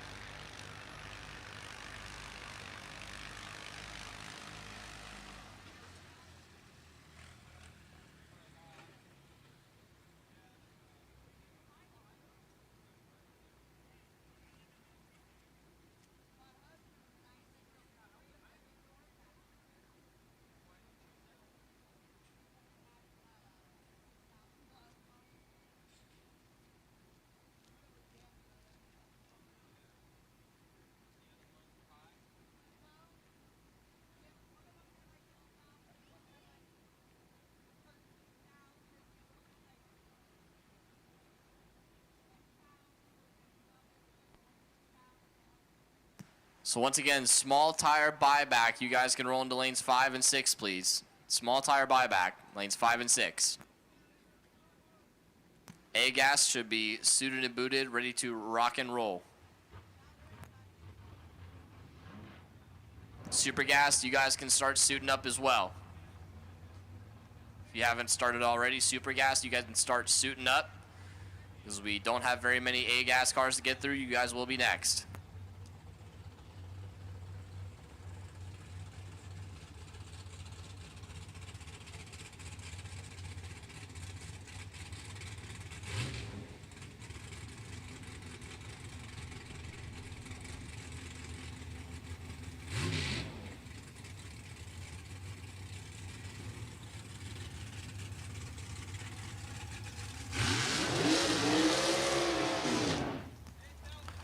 All right.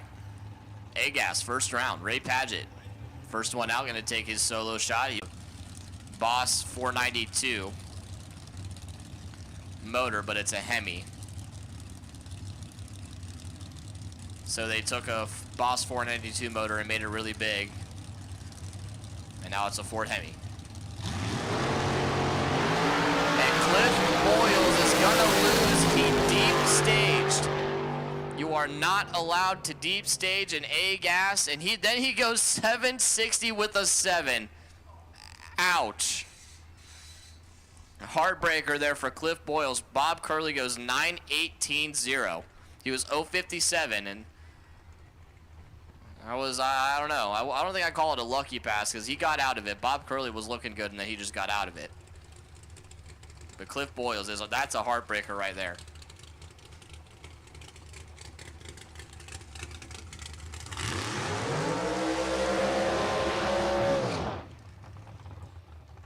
Casey Truer, and that's it. Roy Castagneto, not here. He was telling me yesterday he was having a little bit of issues, and I guess he couldn't get it figured out before first round today. So Casey Truer going to take the solo shot into round number 2 of A-Gas out of Santa Maria, California. 33 Willys with the slick-looking hot rod paint.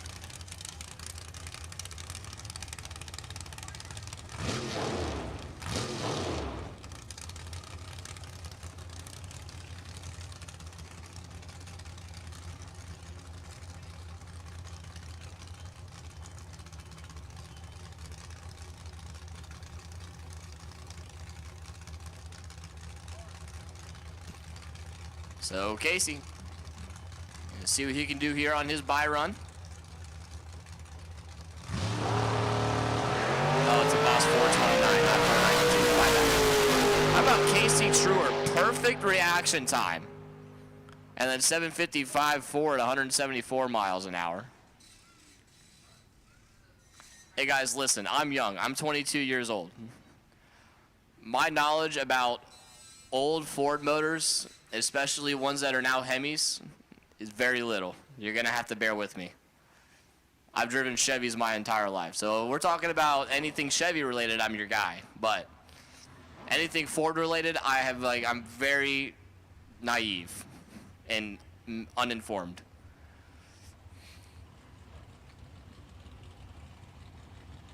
But got it. Boss 429. Don't hate me.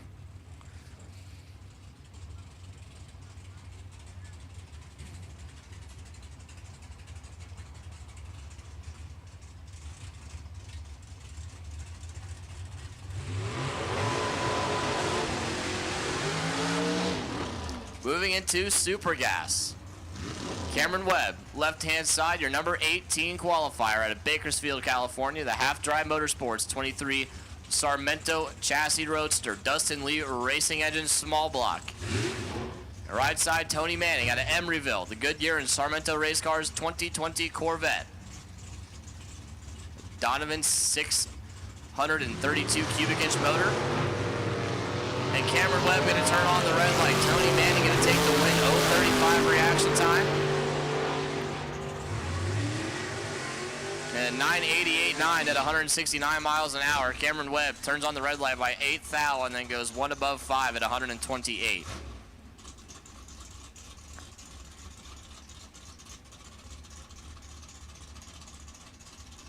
Next pair, Lon Wilburn left side, San Bruno, California. The West King Racing Heads and Mickey Thompson Tires 76 Monza. Right side, Mel LaForbes. Riverside, California. The Iron Eagle 2, he calls his 57 Corvette.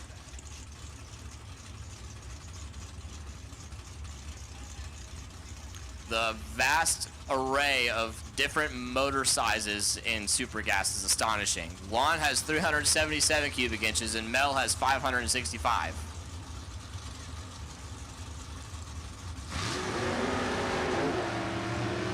Lon Wilburn clicks the red light by 5 thou. Mel LaForbes going to take the win. 0:41 reaction time.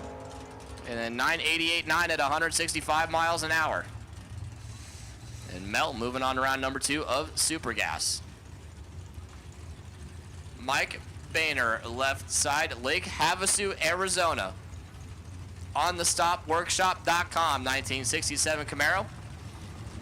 You see the little 72, which means he was second in the division in Super Gas last year. Right side, Bob Heffley. Out of Napa, the B&G Tire Service 02 Corvette. Dart block, Brodix head, 02 Corvette.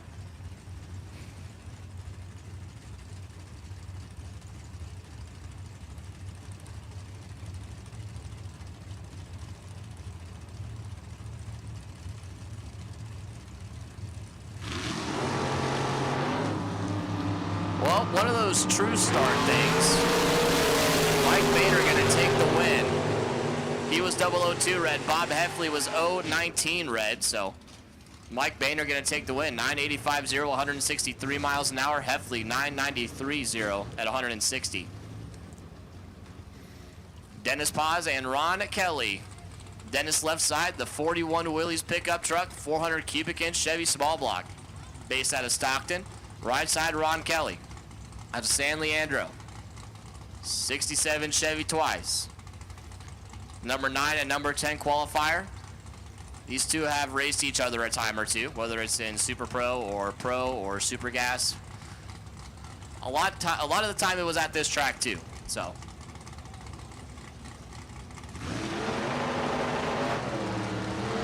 Oh man, Ron Kelly is in a world of trouble right now. Dennis Paz is in charge of this one. And he's going to take the win. How about 9 total for Dennis Paz? 6 dead 9, taking 19th thou at the finish line. Ron Kelly was 0.54 and breaks it out 26th thou. And Dennis Paz throws a 9 total to Ron Kelly. First round. How about you? Rod Horn and Jim Spurnack. This is a good matchup right here. Rod Horn left side, Spurnack Racing Engines. 5th Avenue Body Shop over on the left-hand side out of Oroville. Right side, Jim Spurnack. Spurnack Racing Engines. The 2017 Brogy Roadster out of Marysville. Rod Horn is in charge of this one. 007 to Jim's 032. Wind light on the double breakout. Going to go to Jim Spurnack. 983.3 at 158 miles an hour. Rod Horn got there first by a 10th. And broke out 975.0, 126 for Rod. And Jim Spurnack going to take the lucky round, move on to round number 2. Teddy Seipel, left side, San Leandro, California. Hoosier Tires on board. Spring Fling Races on board as well. That's 71 Ferrari. Right side, Scott Brown. M&M Development, 66 Chevy 2 Nova. Oh boy, how about this race in the water box right now? Yikes. Yeah, yikes. Scott Brown and Ted Seipel. Ted turns at 14th thou red. Give the win to Scott Brown.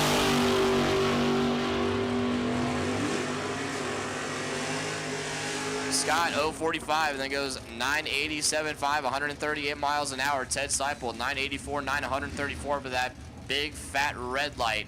Is going to spell the end of Ted's day. How about Mark Yeager and Andrew Olson? This is the matchup of round number 1. Mark Yeager left side. Out of Hollister, the West Coast Architectural Sheet Metal Machine, the 63 Corvette. Right side, Andrew Olson, the EFI Expert 70 Camaro.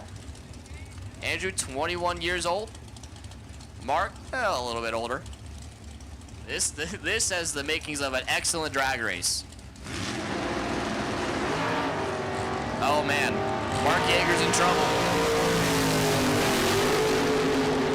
Andrew probably already looking over, waiting for Mark Yeager to come blowing by him, and Andrew Olson going to take the win on the double breakout. Andrew 19 and 8th thou under. Mark Yeager gets there first by 9th thou and had to get behind by a decent amount. He was 0.42 and breaks it out. 4 Hun. Andrew Olson going to take the win and move on to round number 2. Sean Steele Jr. and Vincente Campa. Sean Steele left side out of Valley Springs, the SNS Racing and All Forms Inc. 97 Firebird, your number 2 qualifier. Right side, Vincente Campa, the 34-year-old Chef and the 34 Chevy Roadster. 632 cubic inch big block Chevrolet for Vincente.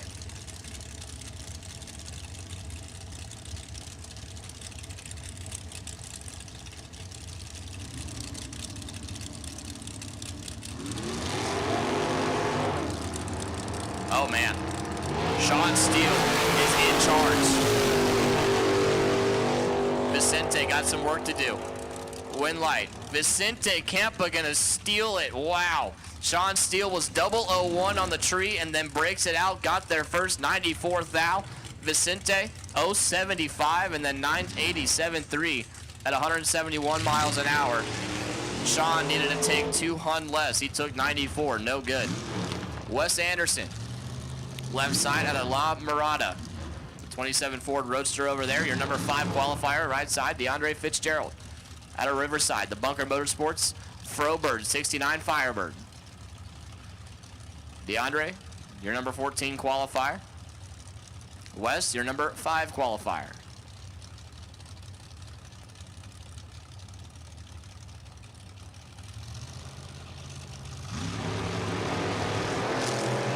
DeAndre turns it red by 23 down. Wes Anderson going to take the win. 027 for Wes.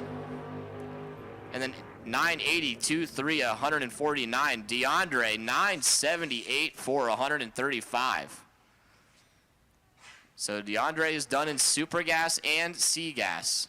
No, he's got to rely on that small tire buyback round, who we should have in the lanes.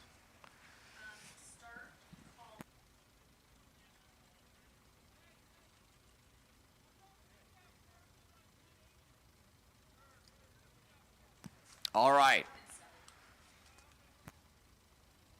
Attention to the pits, please. Attention to the pits. I need junior dragsters, round 1. We're going to do best 2 out of 3 for you guys. So first go around for the junior dragsters. I need you guys in lane 7.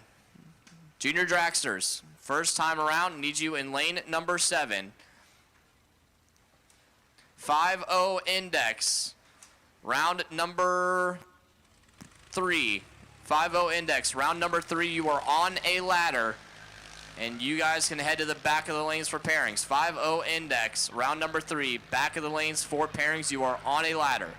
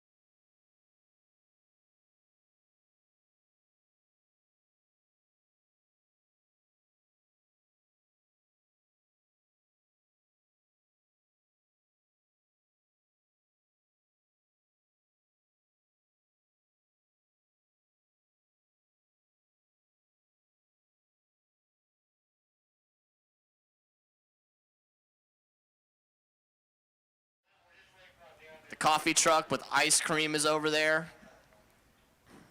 We got the barbecue trailer over here next to the... Today we're going to take a closer look at Holley's development truck, a 1999 Dodge Dakota.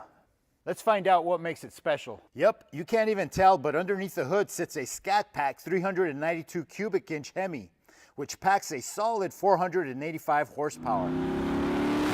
The engine fitment looks factory installed. What a sleeper. A Terminator X Max manages the engine, including the VVT and SRV controls, while a Built Hughes 46RE transmission also takes cues from the Terminator X Max. A huge Holley Pro Dash keeps the driver informed. Aside from the custom badging, you'd never assume what lurks under the hood. Holley has taken the guesswork out of installing a Hemi in your Dakota. First, start off by choosing engine and transmission mounts. Our engine mounts are designed to eliminate firewall and brake booster clearance issues while maintaining proper weight distribution. Our transmission cross members are modular, meaning that they will work with all the popular transmissions just by using the right transmission adapter and the recommended mount. Step 2 is choosing an exhaust system. Our tri-Y headers are designed to work with Hooker Blackheart engine and transmission mounts, giving you maximum clearance and allow left and right-hand starter installations. Our 304 stainless steel headers not only add additional power, but will last a lifetime. Step 3 is choosing an accessory drive. To clear the frame on our Dakota, we've relocated the alternator with our factory style bracket and pulley, which positions the alternator as low and inboard as possible. It fits our one-wire style alternators. If you're using the stock OEM alternator, use this relocation bracket, which works on VVT and non-VVT accessory drives. Step 4 is choosing a flex plate. You'll only need one if you're using an older transmission. Our dish design flex plate allows these older transmissions to mate with Gen 3 Hemi engines. Step 5 is choosing your fuel system. Upgrade your stock fuel pump to handle the increased power of your Gen 3 Hemi. Or choose from a 255 or 450 liter per hour drop-in fuel pump module. We even have a return style or returnless options and fuel rail kits available. Take control of your Gen 3 Hemi with our Terminator X and Terminator X Max EFI systems. Plug and play right out of the box, or take control of your VVT and SRV with Holley EFI software. Terminator X Max also takes control of your 4.6RE transmission, so you know you're set with a complete turnkey system. The proven performance from Holley EFI systems means less time in the garage and more time in the driver's seat. With our Pro Dash lineup, you'll have all the vitals at a glance on your Dakota. And it doesn't stop there. There's also universal air intake systems, intakes, valve covers, and custom Gen 3 parts. You can be sure to find what you're looking for. From mild to wild, our entire portfolio of brands has the parts you need for your Mopar. Holley has everything you need to get your project going from start to finish. So head on over to holley.com and start planning your Hemi swap.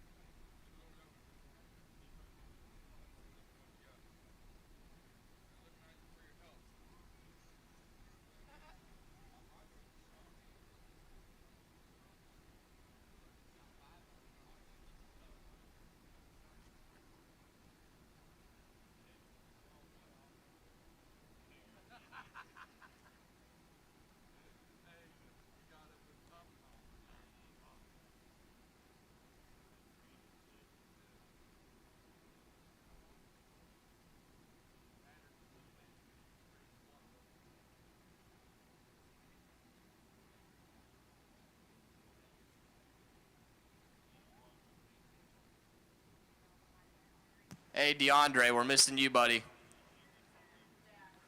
From your dad. DeAndre, we need you to the lanes, bud.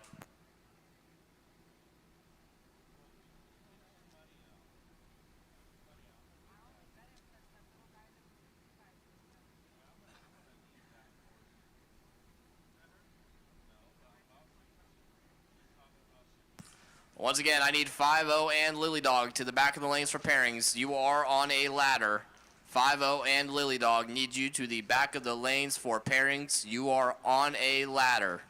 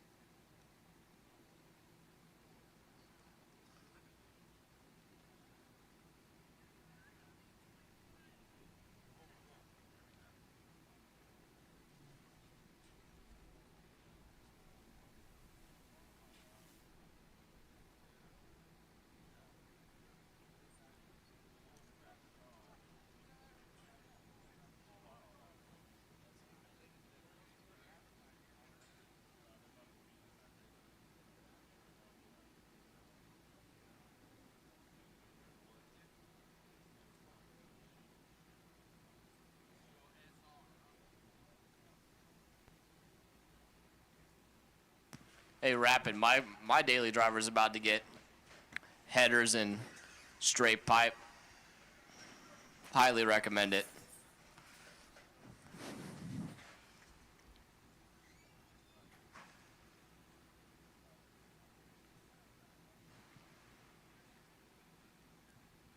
My daily driver is a little bit different than yours, though.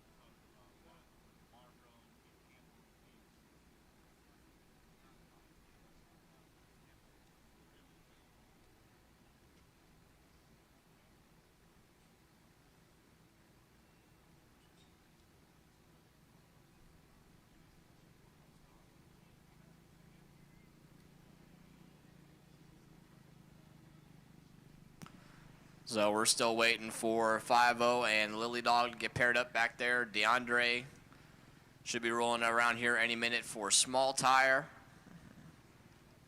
But I need 5-0 and Lily Dog, if you are not already there, to the back of the lanes for pairings, por favor.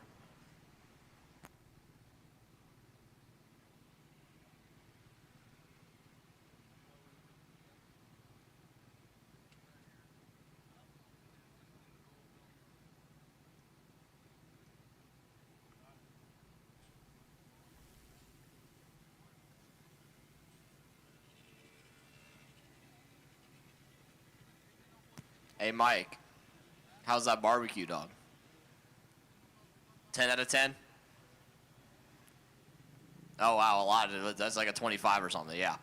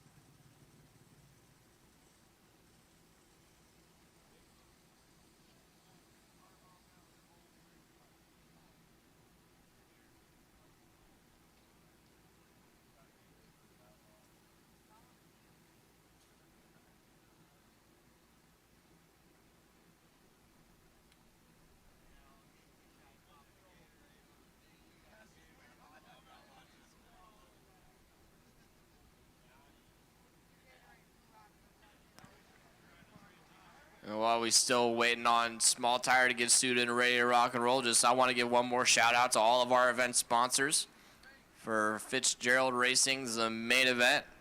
BRE Race Cars, Dan Broderick Services Incorporated, Derrickson Pike Transportation, Douglas Wiseman, F&L Farm Trucking, Holders Air Conditioning and Heating, Mackey Motorsports, FTP Racing, Phil Waterford, Manteca Ford, RE Engineering, Manteca.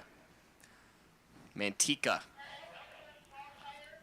Engineering, Reed's Auto Body and Paint, SCR Enterprises, Spec Right Converters, TBR Garage, Total Traffic Control, West Coast Architectural Sheet Metal, and Williams Motorsports. Thank you to all the companies who are feeding our racing addiction.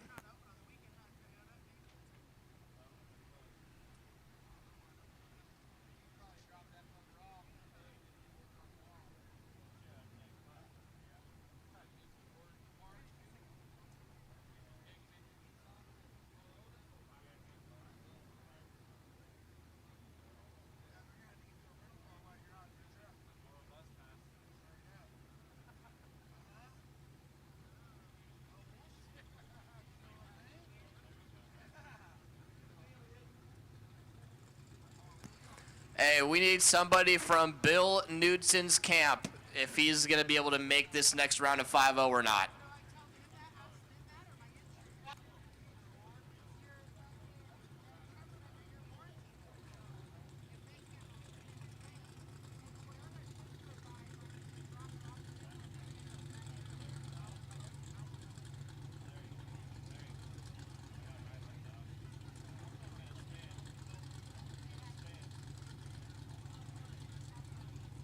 All right, small tire action. We have George. I couldn't read his last name. It's like J-Lo or Jero or something.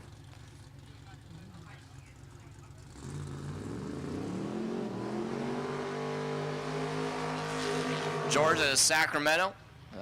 LS powered 92 Fox body Mustang. LS garage on board. He's got the free shot into round number 3. Or, yeah. Round number 2. This is the buyback round. So, he's got to get the free pass into round number 2.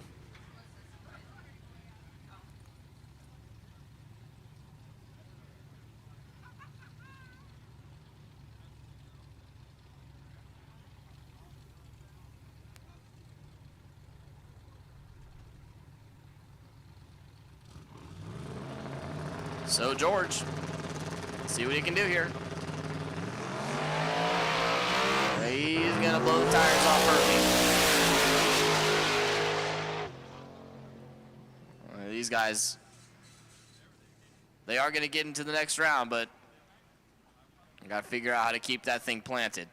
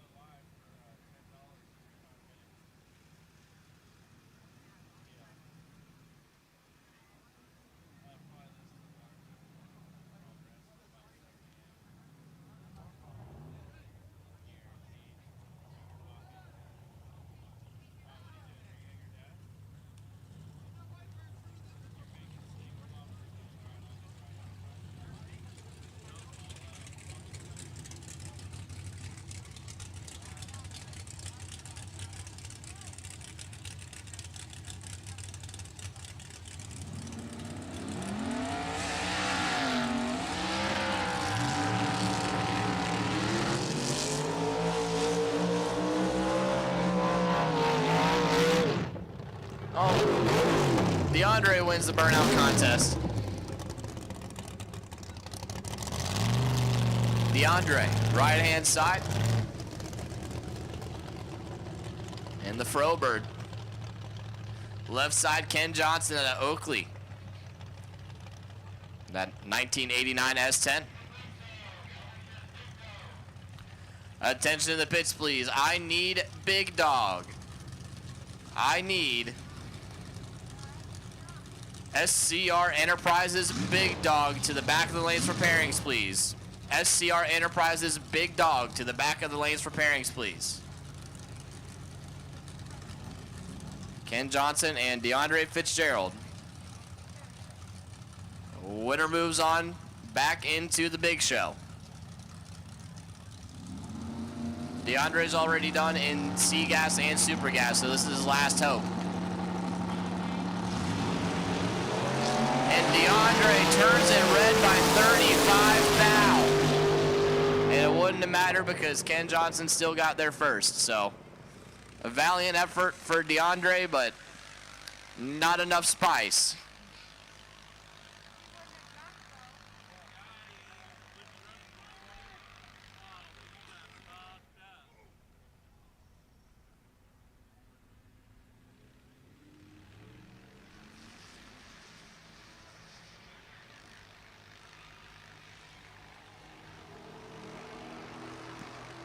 And it looks like we have a lot of smoke coming down there from the top end, but the truck made it off the track, so.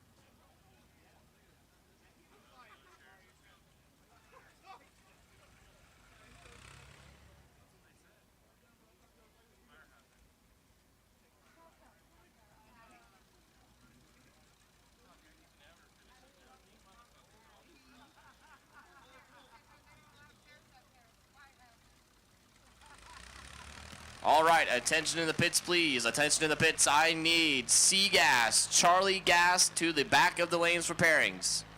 C gas, Charlie gas needs you to the back of the lanes for pairings, please.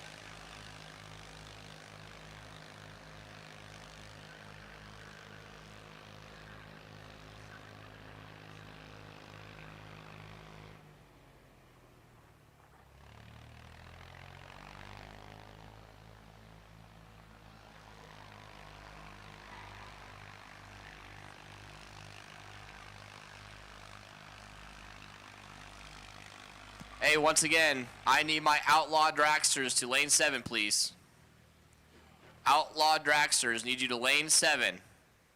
Outlaw Dragsters need you to lane 7, please. All 3 of you. Just file in one behind the other.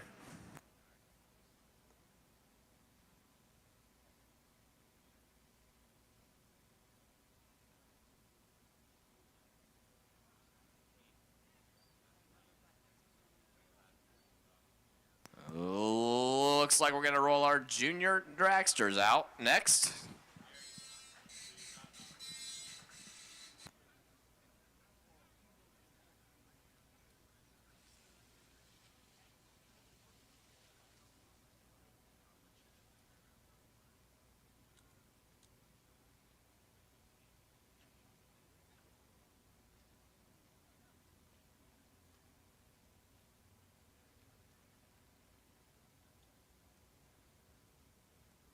Mr. Goodman, is that dialing correct on the scoreboard? Sweet.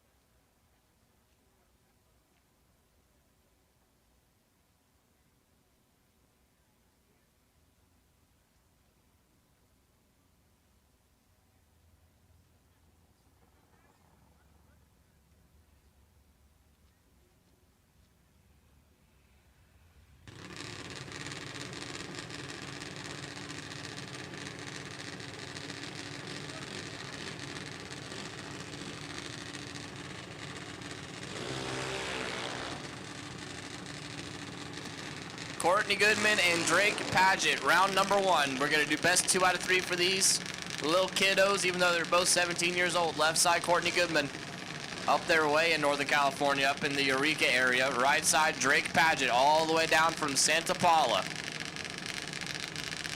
Courtney dialed in 795. Drake dialed in 790.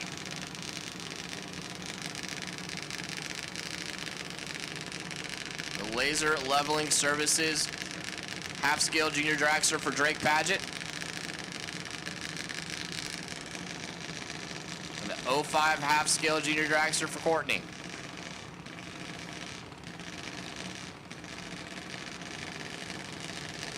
The dads are going to look at each other and step away.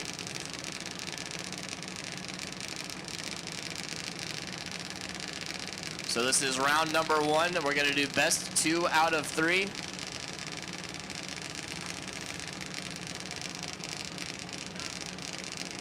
Courtney's gonna leave first by just 0.005 of a second. Get that 0.005 second handicap.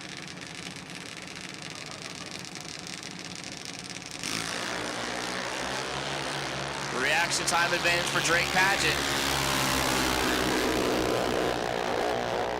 Get a couple rips down there. How about Drake Paget, 037, 9 above 8, taking 5 thou down there. Pretty good driving job for the kid, and Drake's going to take round number 1. Courtney was 065 and 8025 on the 795 dial, and that junior dragster has been 80 miles an hour on the dot every pass.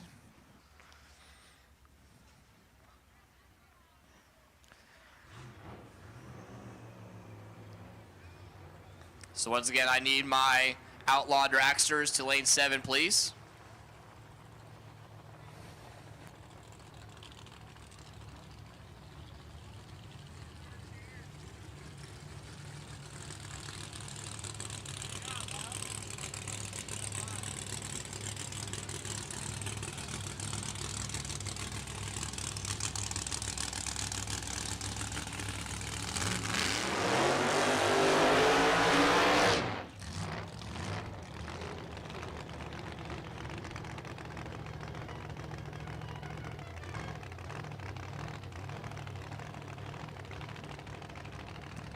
All right, so Frank Miranda, 5-0 index, gonna take the solo shot here. He was supposed to race Bill Knudsen, and Bill hurt something in 460, so Frank Miranda gonna take the free shot to round number 3.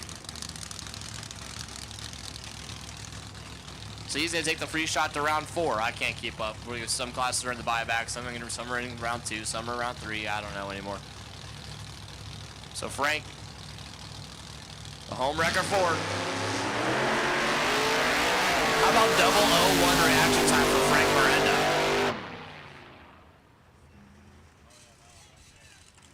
Wow.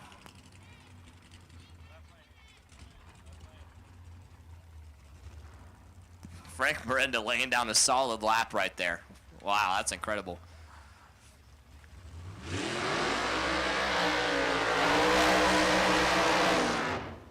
Rory Allen, left-hand side, gets the legal buy run out of Santa Rosa. VP Speed Shop 69 Copo Nova is what they call it.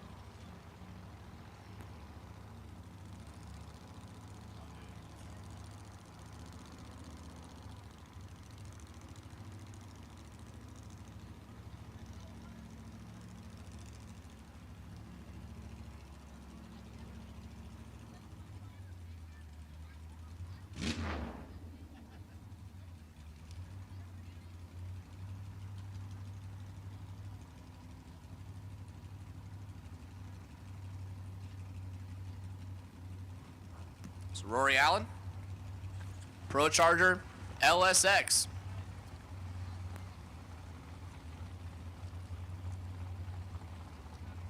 Big wheel stand out of Rory Allen. And he gets down through there. He lays down a solid pass.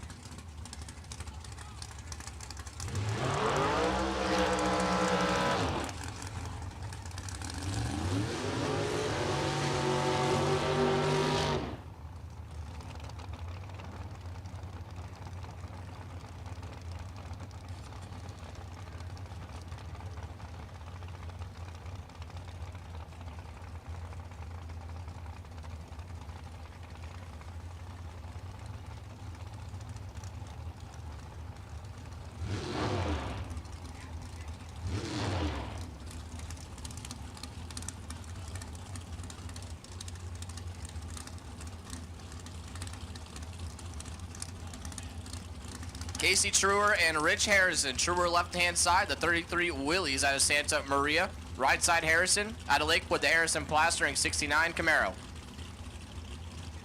Looking for 5 flat. Get there first without breaking out.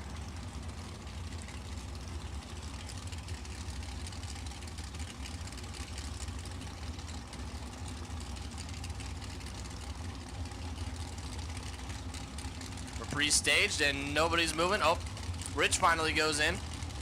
Casey follows suit. Oh, wow. Massive hole shot for Rich Harrison. But the win light gonna go to Casey Truer. Rich broke out, and he was 007 on the reaction time. 007 and then breaks out. Casey Truer gets away with one there.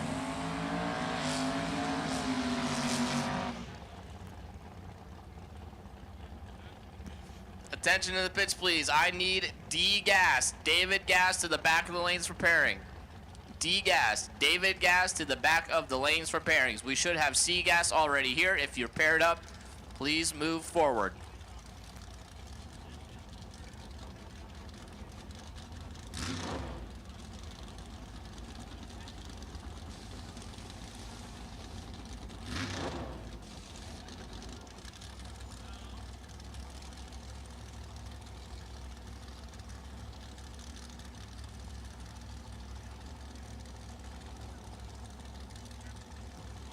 Clint Willis and Joey Westervelt. Clint left side, the 64 Pontiac Lamont out of Salinas. Joey right side, the Chevy Brothers Racing 67 Camaro out of Rio Linda. Full shot for Joey Westervelt. Turbo's gonna pull around him, yes. Clint Willis gonna take the win. And he was pretty tardy, almost 500ths behind at the reaction time, and those turbos drove around him at the big end.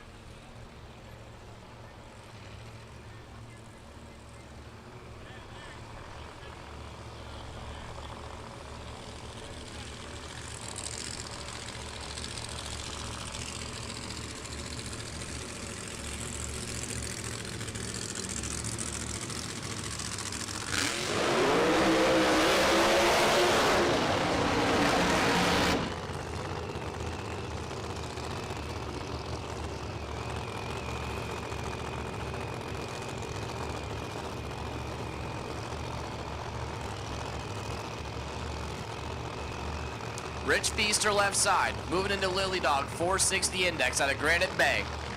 81 years young, still going rounds. At 64 GTO on the left-hand side. Tower side, Ron Connor. Out of Redwood Valley, the Humpin' Pumpkin, 63 split window Corvette. 524 cubic inches of big block, 100% billet motor for Ron Connor.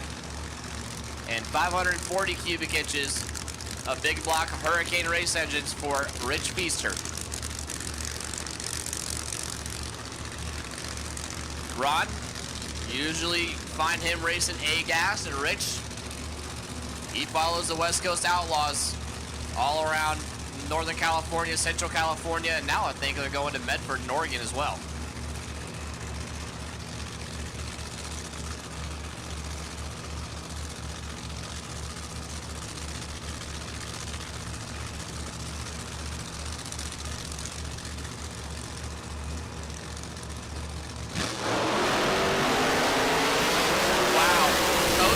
Reaction time for Ron Connor, and he translates it to a win. Rich Feaster was late on the starting line, got there first, but broke out. So Ron Connor moving on.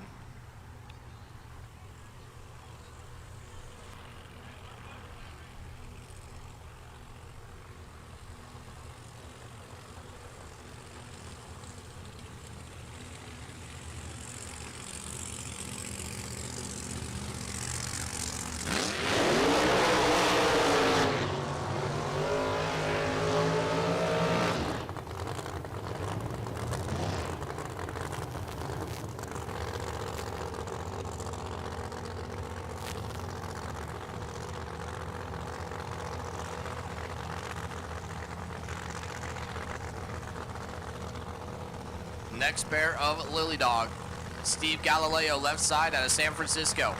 708 cubic inch big block Chevrolet for the black and white Camaro on the left hand side. Right side, Terry Newton.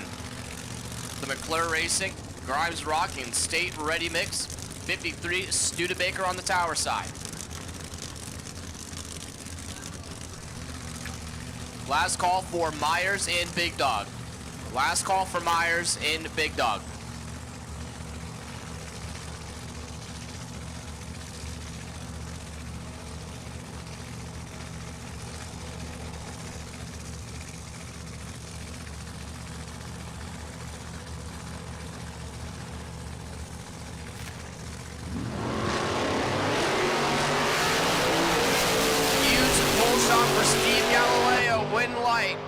Terry Newton gonna steal the win. Steve Galileo had issues and Terry Newton drove right around him.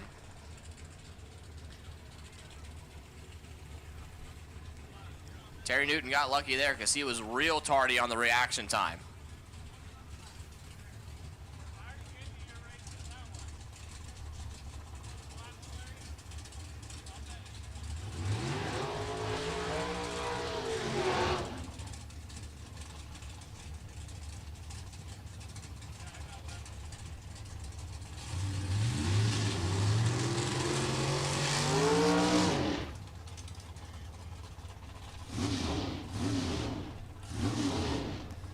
Chris Essring over there, that beautiful, spiffy looking 57 Chevy Bel Air.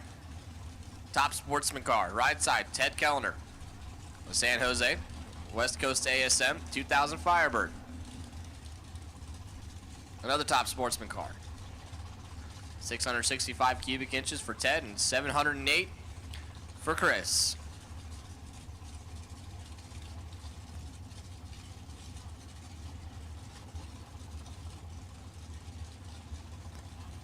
I have two soft spots in my heart. One for Tri-5 Chevys and one for C5 Corvettes. So Chris is checking one of the boxes off in my head anyway.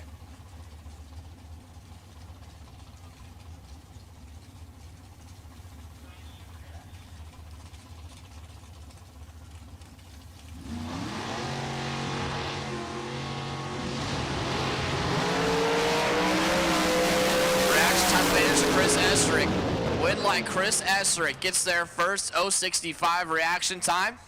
Ted was 080, so he was behind.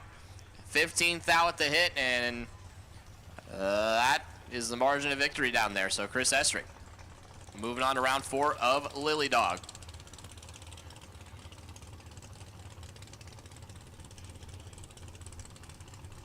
Frank Rodriguez, gonna have your buy run here.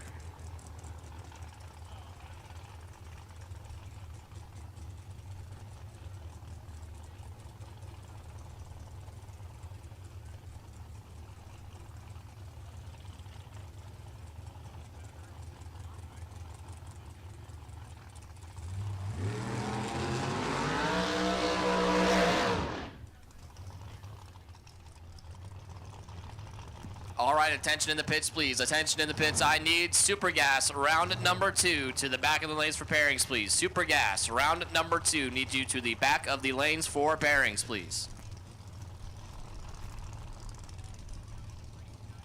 Frank Rodriguez, left-hand side, St. Helena, California. 1969 Camaro, another top sportsman car. 632 cubic inch rear Morrison motor with a little bit of nitrous.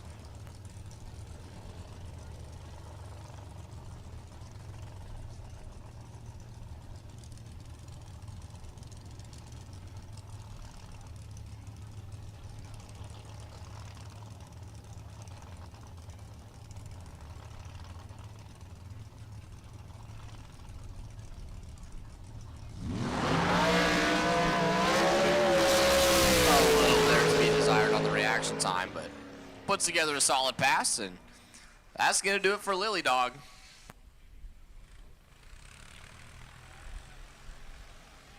Small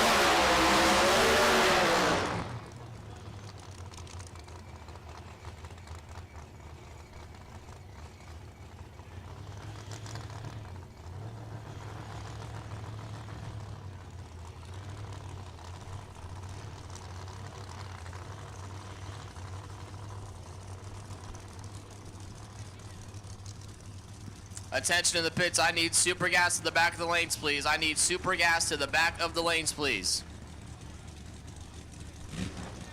4-0 Big Dog Index. Left side, Jerry Jansen. The side hustle 55, Tom and Jerry Racing. Big old pro charged Alan Johnson motor. Right side, Doug Reed. Redding, California, Reed's Rod Shop, Spec Right Torque Converters, Simpson Racing Engines, and Reed's Auto Body and Paint. On board for that 66 El Camino. 540 cubic inches of big block Chevrolet twin turbo application for Doug. Looking for 4 flat.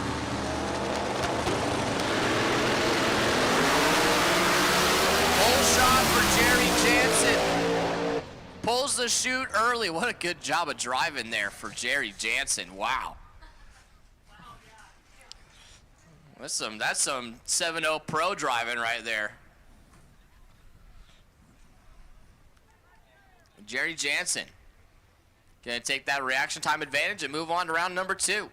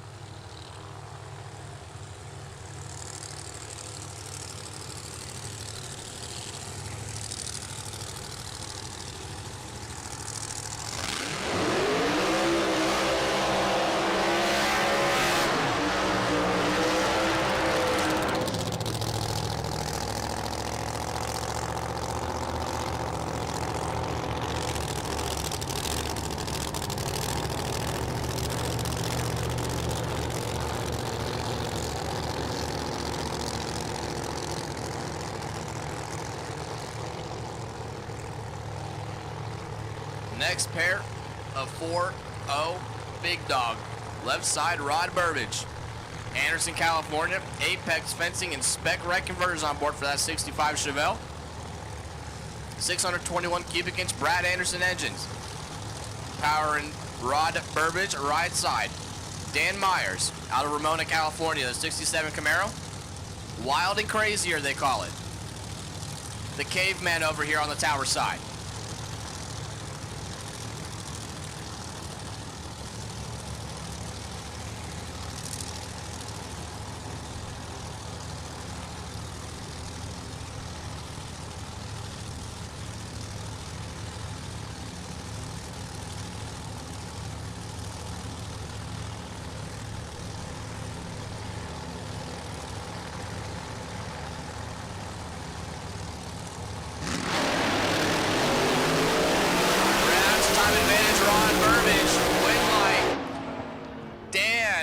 Myers gonna take the win. 0:51 for Dan Myers to a 0:37 reaction time for Rod Burbage. And Dan Myers drove around him on the big end.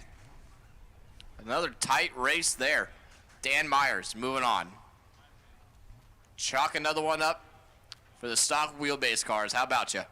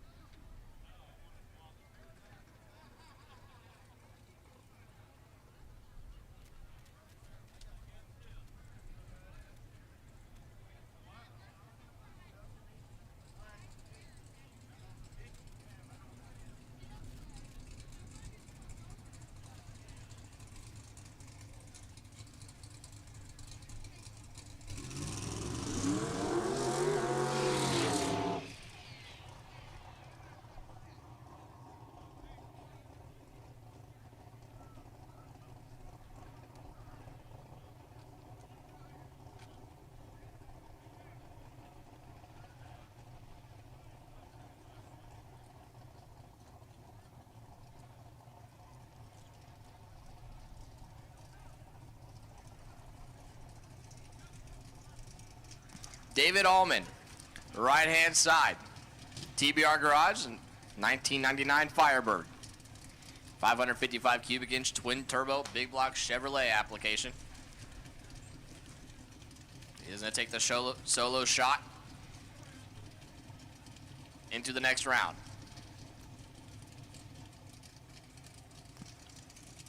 So we should have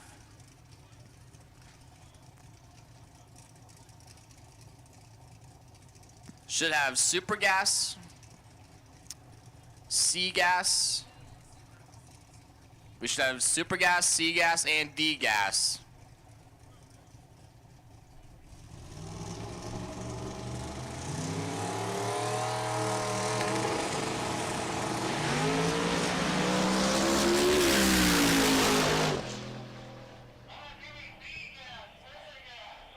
Solid pass for David Allman.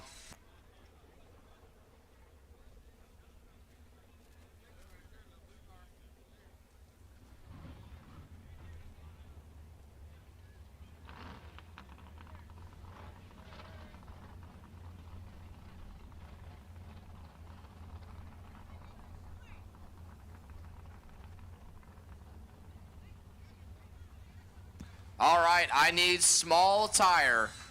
Small tire to the back of the lanes for pairings. Small tire needs you to the back of the lanes for pairings. Small tire. Back of the lanes for pairings, please.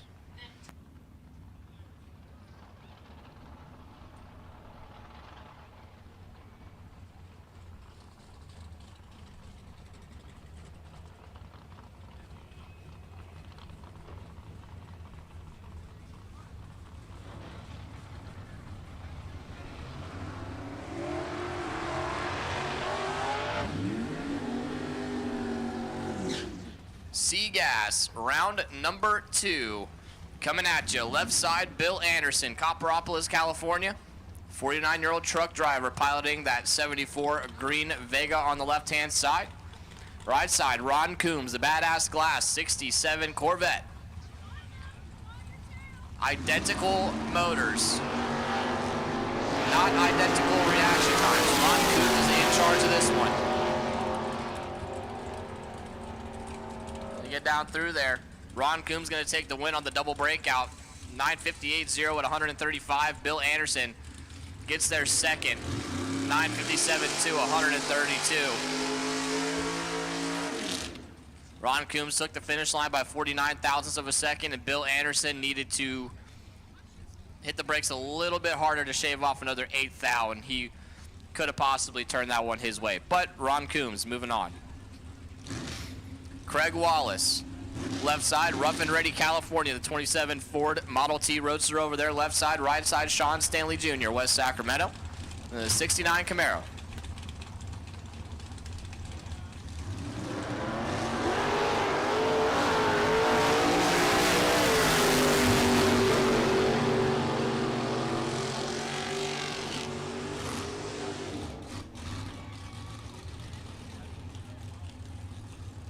Sean Stanley Jr. going to take the win on another double breakout.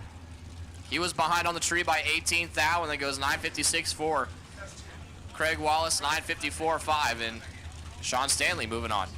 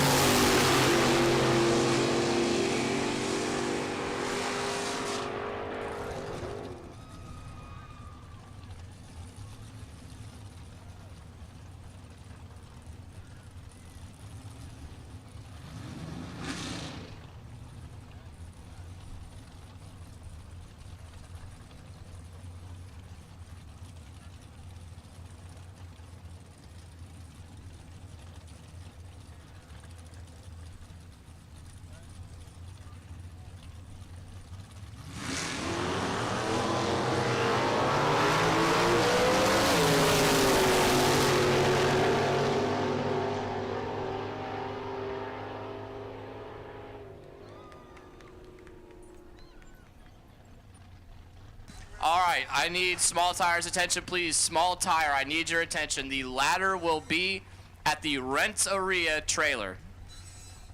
The small tire ladder will be at the Renteria trailer.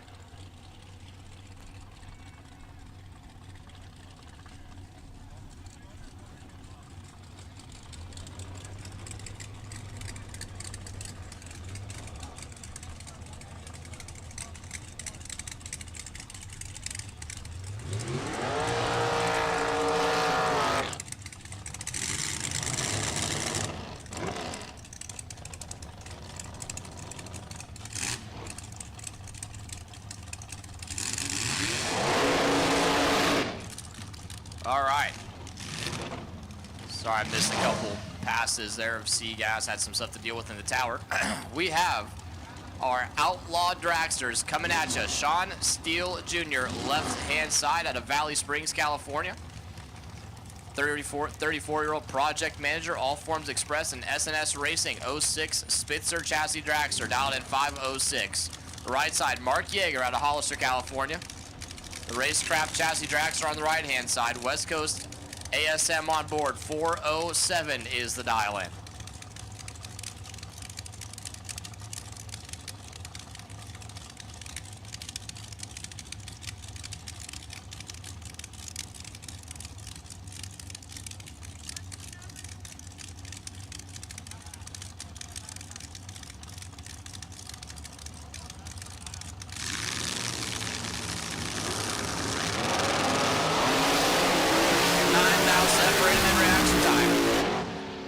Light, Mark Yeager on the double breakout, 20 up front, breaks it out by a thou to get behind 22 thou. Sean Steele Jr. 011 on the tree, breaks it out 14 thou, took 22. Needed to take, what's that math, DeAndre? 22 minus 14, quick math, 8. Needed to take 8 thou or less. Moving into D-Gas. Mike Copping and Brian Hughes.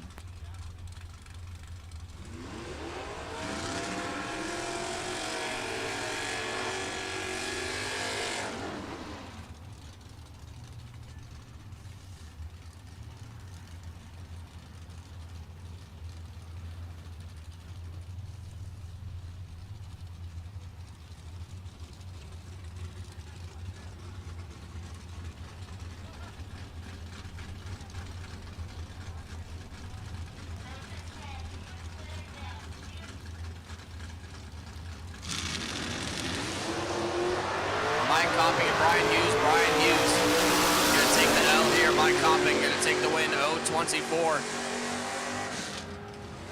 And then 1060 with the 3. About 27 total there for Mike Copping. Brian Hughes clicks at 15 thou red, and then puts it 1 above 5, no good. B Gas, Bravo Gas, needs you to the back of the lanes for pairings, please. B Gas, Bravo Gas to the back of the lanes for pairings. Steve Barta and Dan Fisher. Barta left side, out of Bakersfield, that white 62, Chevy 2. Right side, Dan Fisher out of Redwood City. 64 fair lane, and Steve Barta in control of this one. Wind light. Oh man, Dan Fisher gonna take it. 1062, 119 miles an hour. And I'm watching the replay right now on the live stream. Oh yeah, he found the brake pedal. Steve Barta was 0-15 and then got there first by a mile and broke out. Glenn Jacobs and Frank D'Souza. 17 thousandths of a second separate them on the starting line. Win light, Glenn Jacobs. How about 27 dead 2, 29 total, taking 10 thou stripe. Frank D'Souza was 10 and puts it 2 above 9 to get behind by 10 thou, no dice. Steve Ramos and Dave Sullivan. Ramos left side, your number 1 qualifier. In that 73 Nova, right side Sullivan in the white and green, 69 Roadrunner.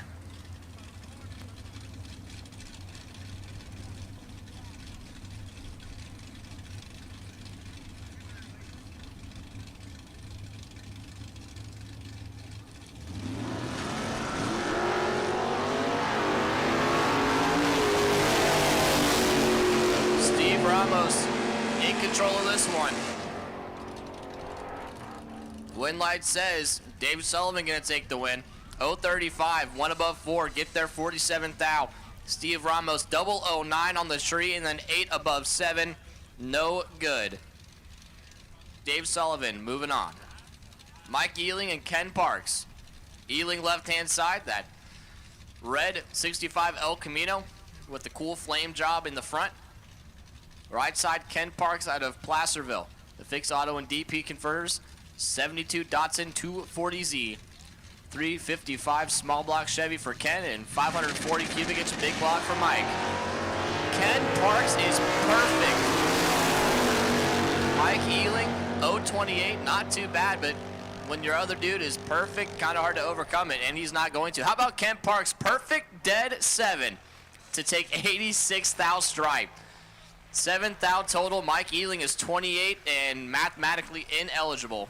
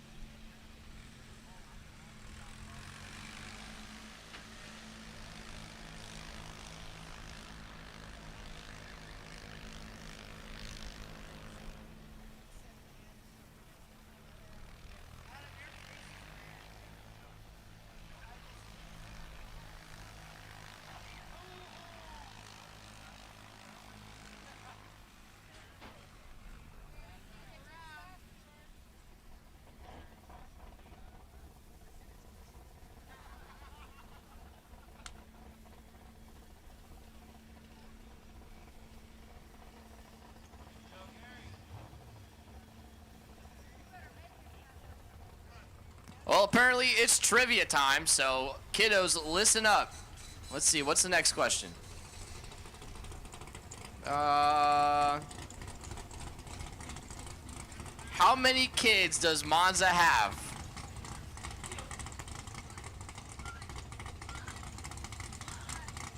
We already guessed Brandon, so he's got at least one, but how many kids in total does Monza from Street Outlaws have?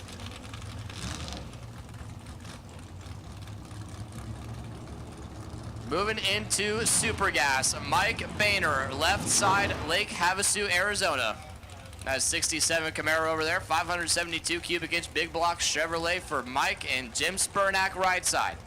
Out of Marysville, California, the retired U.S. Air Force veteran. Spurnack Racing Engines, 27 Model T Brogy Roadster.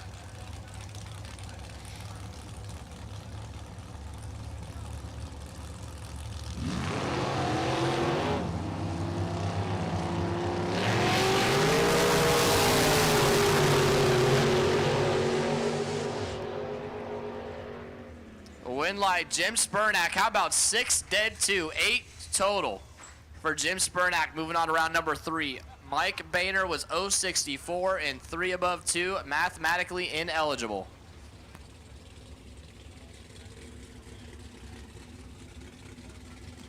Tony Manning gonna get his legal buy run here out of Emeryville. The swoopy looking 2020 Corvette built by Sacramento Race Cars.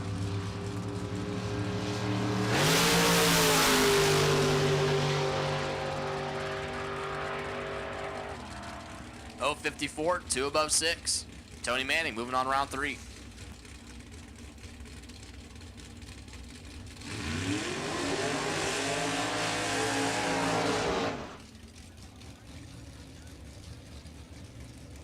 Scott Brown and Andrew Olson. Scott left side out of San Ramon. M&M Development 66 Chevy 2. Over there on the left side. Over here, tower side, Andrew Olson. 21-year-old student, EFIexpert.com on board of that 1970 Camaro. 540 cubic inch rear Morrison Chevrolet, and Charlie Olson will swear by that rear Morrison all day.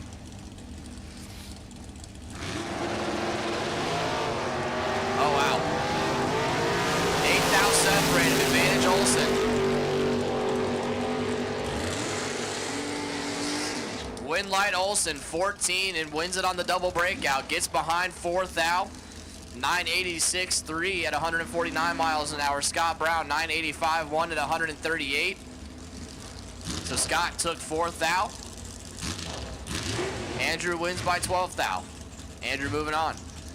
Dennis Paz and Vicente Campa. Vicente right side, 34-year-old chef. That Chevy Roadster on the tower side, and Dennis Paz, the 41 Willys on the left.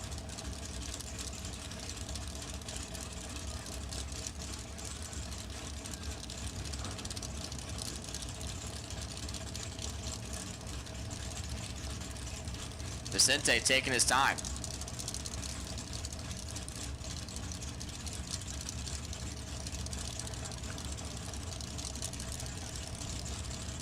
Pre-staged, Dennis moves first. No one staged yet. There goes Dennis finally. Vicente goes in second. And Vicente gonna turn on the red light by 14th out. Dennis Paz gonna take the win, move on to round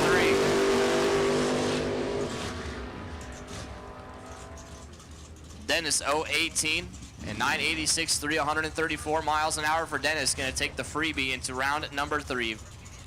Wes Anderson and Mel LaForbes. Wes left side, the 27 Ford Roadster, and Mel right side, the Iron Eagle 2, 57 Corvette.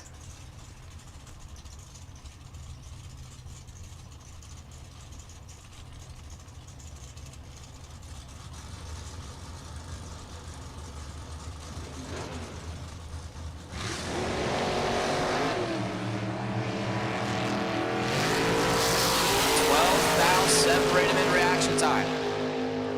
Wes is 006, Winlight.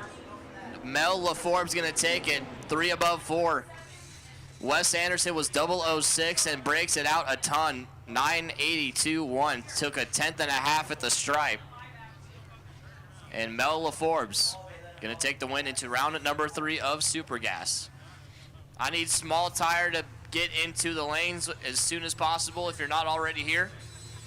Once again, I need small tire to the lanes, please, as soon as possible.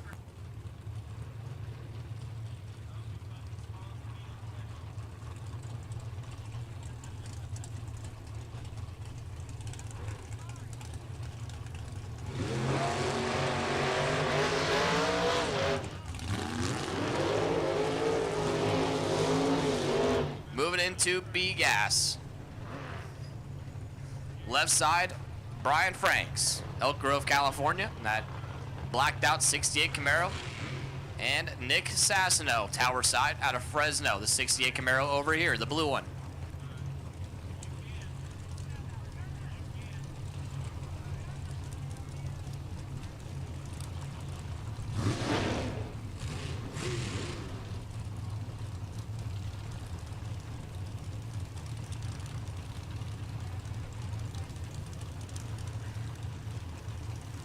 Looking for 8,600 up on the scoreboard. Oh, wow. Nick Sassino is in control. Brian Frank's got some work to do down there. Win light. Sassino. How about 0094 above 8 for Nick, moving on to round number 3. Brian Franks 067 and 3 above 9. No dice. Nick Sassino moving on.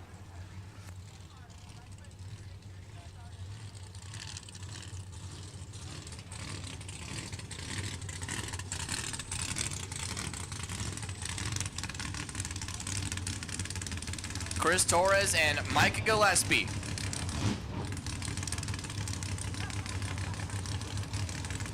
Oh, no, excuse me. No, Chris Torres is back here. My announcer screen died for a second. Hold on, give me a minute. I know that's Mike Gillespie over there.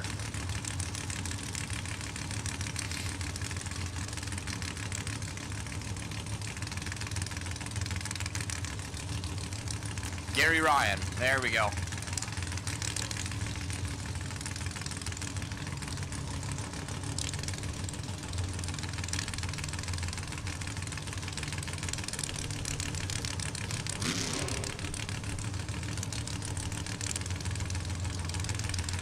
Mike Gillespie and Gary Ryan. Now we got the computer fixed up here. Small glitch, we're all good. Gillespie left side, the retired firefighter in the 63 Nova, and Gary Ryan right side, the 32 Bantam Roadster.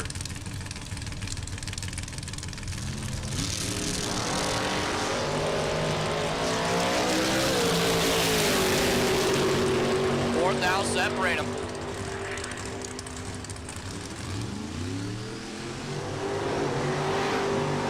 Like Gillespie, 30 up front, breaks it out, 27th out, got behind 17th out. Gary Ryan, 026, 856-0, no dice. Gillespie moving on. Weasel Anders, the Cinderella story on the left-hand side.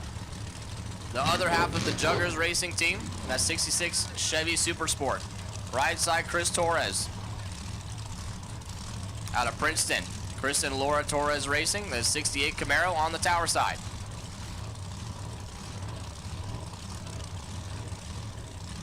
Look at the wheelie from Chris Torres. Oh my. And he's got a massive starting line advantage. Win light. Chris Torres, 032, 1 above 4 to get their 18th out. Weasel Anders missed the treat big time, and then 849.6. On that 860 index, no good.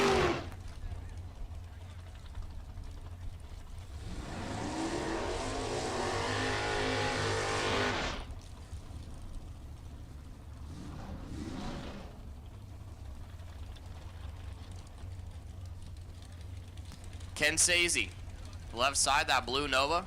Sam Tucker, right side, the white Bantam Roadster.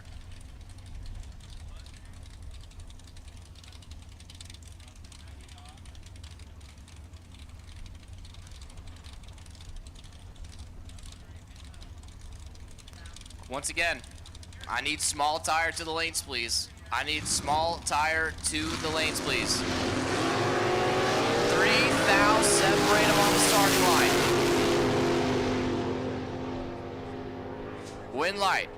Sam Tucker on another double breakout. Sam, 034 reaction time, 857.0 at 153 miles an hour. Good job, Joy. See Joy down there. Hi, Joy. Ken Sazy, 031 on the reaction time, and 852.6, 153 miles an hour, and that's going to end Ken's day.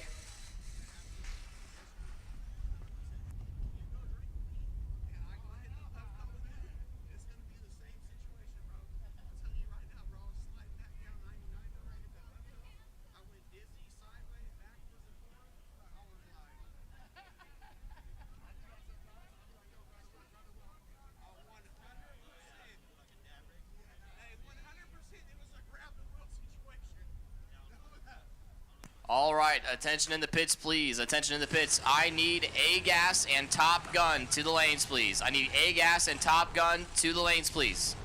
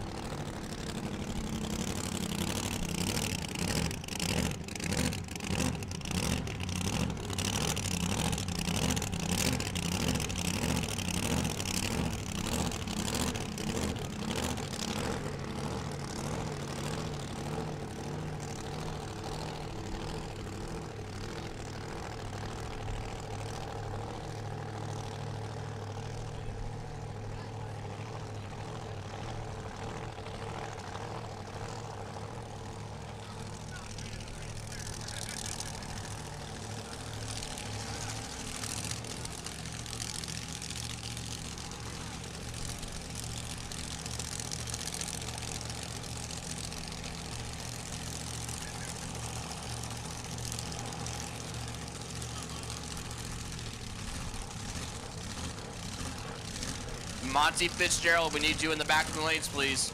Monty Fitzgerald, we need you in the back of the lanes, please.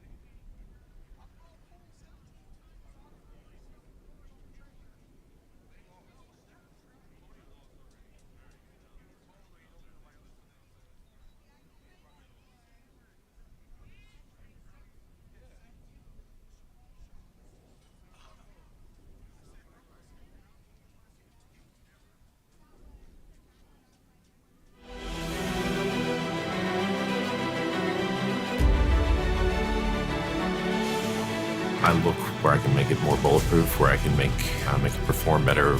But beyond that, the engineering and technology with it, it's choosing the appropriate components. Each component is thoroughly inspected. It's that level of inspection, it's that level of attention to detail to make it across the finish line.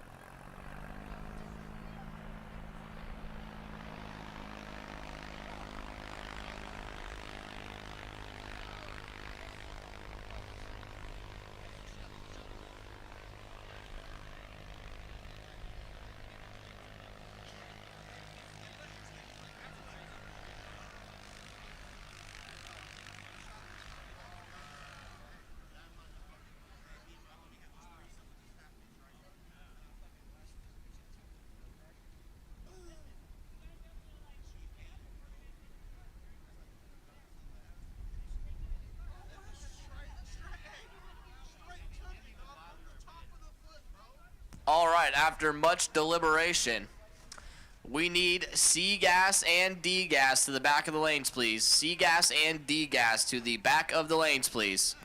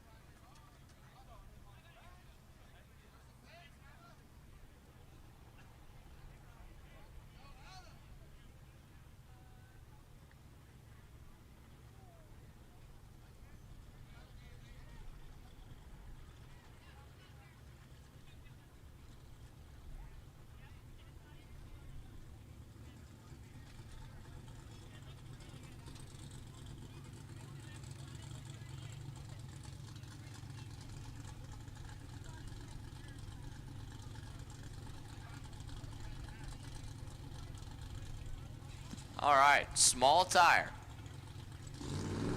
Got him in the water box. So 1 in the water box.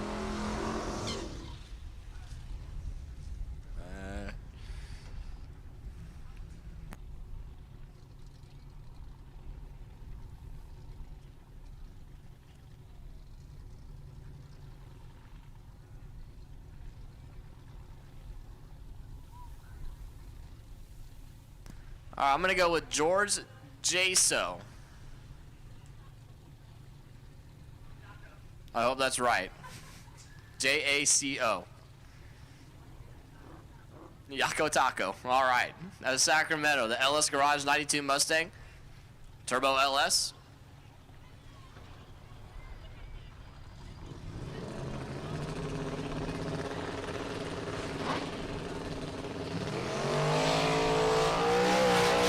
They got her hooked up that time. Solid pass there for George.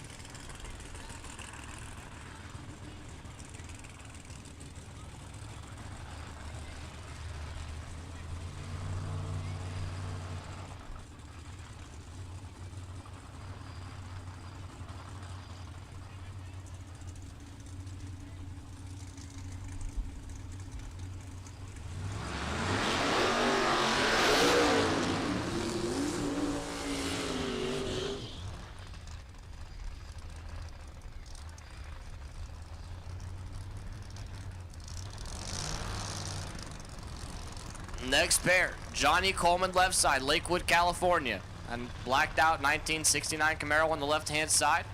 522 cubic inch big block Chevrolet. Right side, Alex Sanchez. A yellow Trans Am on the tower side.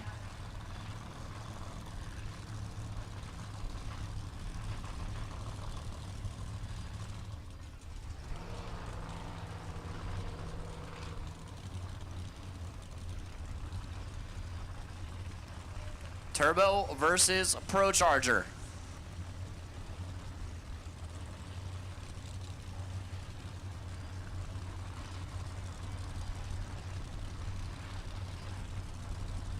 Alex has a tall order over in the other lane. And Johnny Coleman.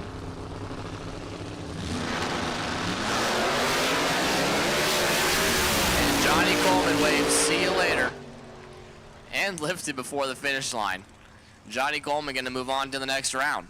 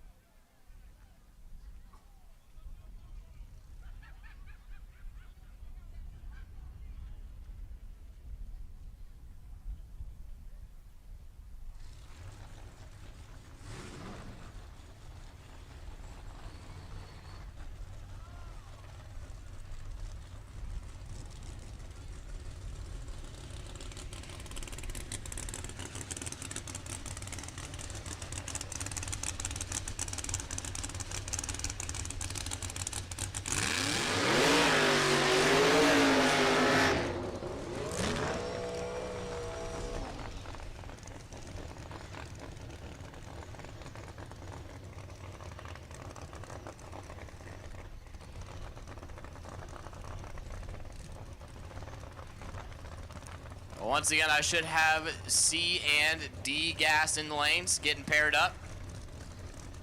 A-gas should be here. Top Gun should be here. Super Gas. You guys can roll to the back of the lanes for pairings. Super Gas. Please make your way to the back of the lanes for pairing. Taylor Wright and DJ Reed. Taylor Wright left side. One of the other LS turbo based Fox body Mustangs, and right side DJ Reed. Out of San Mateo, that pro charged 2000 Camaro.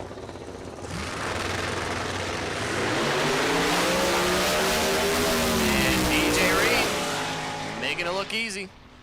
Gets down through there A to B. He's gonna move on to the next round.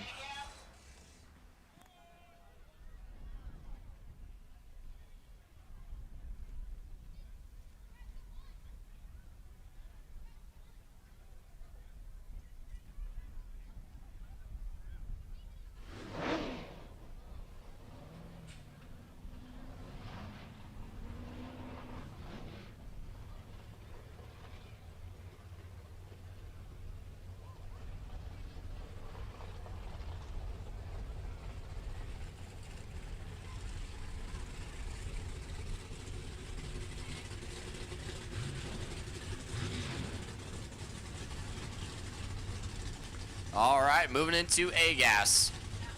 Turn the clocks back on.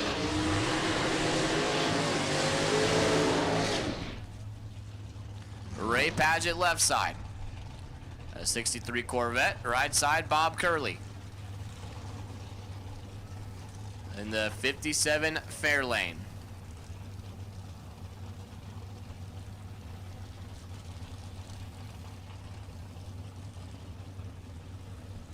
.760 is the name of the game.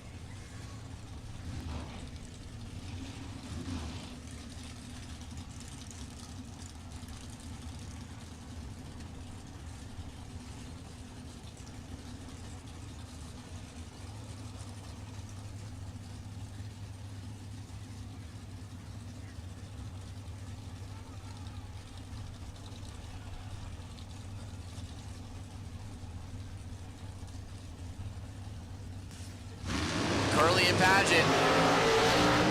Whoa. Curley goes straight towards the wall. Had to live, tries to get back in it. Win light gonna go to Ray Padgett.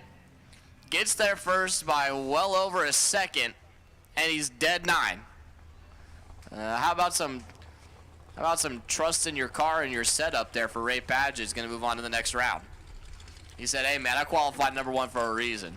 I don't need to lift."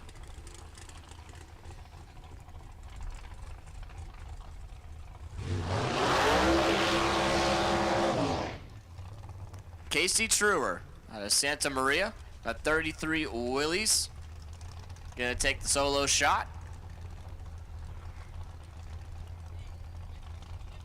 Once again, Super Gas, you have been called to the back of the lanes for pairings. Super Gas, to the back of the lanes for pairings, please.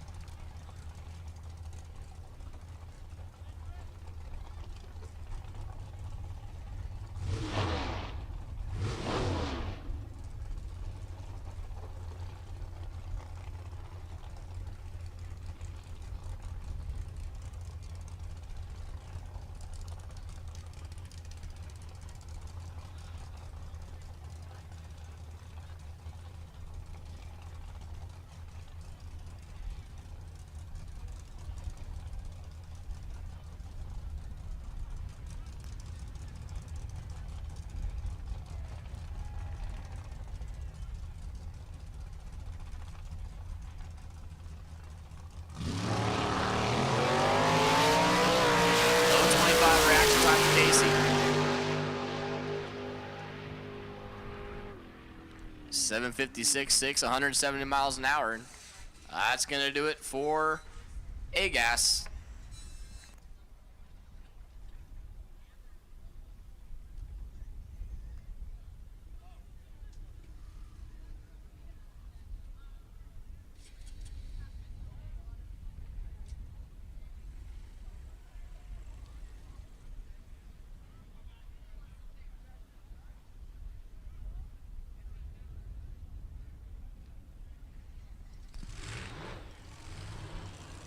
All right. Attention in the pits, please. I need 5-0 and Lily Dog to the back of the lanes for pairings, please. 5-0 and Lily Dog to the back of the lanes for pairings, please.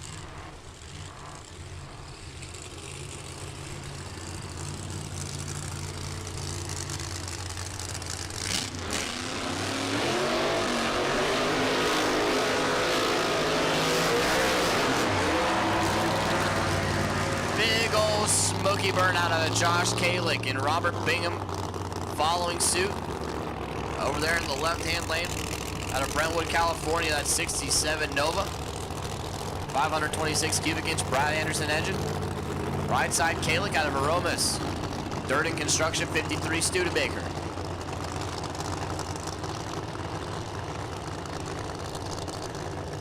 This is your Top Gun semifinal.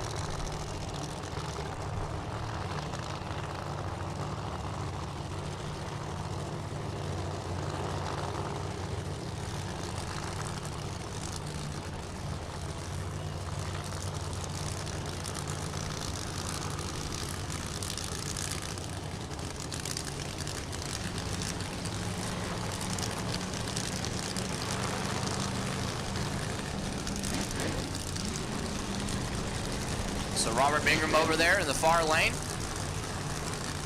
Josh Kalick over here in the near lane, the tower side. And we're looking at some wet stuff in front of Kalick's car.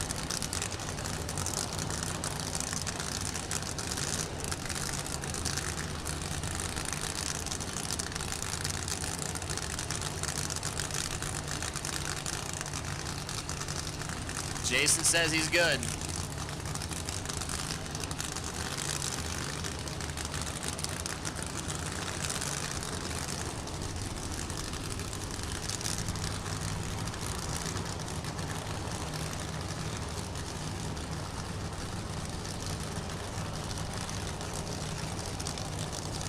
So winner is going to go to the final round of Top Gun.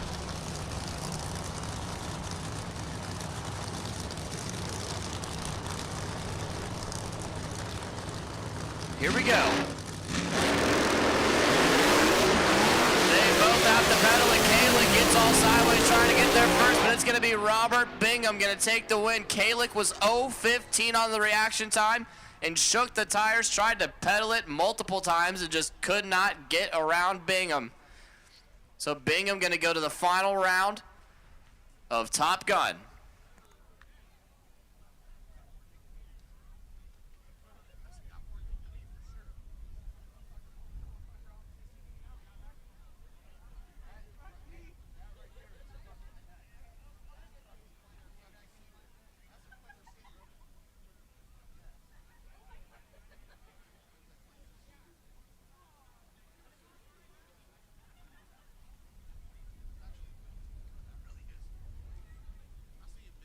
So we're checking out that right side of the racetrack right now.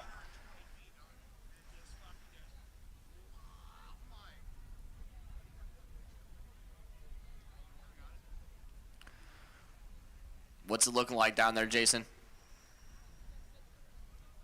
Oh, man.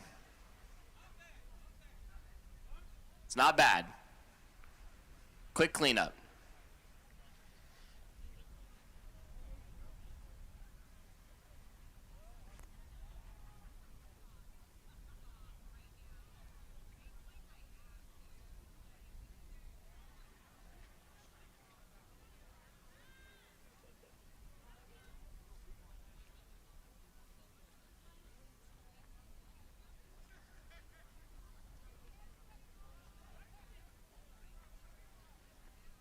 So it sounds like we're going to have a quick little cleanup in the right-hand side real quick, and then we will be back to racing action here shortly.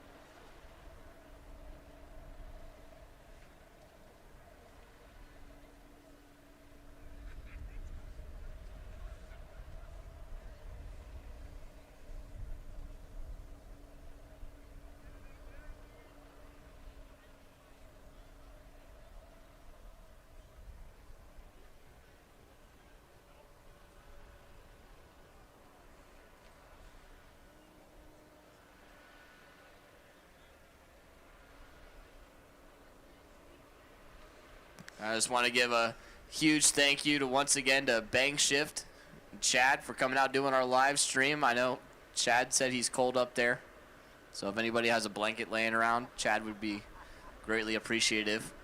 It's a little windy up there on the scissor lift.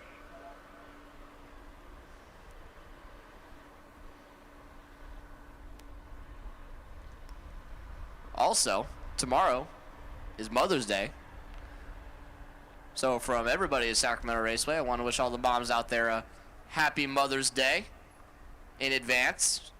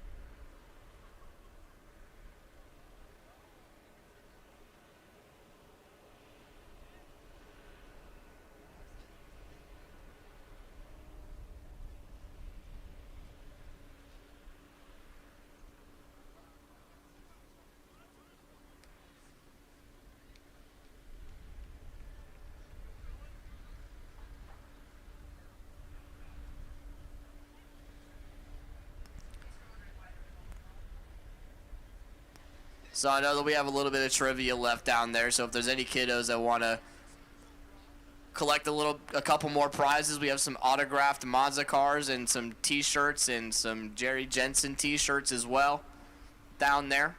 Where you've been going to give your answers, they're going to do the rest of the trivia down there for the kiddos.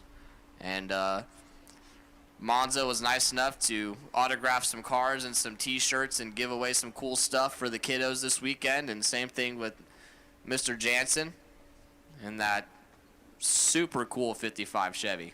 I love that thing, dude. I wish my 55 Chevy went as fast as yours did, but it doesn't. It's a little bracket car that could. But I just want to thank once again Monza and Jerry Jansen for donating some swag and some cool stuff to give out to the kiddos and do a fun little trivia thing today.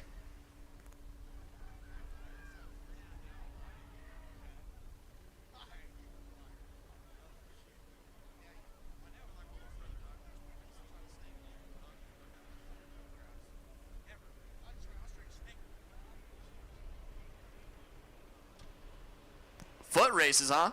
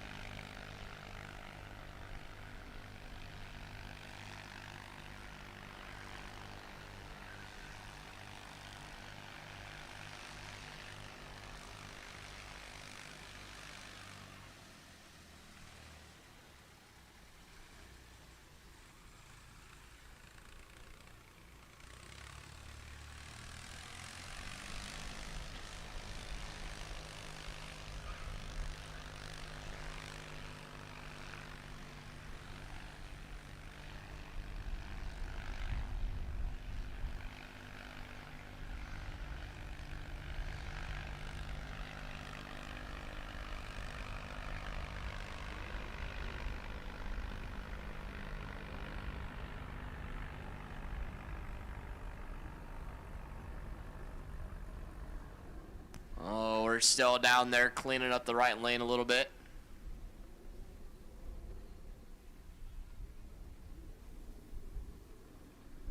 Looks like about a little bit longer to go, and festivities happening on the starting line, which is always fun.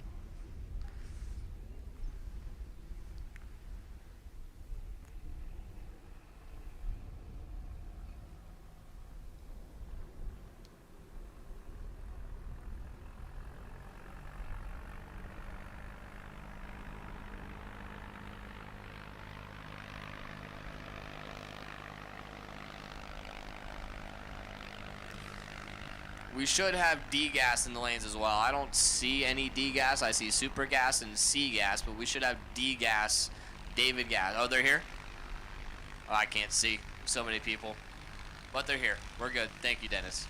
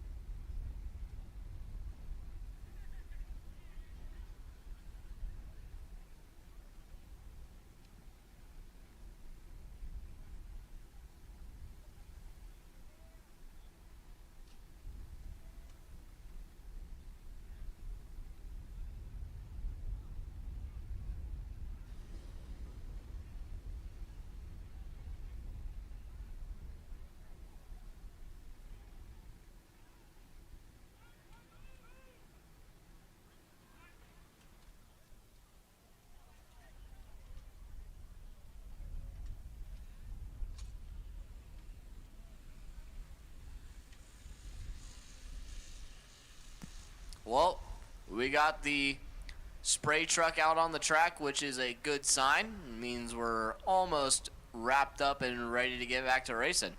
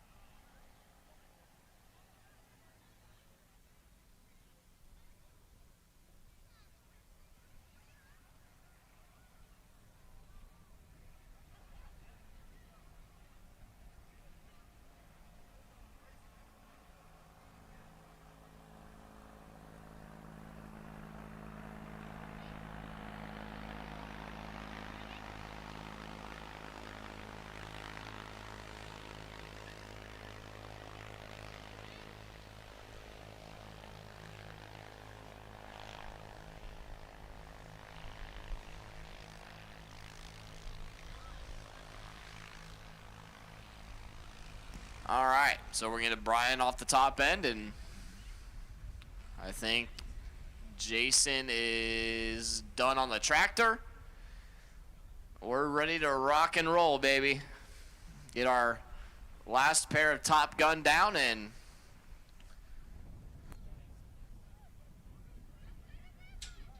then we're gonna go C gas, then D gas, then super gas. So C gas, you guys can start suiting up if you haven't already. D gas, you'll follow C gas, and then super gas will be after that.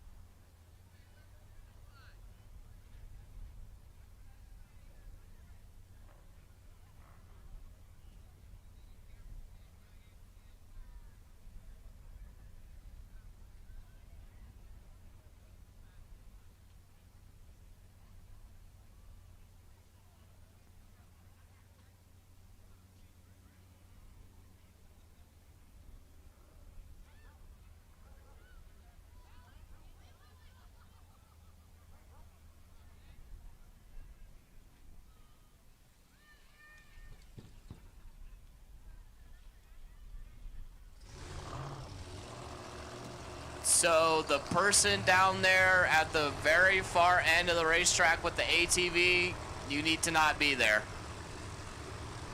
That's a really bad spot for you down there.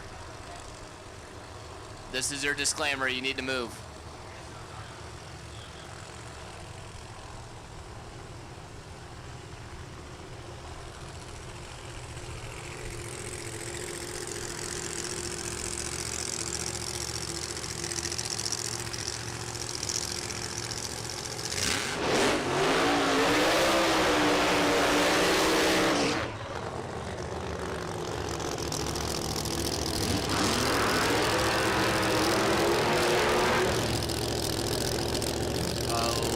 Looks like he just grenaded a motor in the burnout.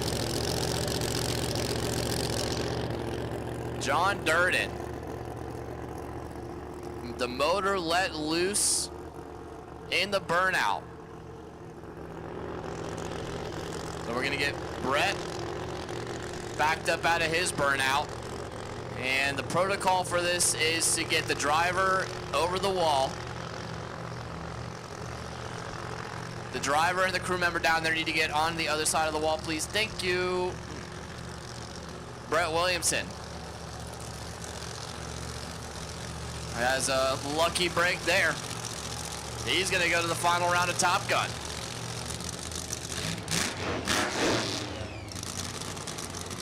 Brett out of Gilroy, race car builder by trade, piloting the Silver Bullet 1963 Corvette, 427 cubic inch blown motor. You guys need to back up from the guardrail. Like, there you go. Not right next to it. Thank you guys. So Brett gonna take the solo shot into the final round.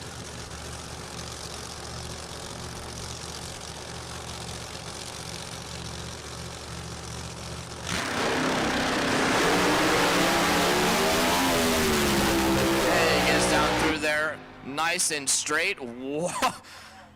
Woo! Boy, howdy. How about Brett Williamson?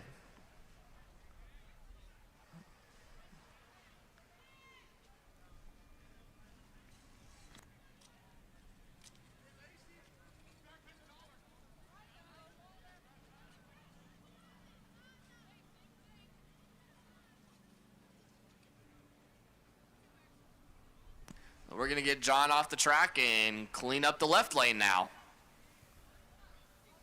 It looks like the cleanup in the left lane is going to be a little bit more substantial than the one in the right lane was. So we're going to be down again here for a little bit.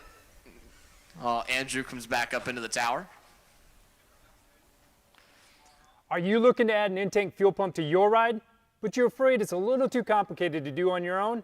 Well, Holley has a solution for you. It's our universal retrofit fuel pump modules. Follow along, and I'll show you how to make the switch to EFI with a retrofit fuel pump module from Holley. With pumps capable of flowing 255, 450, all the way up to 525 liters per hour, Holley's sure to have a fuel pump for your EFI needs. Now you can convert your factory tank or fuel cell to an EFI-style in-tank fuel system with return or returnless setups. The first thing we need to do is to determine the best location to mount our fuel pump module in our fuel cell or fuel tank. To mount the module, you'll need to cut a 3¼ inch hole with a hole saw similar to this. Identify things like where the vehicle's fuel tank straps and frame rails will contact your fuel tank. That way we can avoid these areas. Now evaluate the position of your fuel level sender float. Removing the existing unit, if yours has one, will help you determine the float arm path. That way you can cut your new hole without interfering with it. Be sure to look for and avoid any bowls or baffles internally in the tank as well. You'll also want to look and determine the best routing position for any supply, return, and vent hoses may be required for your unit. Once you've determined the best possible location for your pump module, drill the 3¼ inch diameter hole in the tank with your hole saw. Remember, gas burns but fumes explode, so don't become a statistic. If you plan to reuse a fuel tank, make sure that all the fuel has been removed and consult with a professional about degassing the tank before cutting or drilling. Once you have the hole cut, use a file or some emery cloth to deburr the edge of your cut. The thick foam gasket supplied with your fuel pump module can compensate for ribs up to 1/4 inch thick in the fuel tank surface. If your tank has deeper ribs or the ribs are perpendicular and have sharp edges, you'll need to use some additional sealant, such as Dow Corning's 730 RTV. Apply the sealant between the foam ring and the tank surface to seal it properly. Remove and clean any debris that may have fallen into the tank during the hole cutting process before you start the installation. Next, we need to measure the tank depth from the highest part of the fuel tank to the very bottom of the floor directly below. The maximum tank depths that our pump modules can accommodate vary from 12 to 13 7/32 of an inch, depending on which pump module you choose. And minimum depth requirements range from 7 to 9 inches depending on the model. Now take this tank depth measurement and insert it into the chart found in the instructions. Subtract your depth measurement from the supply hose specifications listed for your specific model to get the proper length for the supply and return hose. Now measure and mark your return hose, starting with the end of the tape at the end of the hose and pulling back towards the module. Once you have your mark, you can cut the hose to length. Now cut the supply line that's already pre-attached to your fuel pump using the same method, pulling from the end of the hose back towards the fuel pump, then mark and cut. To determine the length we'll need for our pump hanger bracket, you'll use the same measurements that we used earlier for our return and supply lines. Using your measurement, place a mark on the hanger bracket, then cut the hanger at the mark. Install the pump hanger bracket to the flange boss using the 2 screws and lock washers supplied with your kit. Install the bracket so that the groove is facing your fuel pump. You'll have to remove the foam ring in order to access both holes. Install the pump hanger bracket to the flange boss using the 2 screws and lock washers supplied with your kit. Then torque them to 12 to 18 inch-pounds. Don't forget to reinstall the foam gasket. Slide the screw clamp over the supply hose and push the hose outlet onto the hose barb found in the pump module body. In order to gain better access to the clamp screw, you can remove one of the clamping lugs. Next, rotate the pump until it contacts the hanger bracket. Then slide the hose clamp towards the pump and over the hose barb. Tighten it to 13.5 inch-pounds. Now install the 2 2-inch diameter screw clamps around the pump module and mounting bracket.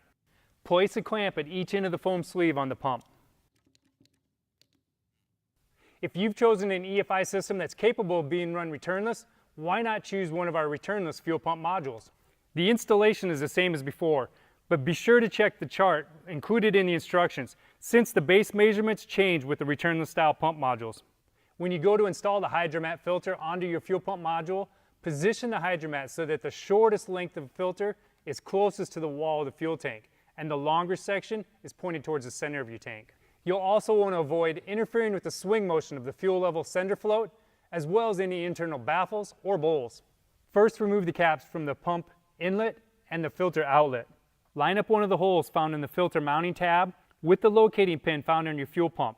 Be sure that the fuel filter is going to be orientated correctly once it's installed into your fuel tank before you proceed. Once you're sure it's in the correct position, push the hydromat onto the pump inlet until it bottoms out and locks into place. If you're installing one of our retrofit fuel pump modules into a polypropylene tank, better known as a plastic tank, we recommend that you use one of our stiffening shims. Separate the shim at the slot and spiral it through the tank opening. You can apply some adhesive compound like Loctite 571 between the shim surface and the tank to hold it in place.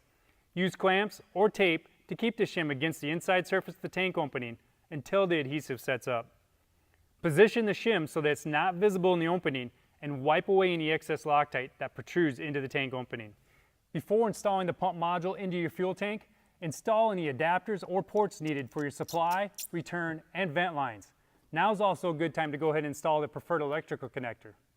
Now we're ready to install our pump module into our fuel tank. Make sure that the foam ring is installed on the flange of the pump module. Slide the longer side of the hydromat into the tank opening first.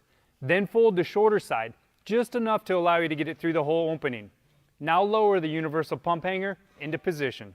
If you can, look to see that the hydromat is in the desired position and that it's not interfering with any internal obstructions. If it is, you can rotate the universal pump hanger assembly as needed. Make sure that all the swing out mounting lugs are in the closed position, then lower the module the rest of the way down into the tank. Press down on the module and compress the seal against the tank surface. Then tighten the assembly screws in a clockwise motion to swing the mounting lugs out into the open position. Then gradually torque the 5 assembly screws using a crisscross pattern until the torque of 40 to 60 inch-pounds is achieved. Finish your install all the way to the engine bay with one of our fuel system kits. We have several to choose from depending on your needs, and they include hose, pumps, regulator, fittings, filters, and clamps depending on which one you choose. To complete your installation, make all the necessary connections for your fuel, vent, as well as the electrical connections and the fuel sending unit. Once you have your tank up in place but not fully secured, it's a good idea to go ahead and power up the pump. That way you can check for any leaks. If you're leak-free, go ahead and raise it in its final position and secure the tank. Make sure that you don't pinch any wires or crush any fuel lines though.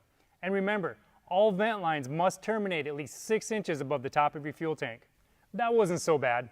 Now you can convert your factory tank or fuel cell into an in-tank EFI system quickly and easily, all on your own. For more great fuel system solutions and how-to videos, visit us at holley.com.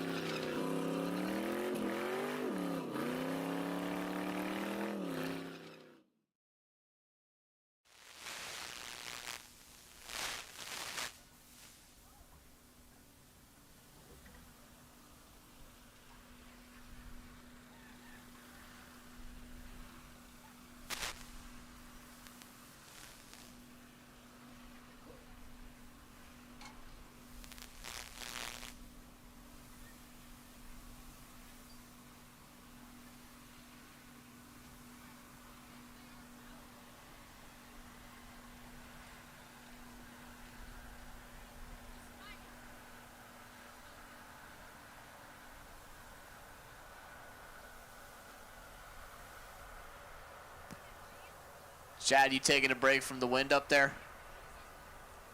Yeah.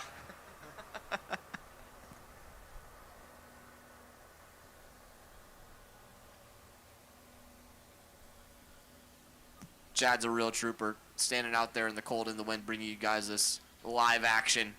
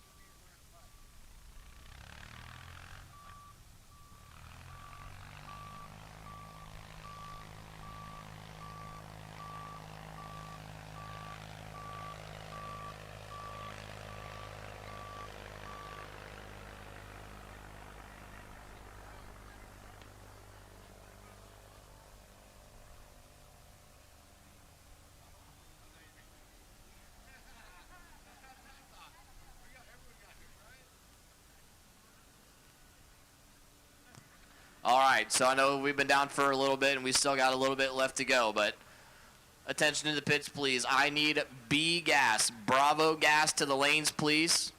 B gas. Bravo gas to the lanes, please. Get paired up and then pull into the lanes wherever Rick directs you.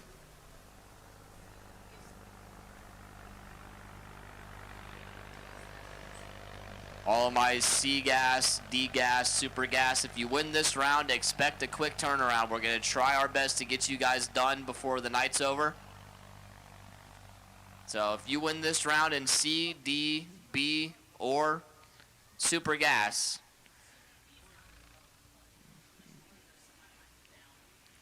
all my gas classes, we need you guys to do a quick turnaround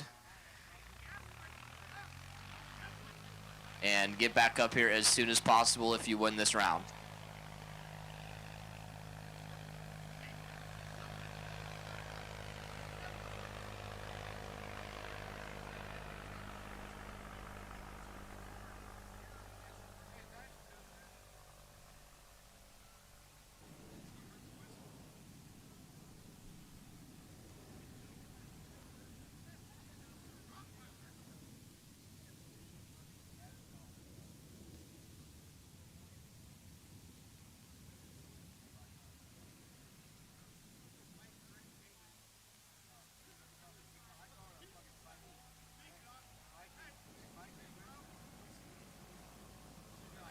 I know our track staff is out there trying their hardest to get this all cleaned up, and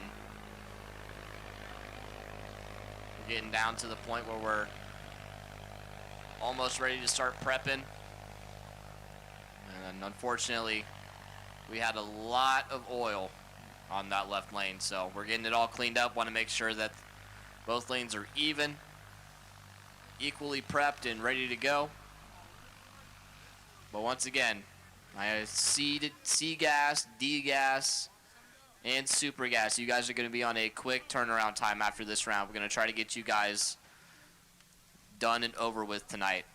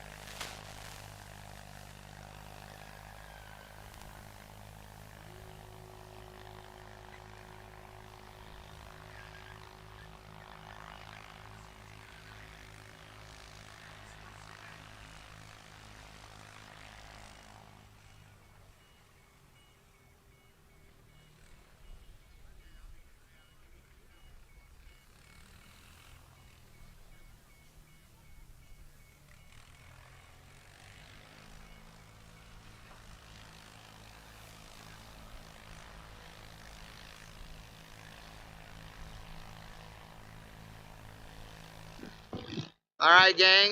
We are we're getting close. That was no damn good right there. That thing, I don't know what it did. It had a bang, and then all the oil fell out. The team said it didn't kick a rod out of it, but I don't know. So we've gotten it cleaned up. Now they are spraying and dragging and trying to get the heat back in this thing. So it is 8:15, and the truth is, here in the valley where we're at, this racetrack, you know, without cars on it, it's going to get cold in a hurry. So obviously we got to make sure that we keep the heat in it, keep cars going down it. So right now, Logan is telling everybody that you got to be on it, dude. We got to get people coming back. You got to get going when we call you. You got to get up here to run. There is a curfew here. Officially, or unofficially, the curfew is 9. Officially, the curfew is 10. Dude, I wish it was a bacon break. Dude, I would have ate the hell out of some bacon, let me tell you. Thank you, Cole. Thank you, Doug. Thank you, everybody, for saying hi, and RTC and Barn and everybody. Yes, so officially, the curfew is 10 o'clock. Unofficially, they don't like to run here past 9 very much, even though it is a Saturday, so it's 10. They still like to try and cut it off at 9 o'clock. Just keep the neighbors happy, right? So, because there are houses right there, and there are houses close enough right now that with the direction the wind's blowing, they can hear the tractor. I guarantee it. So, anyway, here's the downside. I mean, we're going to think positively. We're going to get this whole race in. We're going to be done. We got an hour and 45 minutes. We're going to make it happen. Downside is that I am currently scheduled, tomorrow's Mother's Day, and I am currently scheduled to be on a flight at 6:15 tomorrow morning out of here. So the staying and doing the end is not real likely here. So we'll see. We're just going to make sure it gets all done. That's what we're going to do. It's going to happen. All of it's going to be done tonight. Crowning winners, giving away money. Plus, there's some streets, other drag strip road thing we're doing maybe tonight, later. So, yeah.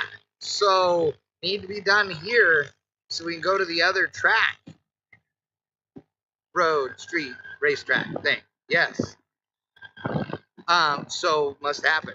So all of y'all's family that are watching, that your family is here racing, tell them to hurry up. Got to go. Let's go. Let's see. Yes, they're spraying, they're dragging. I'm looking behind me. You guys are seeing behind me too, but we're close. We're close. So big thanks to Holly and Optima Batteries, as well as West Coast Architectural Sheet Metal, Holders Heating and Air Conditioning, TBR Garage, Total Traffic Control. Without them, we wouldn't be here, and without us being here, you wouldn't be seeing it. So yeah, have to thank all of them. And again, Holly and Optima Batteries, really appreciate it. Vega AL72. I don't think so, but we'll see. If it happens, if I can make it, because see, I'll be packing up here too. And it's okayed, then look for it on my Facebook page and or the Bang Shift Facebook page. There you go. Yes, Doug Delay, it is on the track prep crew at the moment, is correct. And they are dragging the snot out of this thing to put some heat in it. Now, they have been ignoring the right lane because obviously it wasn't one that was messed up. But we need to get some heat into that one as well. So I just talked to the crew. They obviously want to keep racing, so we'll see what we can come up with. So yeah, there you go. I hope everybody's been enjoying this event. This event is cool. It is. I'm looking forward to coming back next year. Although it won't be here probably because this racetrack won't be here. So I don't know where it'll be, but wherever it is, it'll be awesome. So there you go. Optimum batteries, the ultimate power source.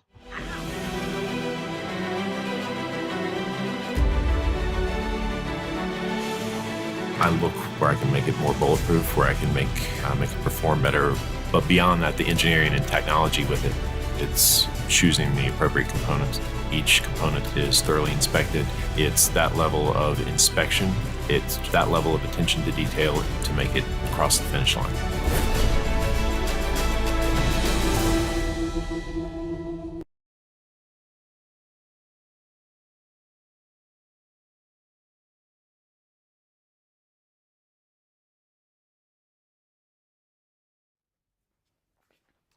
Are you still using needle pointer gauges on your ride? Now you can get that clean, slick look of a digital dash on your carbureted cruiser.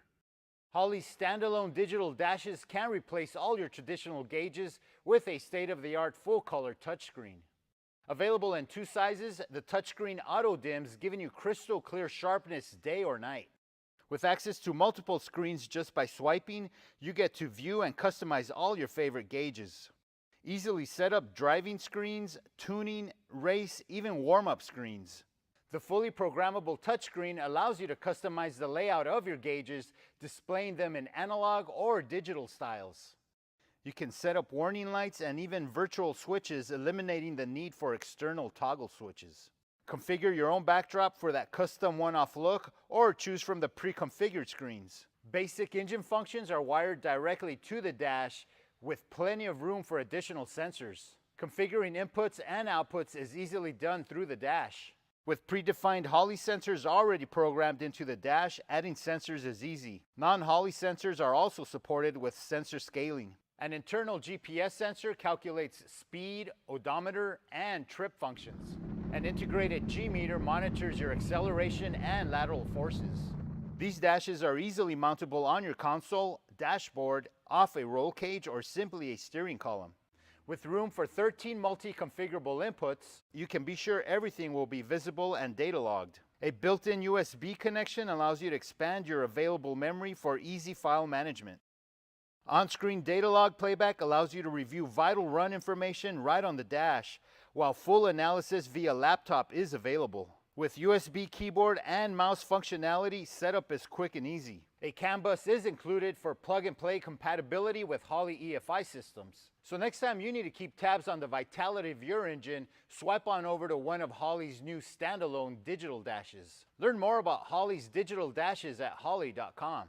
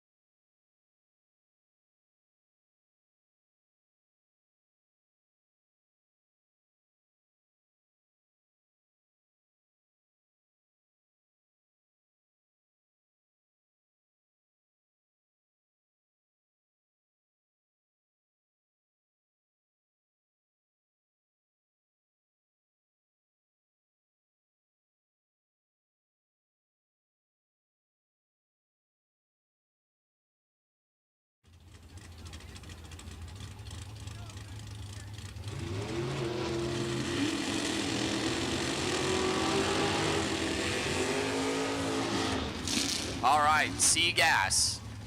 Rolling back into it. Kent Coombs left side. McGee's old time photos over there out of Galt, California on the left hand side. That's 67 Camaro. Right side Larry Hessman, the 72 Pinto.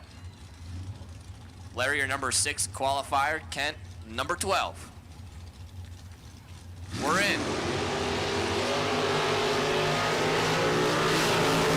Advantage left side. Wind light. Right side, Larry Hessman gonna take it. 060 on the tree, dead 7 to get there, 63 thou. Kent Coombs 024 on the starting line.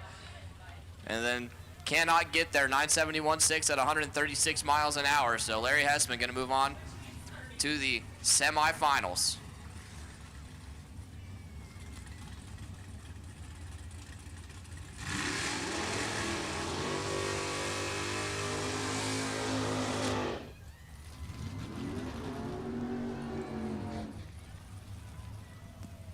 Next pair, Ron Coombs.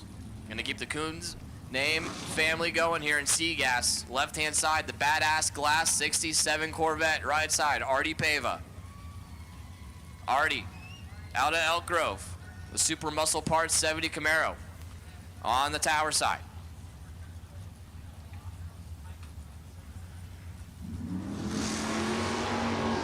Massive wheel stand out of Artie, goes towards the center line, has to drive it back. They're dead even on the reaction time. Win light. Ron Coombs, 27, 973 to 132. Gonna take the win. Artie Pava was also 027 and then did a massive wheel stand right towards the center line, had to steer out of it and then slowed down too much. And Ron Coombs gonna take the win and go to the semifinal. Sean Stanley Jr. gonna take the bye here. Freebie into the semi.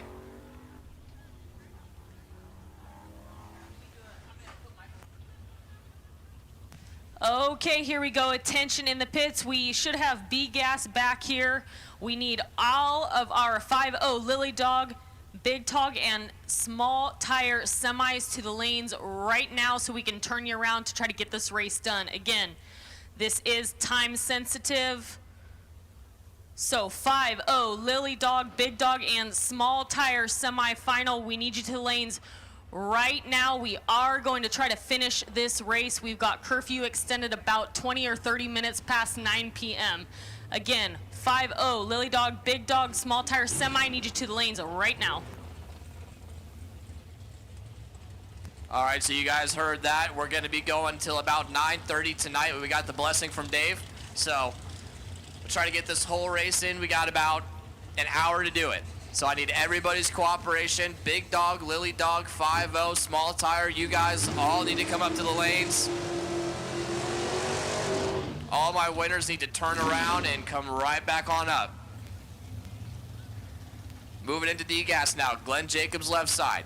Penn Valley, California, UD Racing. Zamp Helmets and Hansen Brothers on board of that 75 Monza over on the left-hand side. Right side, Dave Sullivan. Sacramento, California, the 69 Plymouth Roadrunner. 500 cubic inches of Dodge power for Dave. Looking for 1060 up on the scoreboard.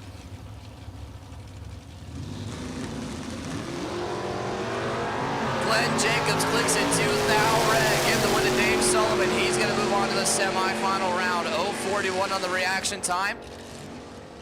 And then 10:56.5 at 124 miles an hour for Dave Sullivan.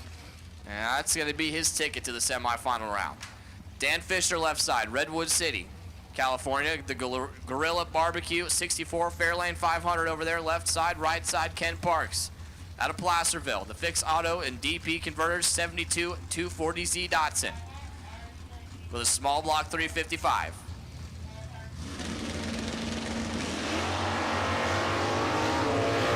Starting line advantage for Dan Fisher. Win light says Dan Fisher on the double breakout, 0:39 reaction time, 10:59, 124 miles an hour for Dan. Ken Parks missed the tree a little bit, 0:63, and then breaks it out, 10:55.6 at 124 miles an hour. So Dan Fisher going to go to the semifinal.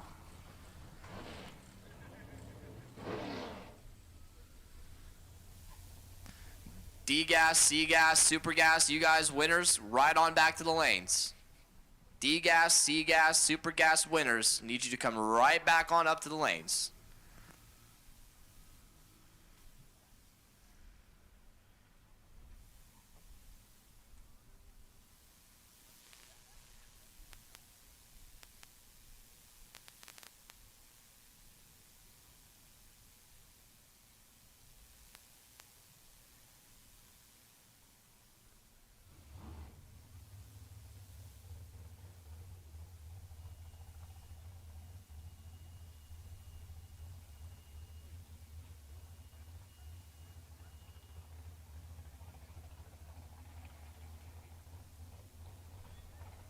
Hey, attention to the pits, please. Top Gun final. My Top Gun final round. You guys can pull into lane 7 back to back.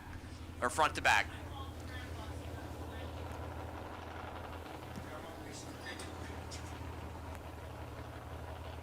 Once again, I need Top Gun final round to lane 7, please. Top Gun final round. Lane 7, please.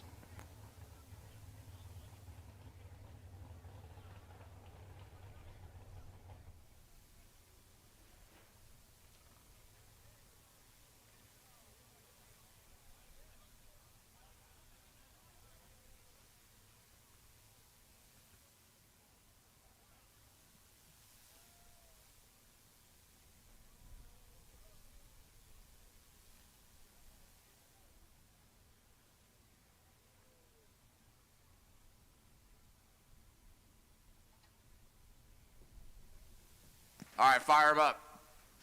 Brian's down there checking the track. He said there's nothing down there.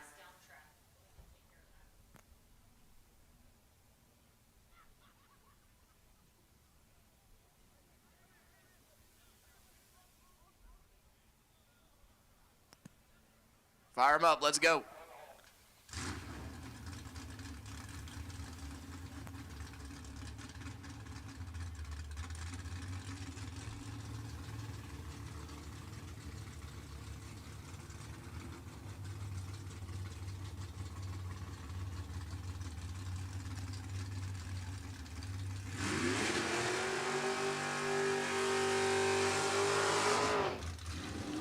Mike Copping.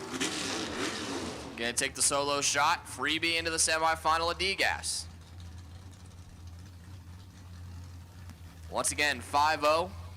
Lily Dog, Big Dog, Top Gun, Small Tire. All you guys, come on up to the lanes. Let's rock and roll.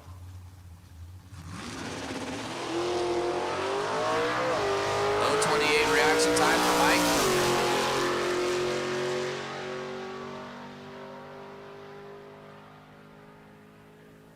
1067.1, 121 miles an hour.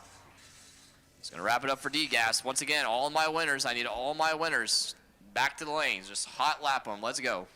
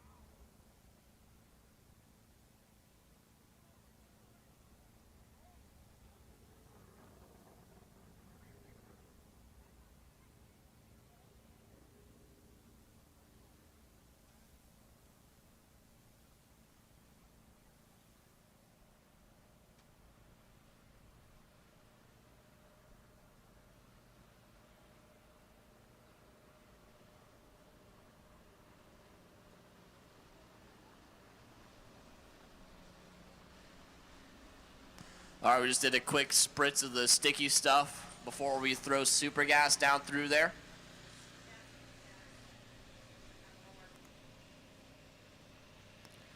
All right, so we're gonna go super gas, B gas, and then we're gonna go 5-0, then we go Lily Dog, and then Top Gun, and then Big Dog.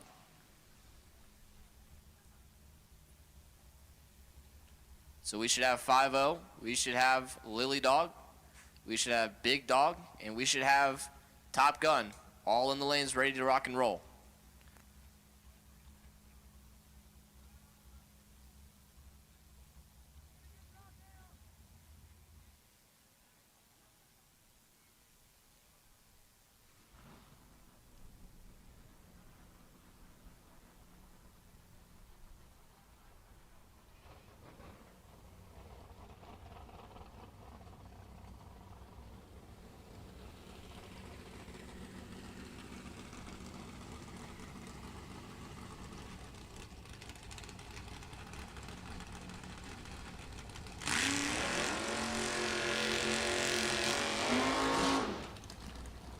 Super gas. Dennis Paz going to take the solo shot to the semi-final round. Dennis out of Stockton. Paz performance 41 wheelies. 400 cubic inch Chevy motor for Dennis.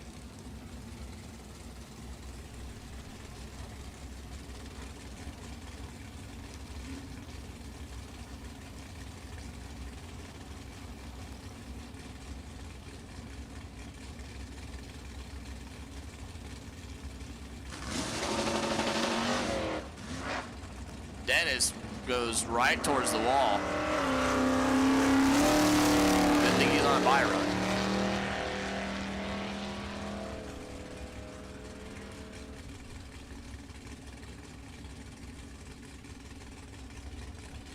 Looks like we're going to send the next pair. Andrew Olson and Jim Spurnack. Jim Spurnack, left-hand side. 75 years young, retired United States Air Force veteran out of Marysville, California. The Spurnack Racing Engines 27T Brogy Roadster over there, left-hand side. Right side, Andrew Olson, the kid, 21 years old, college student in that 1970 silver on silver Camaro. EFIexpert.com on board. 540 cubic inches of rear Morrison power for the Olson camp.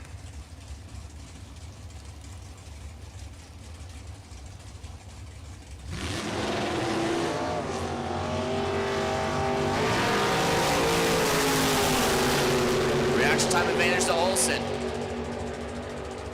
Win light. Olson 13-2 above 3 to get behind 8th thou. Jim Spurnack 0.44 on the start. Breaks it out. 16th thou. Taking 8th thou. Mathematically ineligible. Andrew Olson going to pick up the bite of the final. Mel LaForbes left side now. Riverside, California. The Iron Eagle 2 over there. That 57 Corvette. Right side, Tony Manning. Goodyear and Sacramento Race Cars 2020 Corvette. The swoopy looking thing over here on the tower side.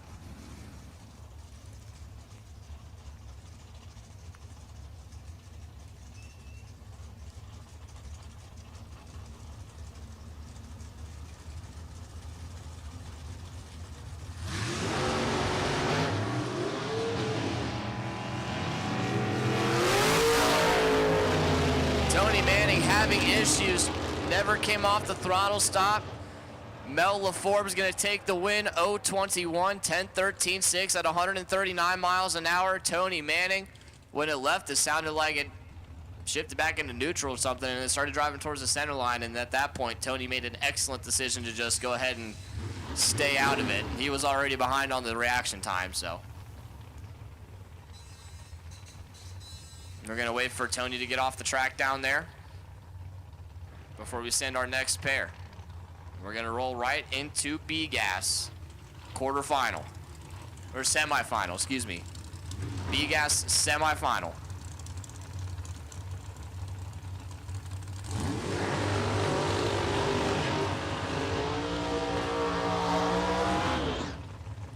Nick Sassino, left-hand side, completing his burnout, that 1968 Camaro out of Fresno. 565 cubic inch big block Chevy. Chevy. It's a Chevy. Chevy. I was a Chevrolet and Chevy combined right there.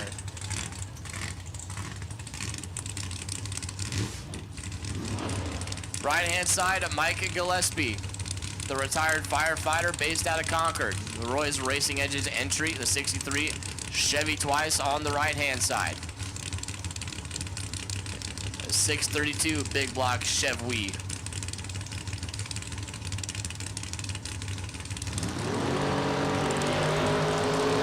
Double 03 for Mike Gillespie. Nick Sassano's got some work to do down there. Wind light says Mike Gillespie, 003, 868, 1 at 155 miles an hour, getting their first 5 thou. Nick Sassano, 051, 3 above 8, no dice. And there's a whole lot of ruckus going on behind me.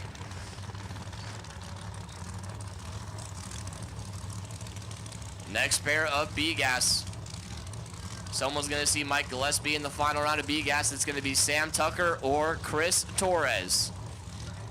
Sam over there, left side, the white 32 Bantam altered. Right side, Chris Torres. The 68 Camaro on the tower side.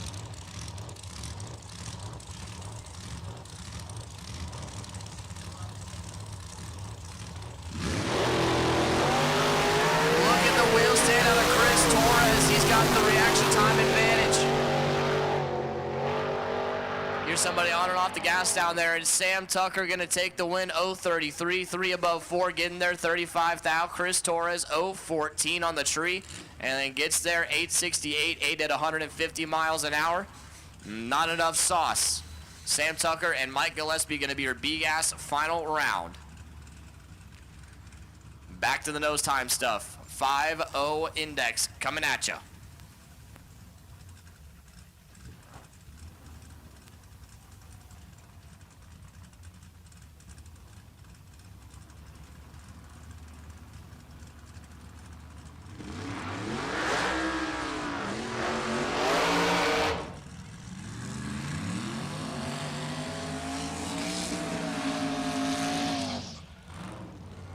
Rory Allen and Clint Willis.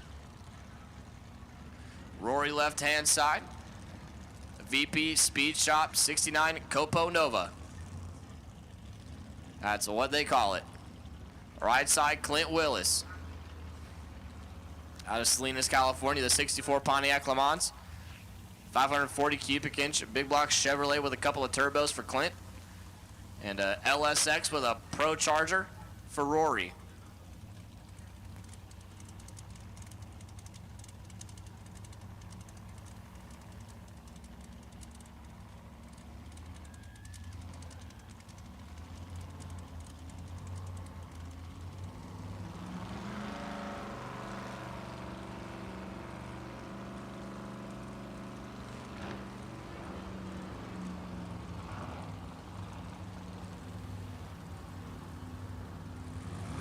Looking for 5 flat. Reaction time advantage for Rory Allen. Wind light, Rory Allen, 121 reaction time, better than Clint. He was 143. And then got there first, close race. No breakouts, and Rory Allen gonna go to the final round of 5-0 index.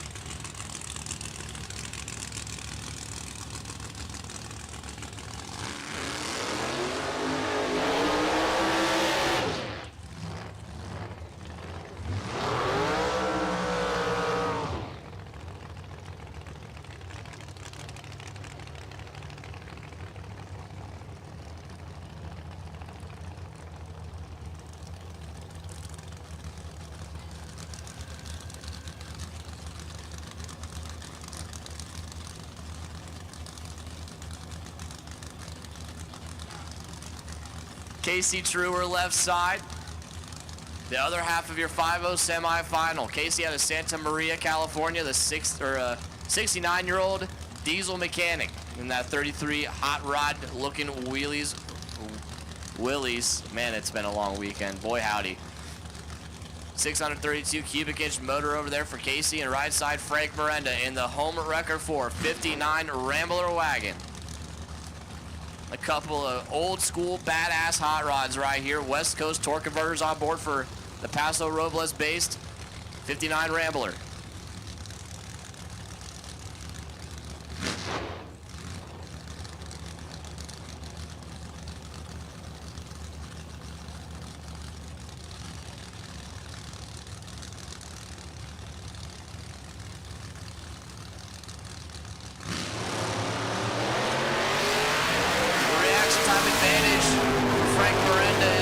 Truer gets real close to that outside wall. He's gonna lift, and oh man, Casey Truer gonna win. Frank Miranda broke out.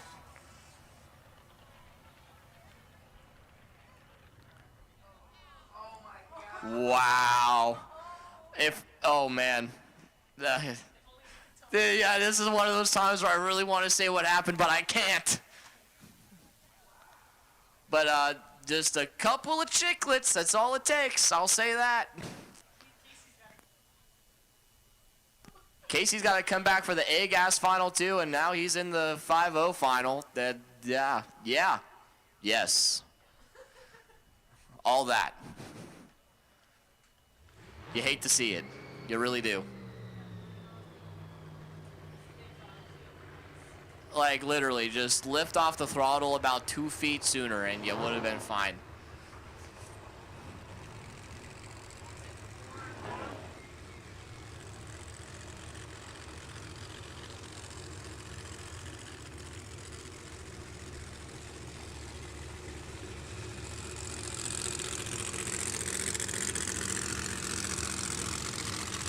Lily Dog semi coming at ya. Frank Rodriguez, left-hand side. St. Helena, California, that 1969 Camaro over there. 632 cubic inch rear Morrison engine for Frank. Ron Connor, tower side.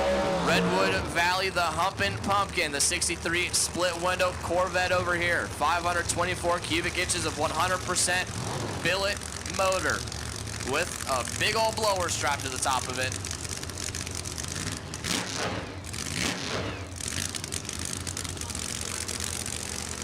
Once again, I need Top Gun, final round to lane 7. Top Gun, final round, lane 7, please. Need you guys now.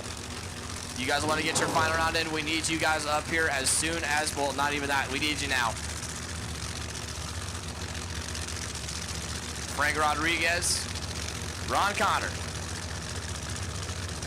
who will be the first one with a ticket to the final round of Lily Dog.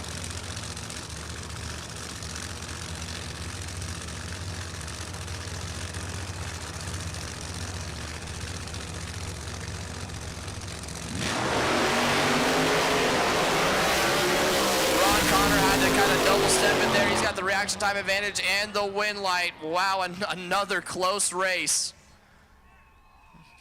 Ron Connor going to go to the final round of 460 Lily Dog. And he's going to find David Allman, or Dan Myers, the caveman.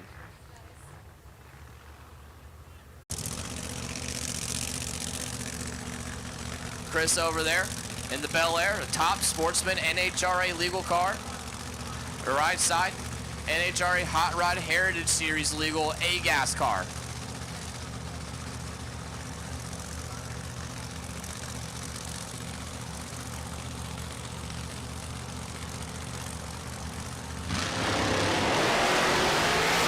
Huge hole shot for Terry Newton. And he's going to get there. Wow. No, he didn't break out. Chris Esserick had issues. Terry Newton sends her on down through there, and that's unbelievable. I will say, do not touch that Studebaker. Do not touch the Studebaker. Bring it back to the lanes, run it again. Don't touch it.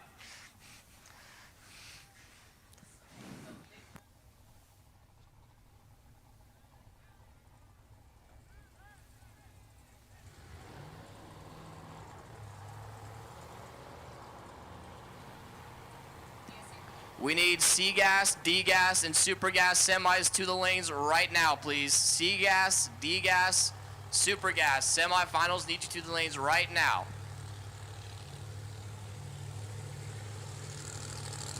We just might get this thing done.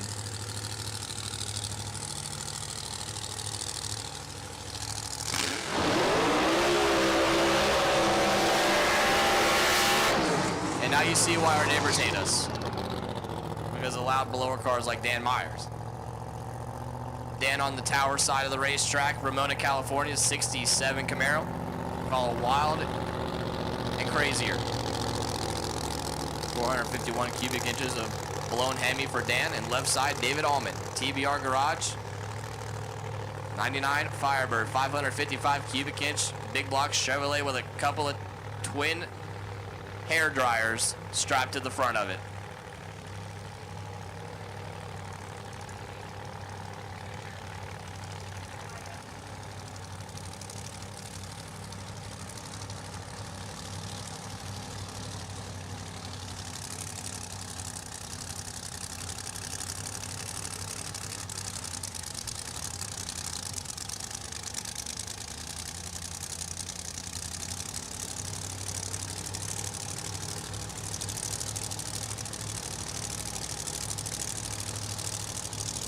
David right here out of Sacramento, and Dan all the way from Southern California, the Caveman. Driving that stock wheelbase 67 Camaro. The stock wheelbase cars are gonna have one representative in the final round.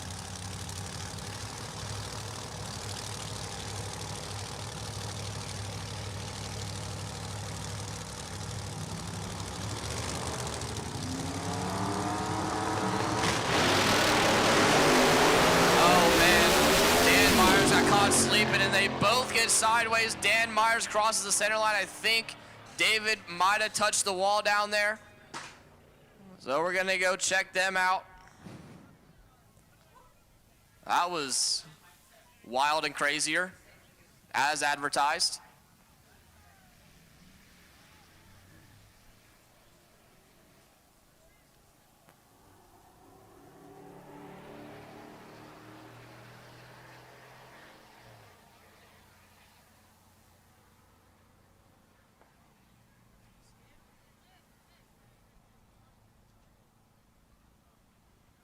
We're gonna go down there and check on David real quick.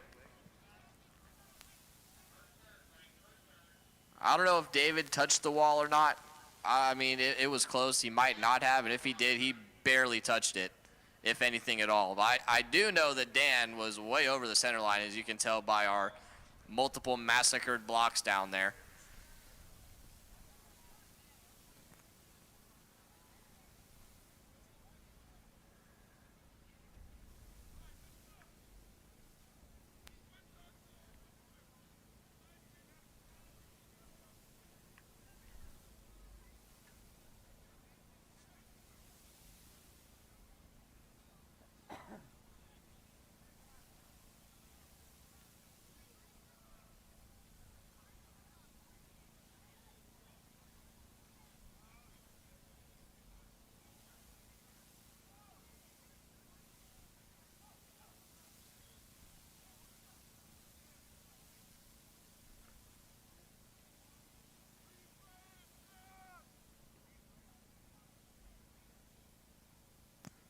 So Chad,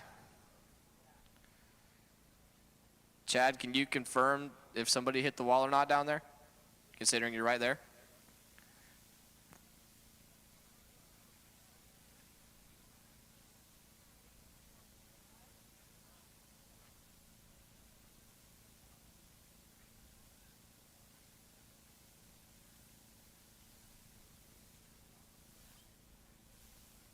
I didn't see him anywhere near the wall.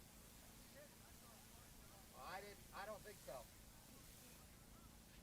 There were sparks off the car that took out the center.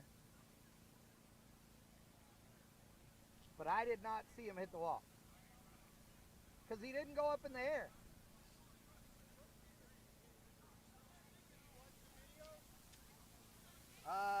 Yeah.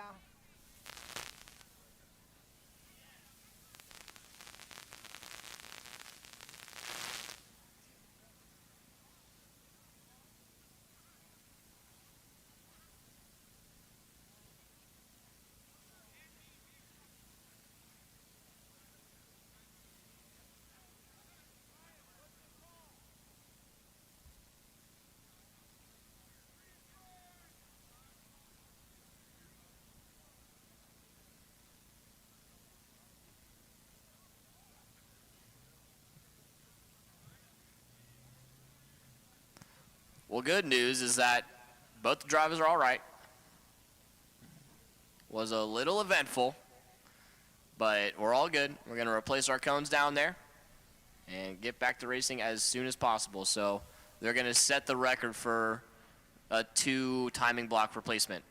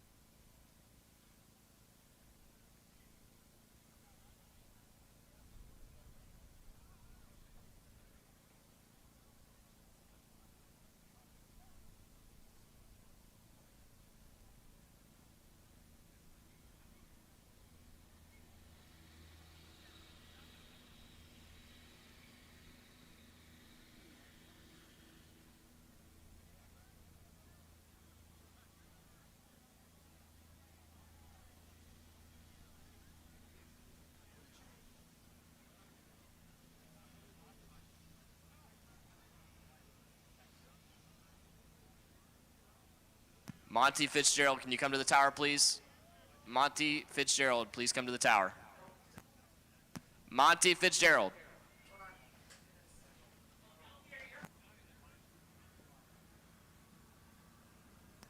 Monty Fitzgerald. Monty Fitzgerald.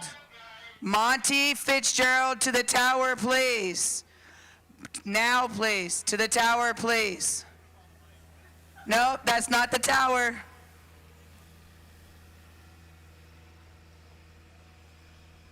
Hey! Hey! Hey!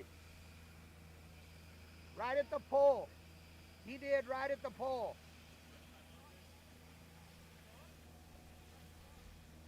Yeah, it was right before the pole. He did. Okay, I was going to say, in the replay, I can see the dust fly off that is a hit. I don't see the sparks from here, but I can hear or see where it was. So, you were right.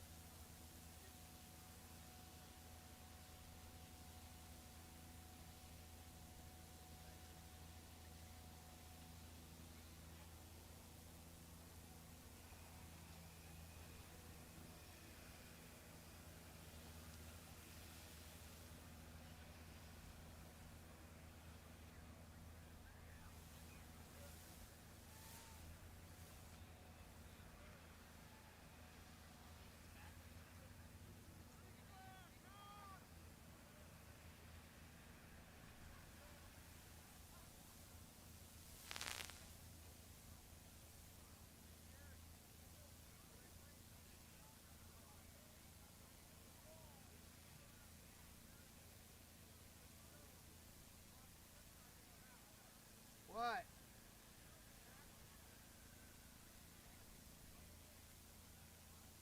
What?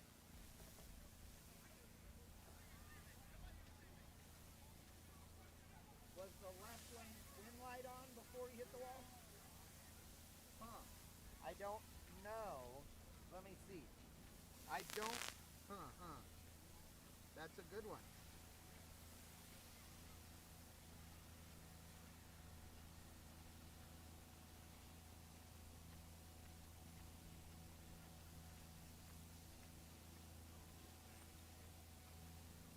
No!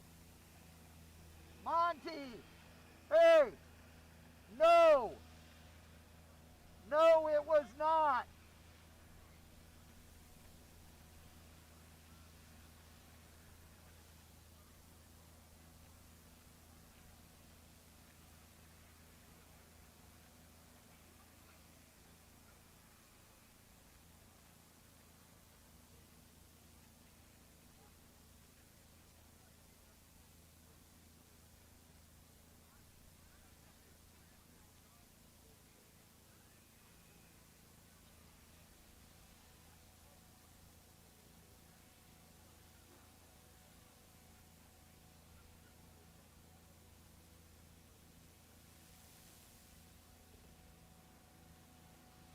All right, I need super gas and D gas.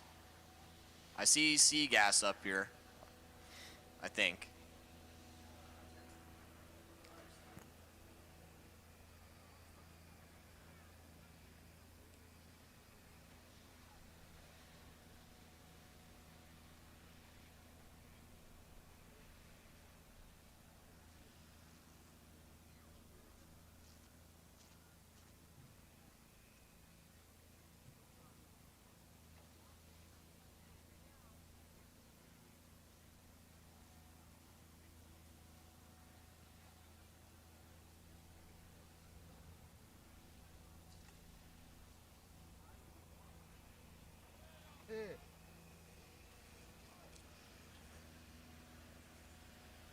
All right, so I'm not sure exactly what we have back there, but I can't see. But we need C gas, D gas, and super gas to the lanes right now, please.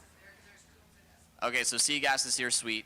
We need D gas, and we need super gas to the lanes right now. If you're here, great. I love you. You're perfect. If you're not, you need to get here right now.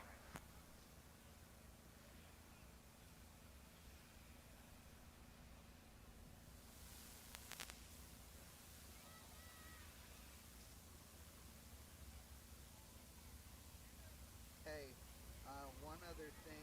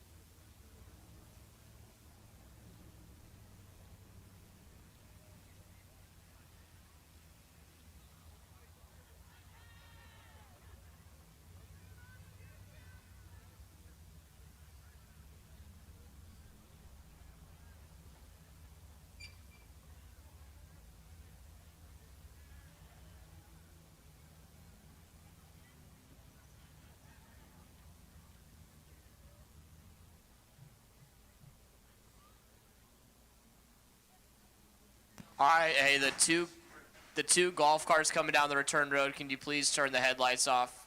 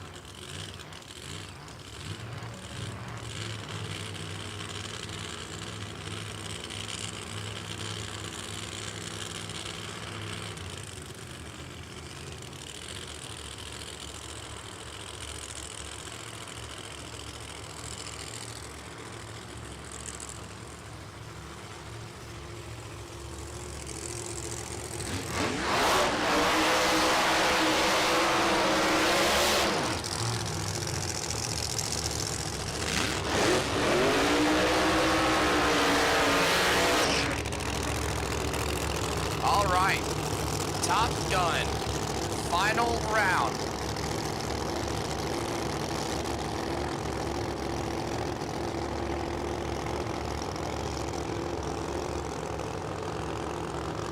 This is for all the marbles.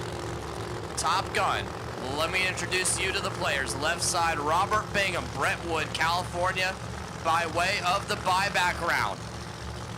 Robert lost first round, bought back, won the re-entry round, and then found himself in the final round in that 67 Nova over there on the left-hand side. Right side, Brett Williamson, Gilroy, California, the Silver Bullet 63 split window Corvette.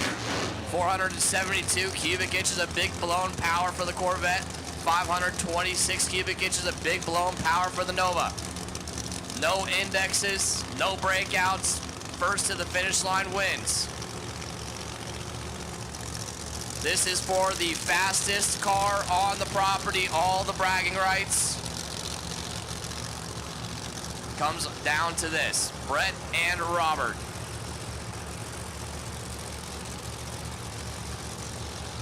This Corvette, I tell you what, it's been lights out. We're staged up, here we go. Robert Bingham, red lights, Brett Williamson is gonna take the win. Robert Bingham left too early, 98 red, tried to anticipate the tree. Brett Williamson left on green, and that's all he needed to do. So Brett Williamson is your Top Gun winner.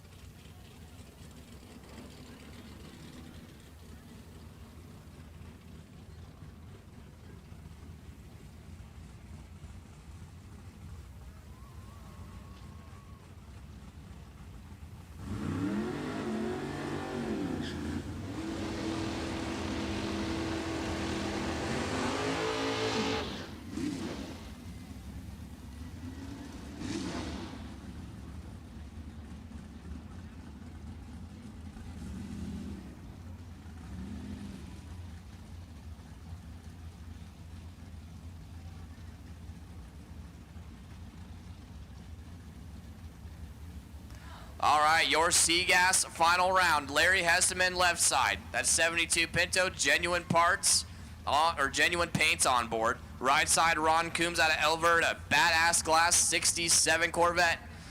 960 is the index. Oh boy, Ron Coombs with the starting line advantage. Can he chalk one up for the Coombs family? No, Larry Hesteman gonna take the win on the double breakout. 0.54 reaction time. Got their second. Ron Coombs got their first 41 thou, broke it out 9.55, 2 at 138. And Larry Hesteman by way of the double breakout, gonna take the win in C-Gas.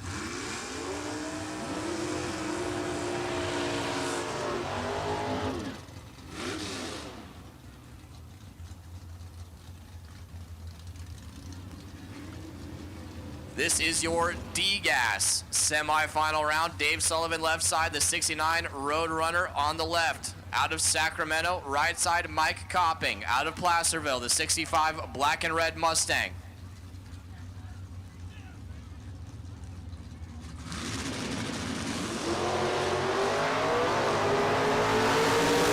Separate him on the starting line. Win light. Mike Copping, 23, dead 5, gets their second. Dave Sullivan, 15 on the tree, breaks out 14th thou, took 27th thou. Needed to tighten it up down there, so Mike Copping going to go to the final round to see Dan Fisher, who's on his solo, who gets the bite of the final.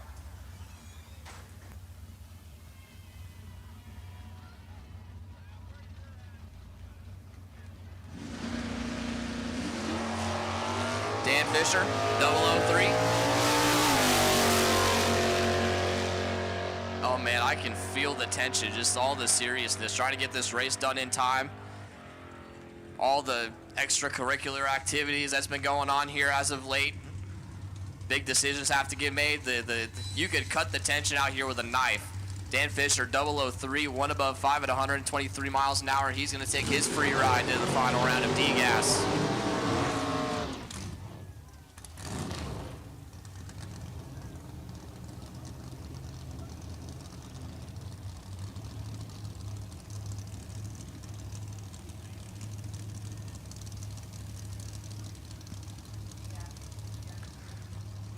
Moving into B-Gas. B-Gas final round. Sam Tucker left side. Redding, California, the white 32 Bantam Roadster. 470 cubic inches of Mopar for Sam. Right side, Mike Gillespie, the retired firefighter from Concord, California. Roy's Racing engines in that 63 Chevy 2 Nova. 632 cubic inches.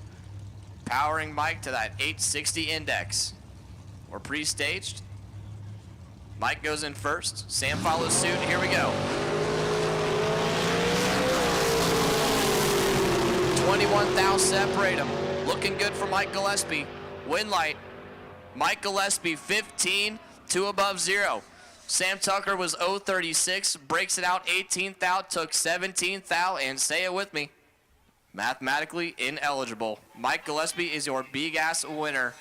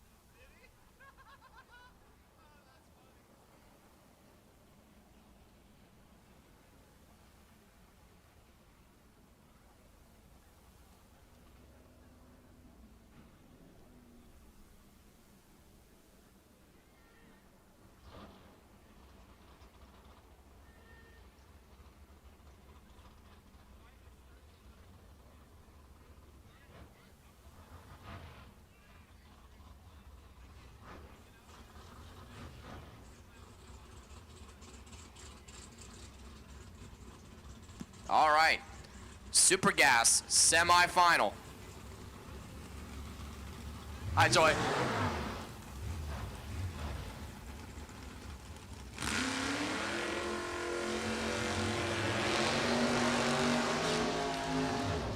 Mel LaForbes, left side, the Iron Eagle 2. Over there, your number 13 qualifier in that 57 Corvette. Right side, Dennis Paz, the 41 Willys. It's been a minute since he's broken this car out, and I'd say it's going pretty well so far. Winner of this pair will see Andrew Olson in the final round of Super Gas.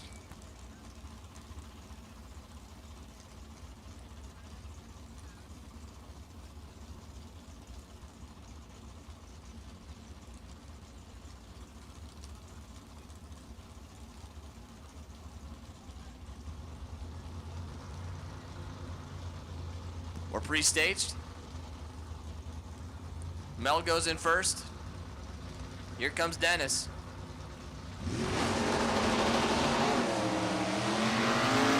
Four thou separate them. Mel hard charging at the finish line, but the win light goes to Dennis. Paz 31, 3 above 4, get there 54 thou. Mel LaForbes was 035, and then 998 Ford 154 ran out of real estate. So we're gonna keep it right here in Sacramento. Well, the Sacramento family. It's gonna be Dennis Paz and Andrew Olson in the final round of Super Gas. We're gonna do a quick spray before small tire. We need all of our final rounds to the lanes, please. All final rounds. Bring it on back.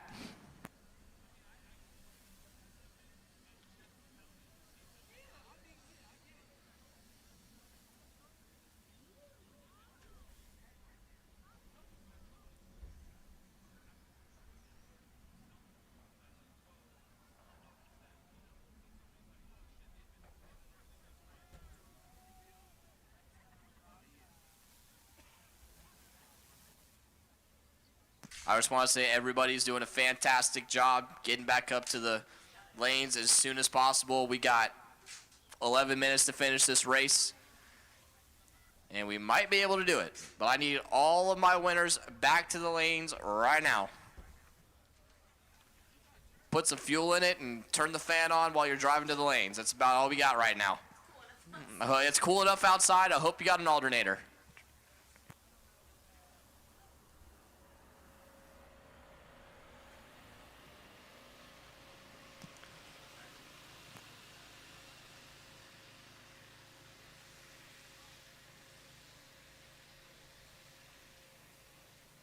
Last call for Lily Dog.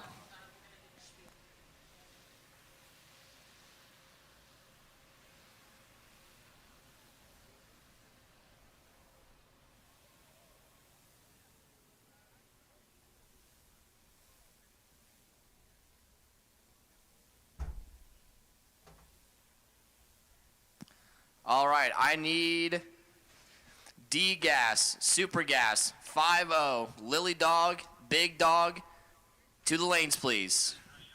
Once again, I need D-Gas, Super Gas, 5-0 Index, Lily Dog, and Big Dog to the lanes, please.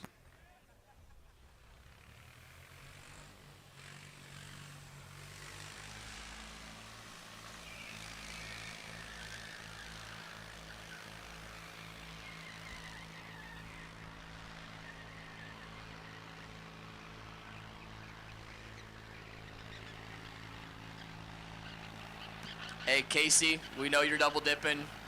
We're tracking you. You're all good. But don't worry. We got you taken care of, bud.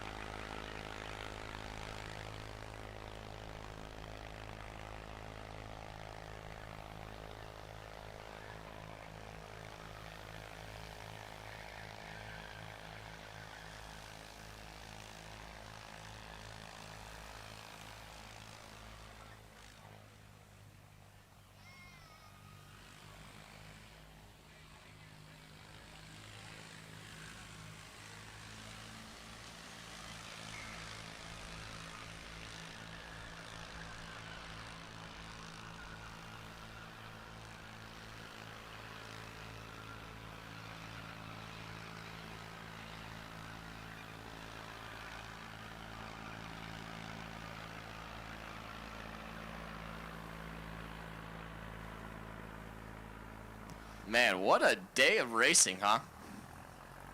Just when we thought we were going to get this race done in time, even maybe a little early. Wrong answer. That's how it goes. Should have knew better. But that's fine. We will adapt and overcome like we always do. I just want to thank all of our Sacramento Raceway staff, Monty and Cheryl, everybody that's been helping out today and yesterday and Thursday, making this thing go as smoothly as it possibly can.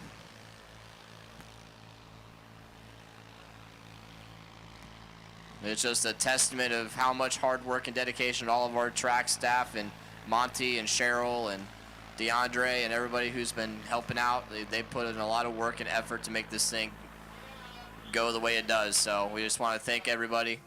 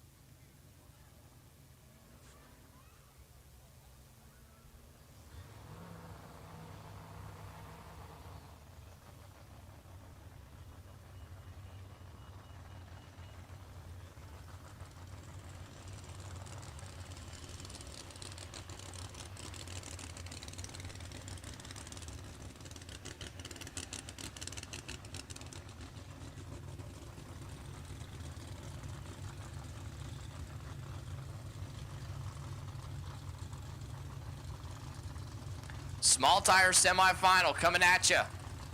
DJ Reed and George Jaso.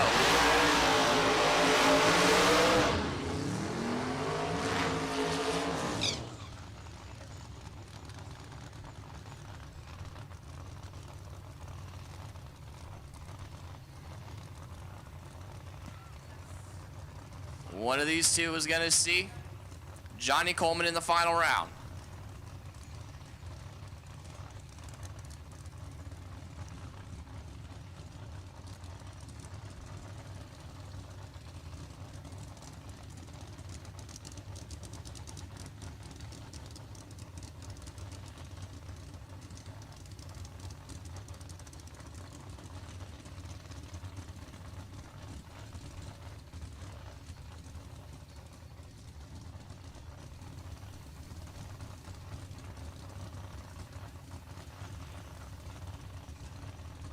DJ Reed over there, the left-hand side, the 2000 Camaro.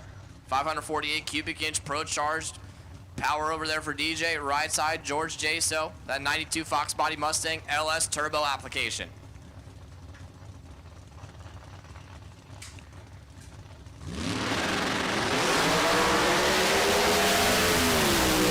And George Jaso never left the starting line. I'm not sure what happened there, but it didn't sound like you had the boost spooled up when he staged. So it's going to be DJ Reed and Johnny Coleman in the final round of small tire.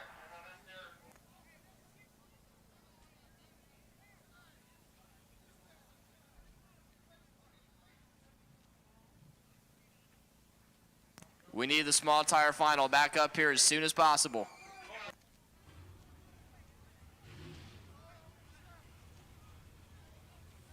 I know, I told him.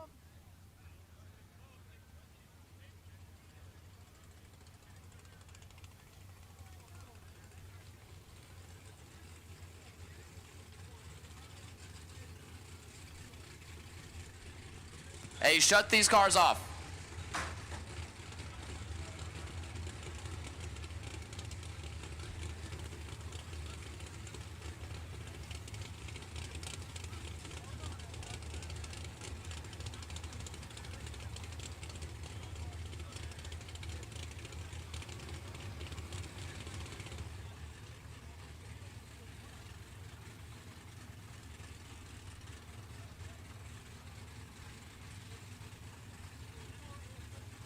Man, look at you guys, all ready to go and stuff. We got our super gas final, we got our D gas final, we got our big dog final.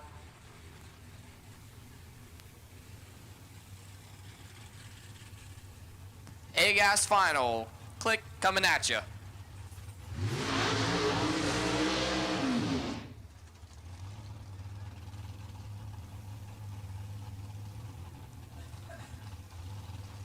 Casey Truer still sitting behind the water box. Car not fired yet. Meanwhile, Ray Padgett already coming back from his burnout. Oh, here comes Casey.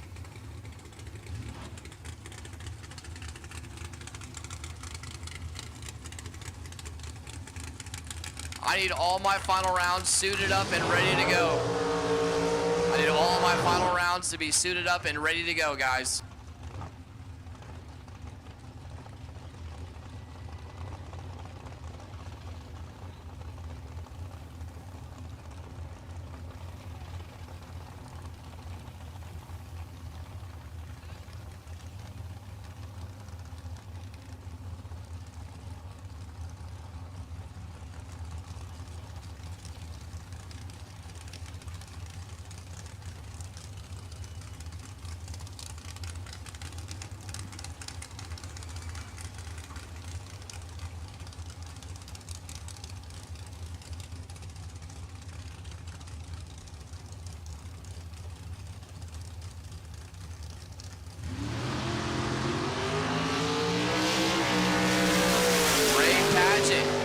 Take the win in A-gas. I'm not sure what happened, but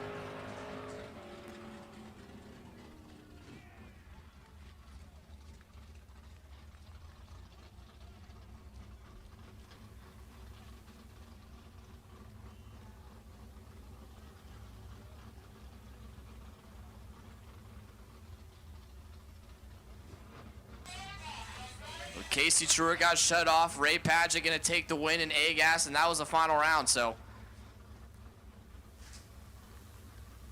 Ray Padgett, congratulations, you're A-gas winner. 761.8, 177 miles an hour. Casey will be back for our 5-0 final. Let's see who they send out next.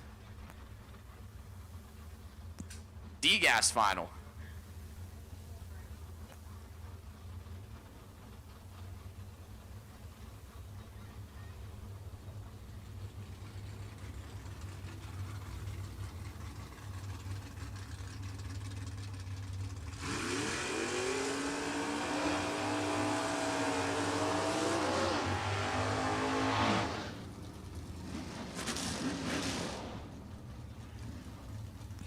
D-gas final round. Dan Fisher left side. Redwood City, California, Gorilla Barbecue, 64 Fairlane 500 over there. Right side, Mike Copping, Placerville, California, the 65 Mustang.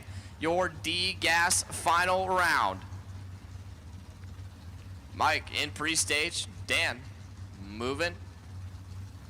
Puts it in pre-stage. Mike goes right in. Here comes Dan. Looking for 10-600 on the scoreboard.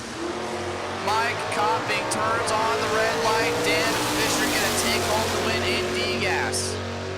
Dan Fisher was 0.96 and then 10.66.9, 123 miles an hour. He was there for the taking. Mike Copping 0.23 red and breaks it out 200.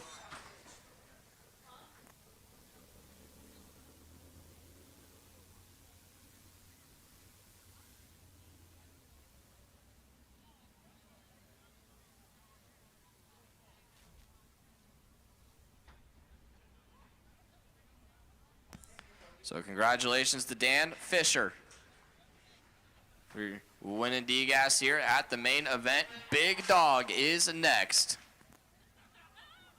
Big Dog final round.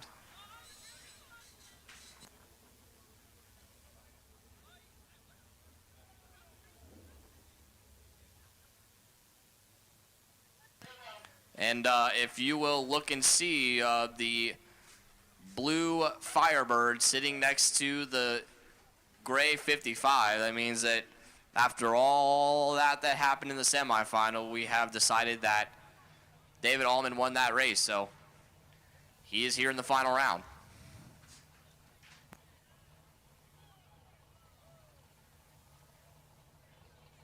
Ooh, it's getting spicy out there, ain't it?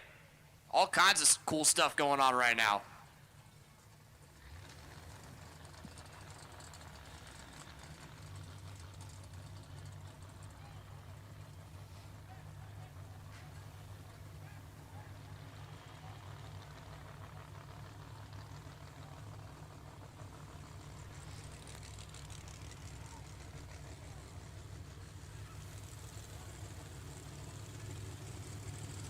Jerry Jansen and David Allman.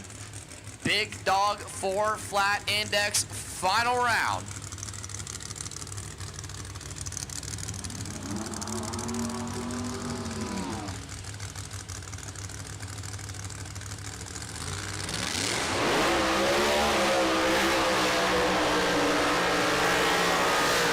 Our neighbors definitely hate us.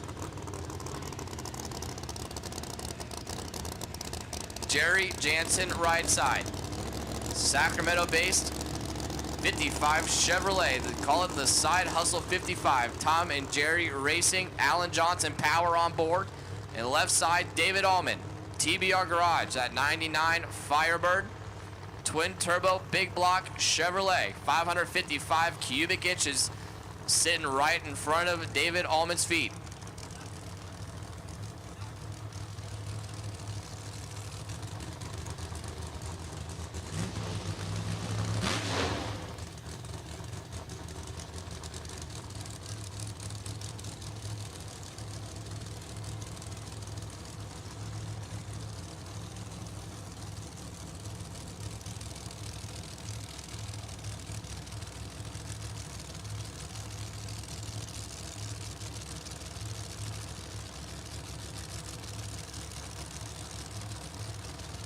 So David Allman, Jerry Jansen. That sweet looking 55 Chevy on the tower side, and David Allman, that bad fast Firebird over there on the left.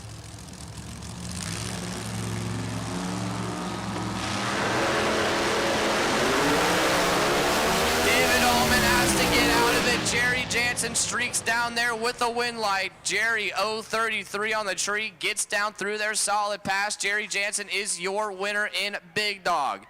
David Allman was 0-20 on the starting line, had the 13th thou advantage, and then decided that it was better to lift and goes down through there. So congratulations, Jerry Jansen and the Side Hustle 55 team. Your winners in Big Dog. Now we can turn the clocks back on. Your Super Gas final round.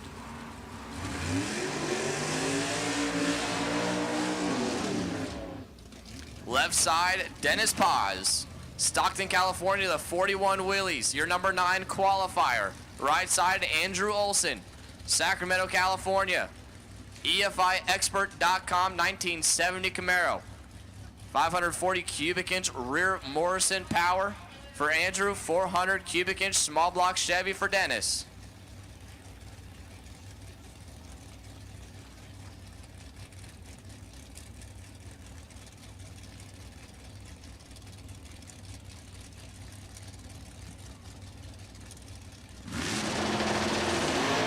Andrew Olson gonna take the win. Dennis Paz turns it 3 thou red.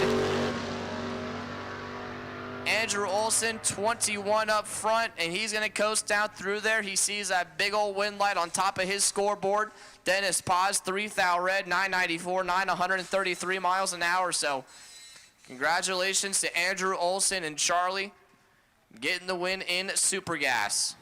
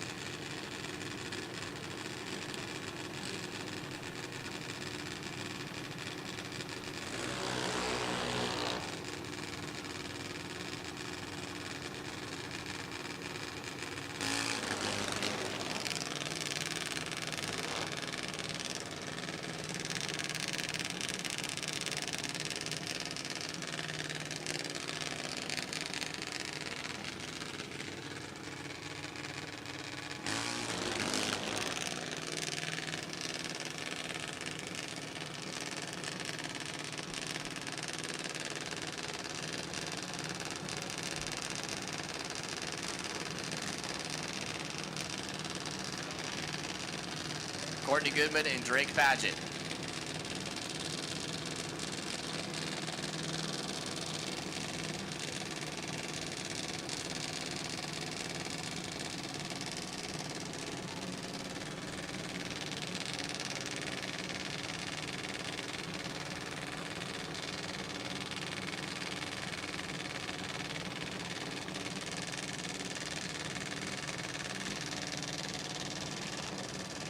Drake Padgett down 790, Courtney Goodman down 793.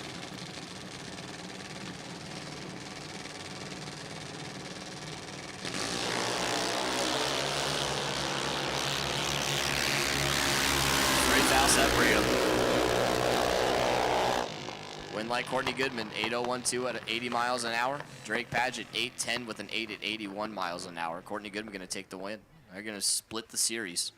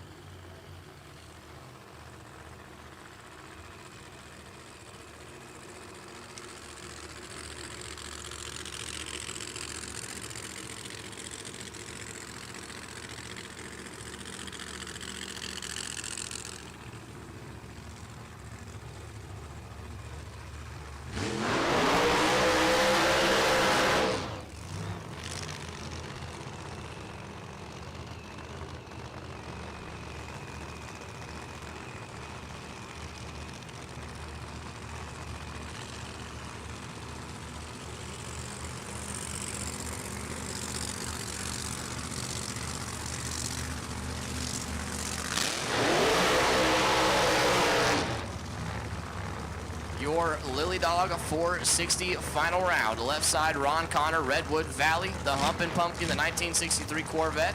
Right side, Terry Newton at a Camarillo. Grimes Rock and State Ready Mix 53 Studebaker. And I told him, I said, don't touch that Studebaker. So I hope they didn't touch that Studebaker. But we'll find out.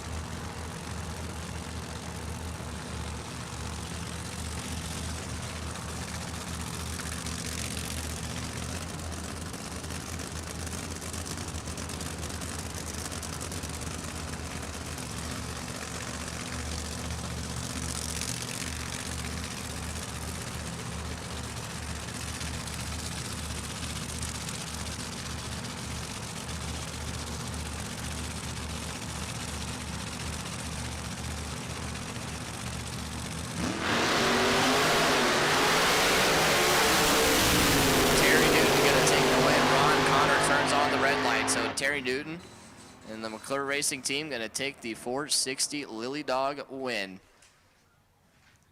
at Fitzgerald Racing, the main event.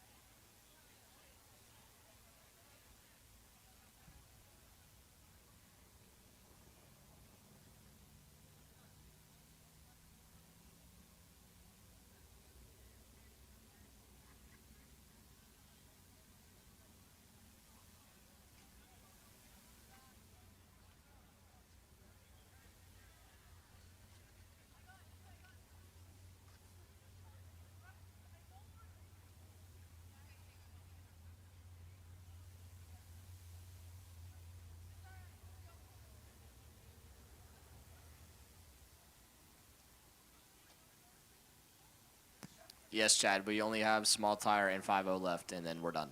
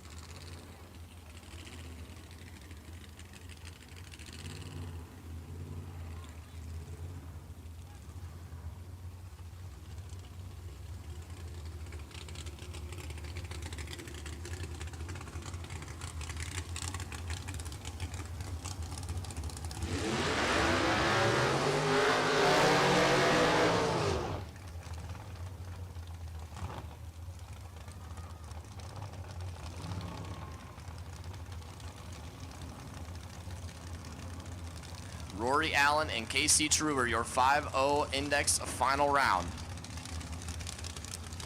Rory Allen left side, the VP, Speed Shop. 69 Copo Nova right side, KC Truer out of Santa Maria. 33 Willie's Coupe.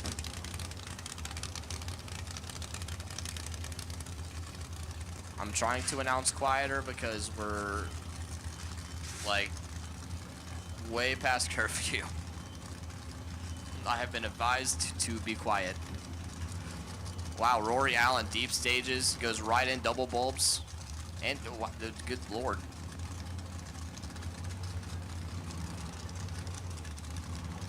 So Rory Allen goes straight in. KC Truer, pre-stages. Stages, here we go.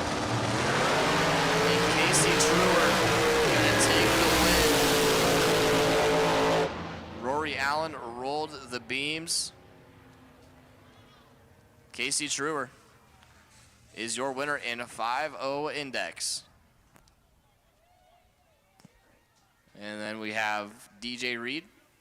Gonna fire the car up and stage take the tree. And that's gonna do it for us tonight. So I want to thank everybody for coming out. All of everybody watching on the live stream. Thank you especially to Chad with Bangship for coming out, doing our live stream for us. All of our track staff, Monty, Cheryl, of course. Everybody up in the tower, myself, Allie, Nicole. Everybody did a fantastic job. Yeah, Logan, meh. That guy's all right. Really wasn't sure, to be honest with you guys, if we were going to get this race in or not, but by the grace of God, we got it done. So just thank everybody once again, and I hope everybody had a fantastic time. I'm going to start wrapping things up here in the tower. DJ Reed's going to take the tree to make himself the official small tire winner, and that's going to do it. So I'm going to stop talking. Well, there you go, folks. I don't know what happened to Johnny, but he obviously must have broken or something, because he did not come back up for the final or what have you. So not sure what happened to Johnny Coleman. They're not saying, and I have no idea. So that just sucks. I really was looking forward to that run between him and DJ, but obviously there's some kind of problem up there. So so DJ gonna just take the tree for the final, and that's it. It is 9:50, 10 minutes to the official hard curfew.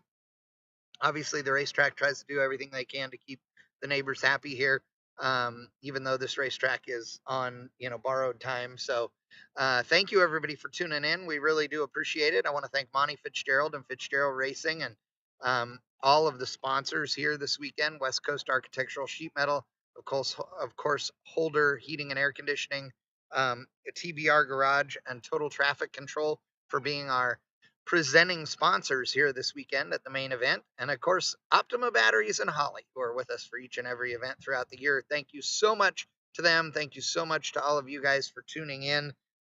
We do appreciate it a lot. If you guys were not here, there would be no reason to do this. I am not going to lie. But we do appreciate everything, all of the kind words and all of that. So thank you, thank you, thank you. And we will see you guys on the next one. Look for live streaming video from the pits in Virginia this coming weekend, as we go NHRA Pro Mod Racing again with the Modern Racing Elite Motorsports Lyle Barnett Racing Pro Mod Camaro. I will be there again, and we are going to be doing some testing and trying to do some more live streaming from the pits like we did last weekend. And this is all part of working up to doing some really cool stuff with you guys, so that you guys can see stuff you've never seen before in the pits at NHRA races. So appreciate it, everybody. Thank you so much. And we will see you guys next time. Again, it has been a pleasure. We're out of here. It's time to go. Gonna pack this junk up, get something to eat, go to bed, flying home, 6 o'clock in the morning. Yay!